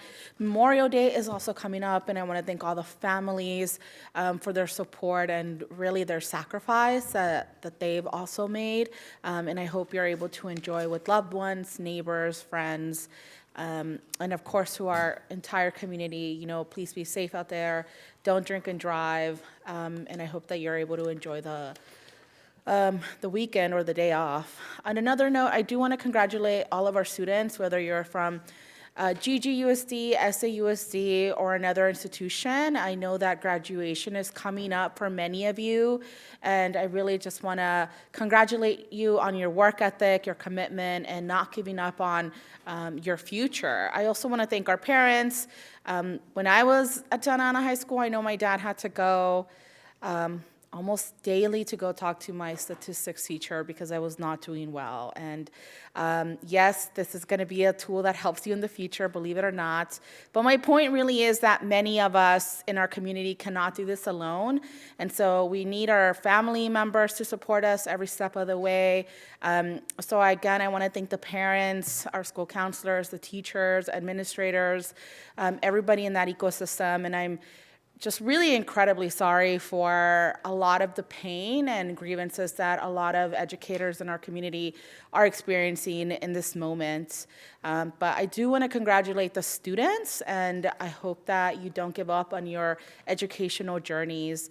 Finally, I want to thank, or not finally, but I do want to thank many of the residents and community leaders who are on a 5-day hunger strike in protest of the proposed federal budgets, which will undoubtedly have many impacts on our community. I chose to participate in a 1-day fast in solidarity with residents and community leaders. And, I think as it was shared, the many difficult stories of people that have children with disabilities, or really that if you're a veteran dealing with PTSD, whatever your experience is, the inconvenience of a 1-day fast will not compare to what will happen, not just to what will happen in our neighborhoods, but in general. And so I want to thank everybody that's been out there and that has been conveying their concerns, because I do think that that is important. Lastly, I do want to thank the city manager and the chief. We heard somebody give public comment about some issues, and so I believe you all reached out to the gentleman who was here earlier, right, who gave public comment. So I just want to thank you for your urgency on that issue, and I hope that you all are able to enjoy the day off. But I will probably see you here Monday working. Yeah, I know.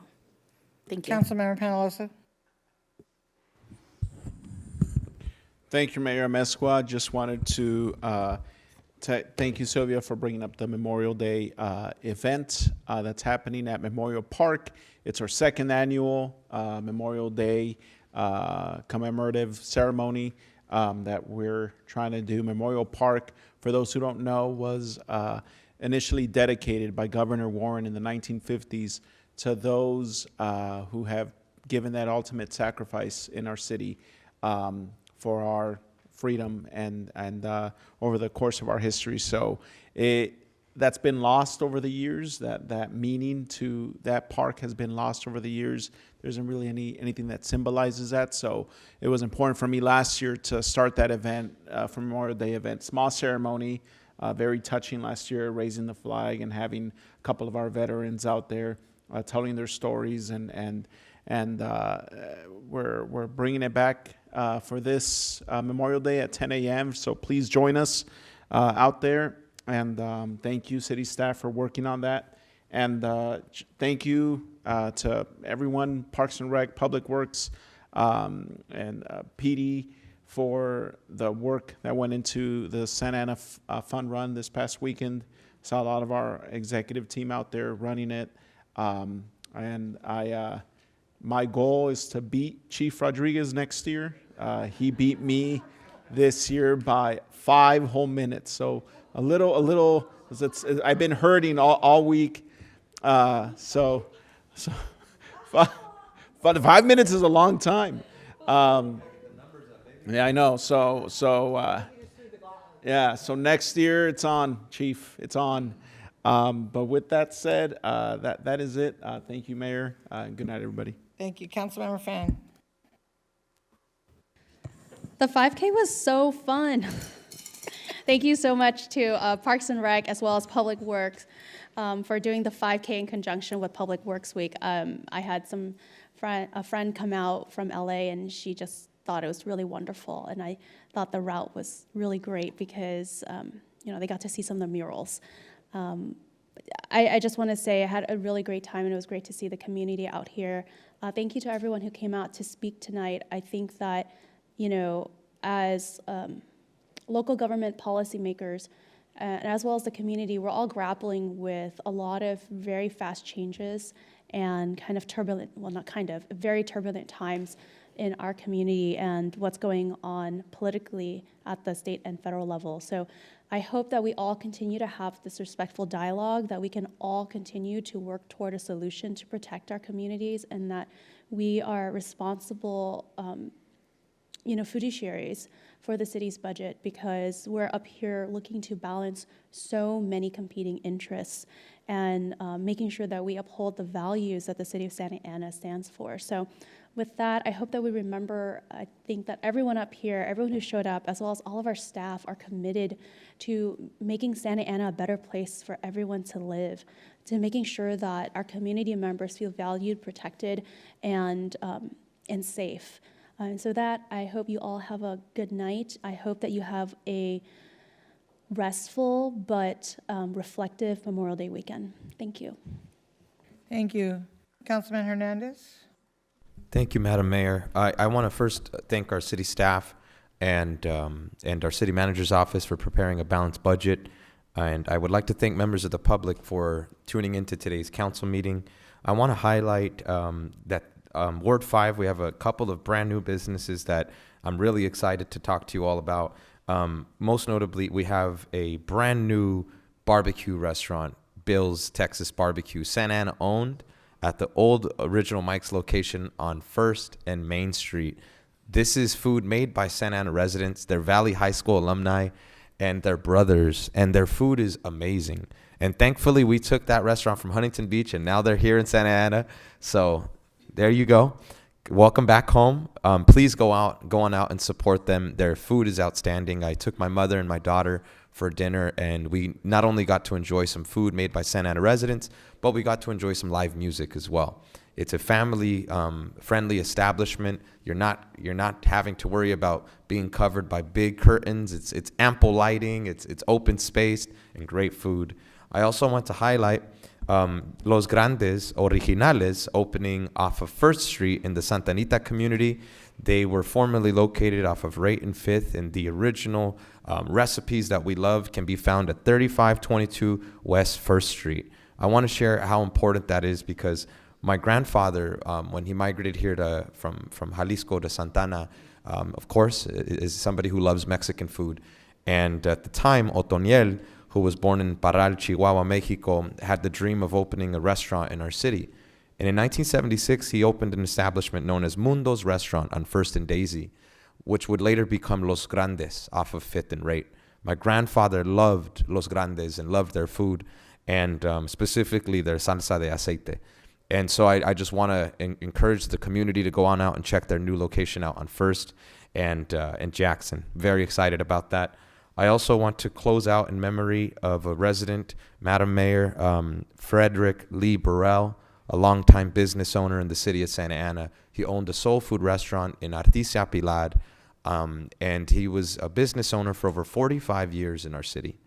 One of the things I really loved about Burrell was you can go inside and you can order by the rib. You could order by the rib. You could order homemade peach cobbler. You would order food in the living room and you would eat it in the backyard. What was really inspiring to see was that Fred brought a level of warmth and Southern hospitality to his restaurant, where he became a beloved figure in the culinary world.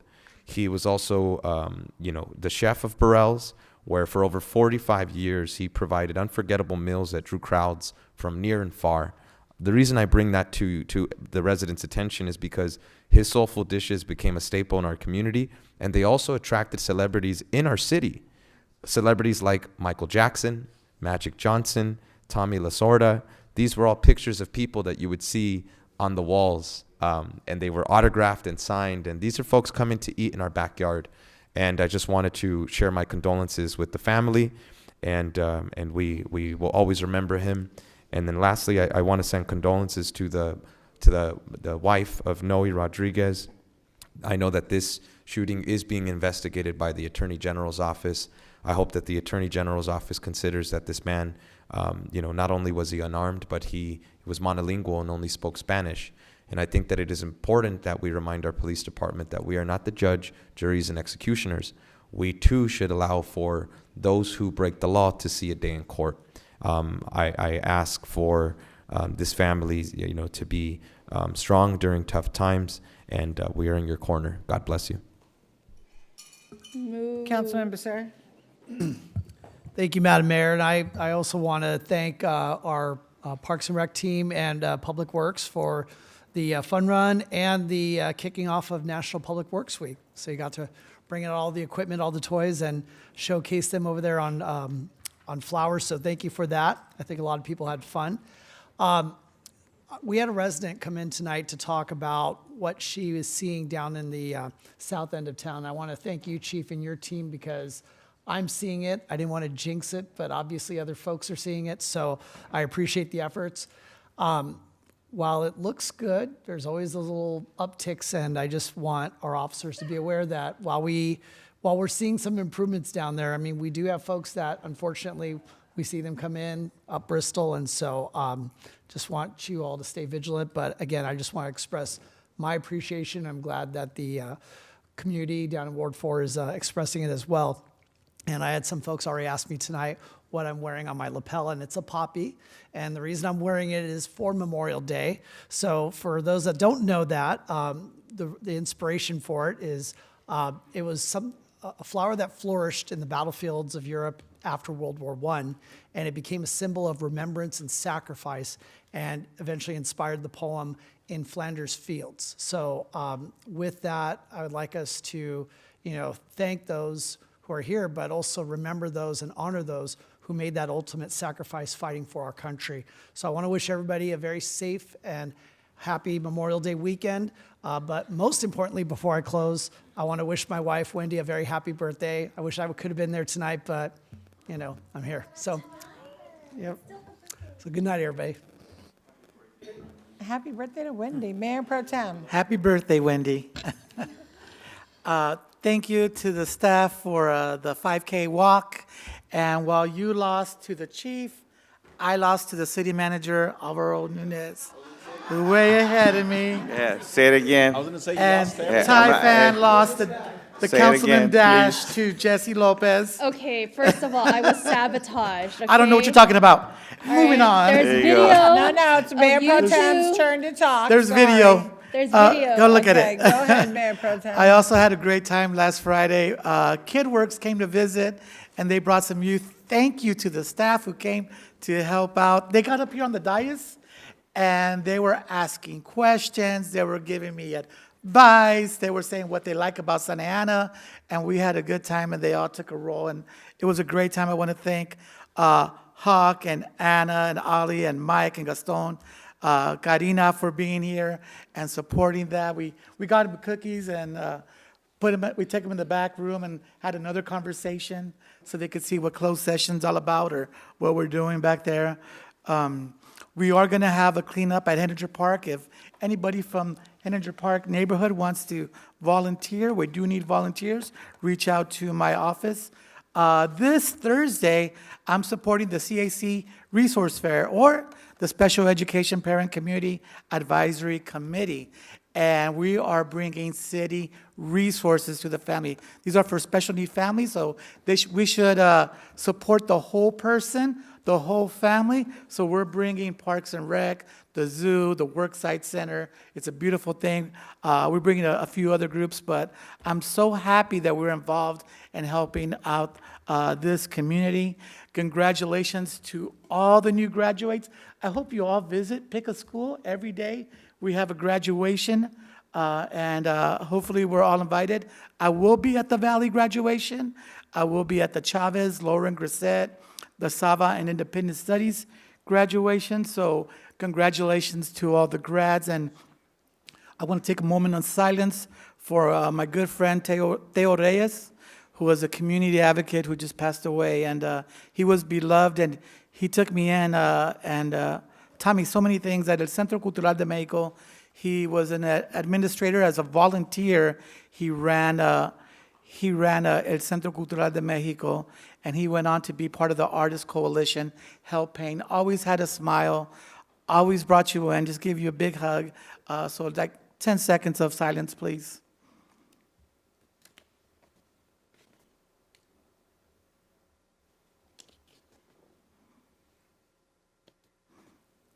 So we love you, Teo Reyes. Thank you for everything, and have a good night.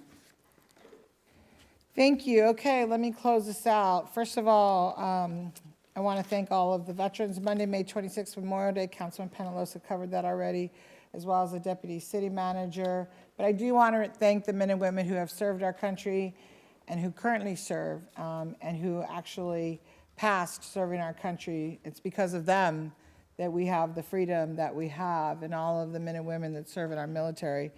And I don't ever forget that, one, because I feel so much gratitude towards them, and that's why saying the Pledge of Allegiance is so, means a lot to me, because it should mean a lot to all of us, because we live in this beautiful country and we live in freedom because of the men and women who serve. Mother's Day luncheon was wonderful. My goodness, partying with the seniors is so much fun. Thank you to our Congressman Correa, Assemblyman Valencia, Councilmember David Penalosa, City Manager, Chief, everybody who joined us, the ACC, SC, OCTA, the Southwest Senior Center. Oh my gosh, the Water Department. It was great. I'm telling you, the seniors are a lot of fun, Alvaro. Don't take away their space because they like to party, okay? So feed them, give them music. They love it. Thank you, Councilmember Fan and Councilman Becerra for joining me at the Salgado Community Center for coffee with the mayor. It was really good. We went inside, got out of the heat. It's air conditioned. Thank you, Hawk, for all of that. To you and your staff is wonderful. Coffees with the mayor is so cool because people come out and city staff are there, and the city staff answer all the questions, the PD, and this is where we have boots on the ground, listening to what they want, what are their issues, and sometimes they're very simple issues, they just need a quick answer, and sometimes it's a really big deal, and the city manager wants no part of it, but he still gets it anyways, and he actually came to Coffee with the Mayor with the San Diego Padres hat on. And we were all like, oh my gosh, you're in Angel Town or Dodger Town. Don't come with that hat, but whatever. The Santa Ana Fun Run was great. When you come to the State of the City, you'll be able to see a video that I was doing that the council members thought they would do some stuff behind me. And so we're going to play that video at the State of the City because, as we say, council who plays together works well together. The 7th annual high school Give Gratitude High School Inc. event was wonderful.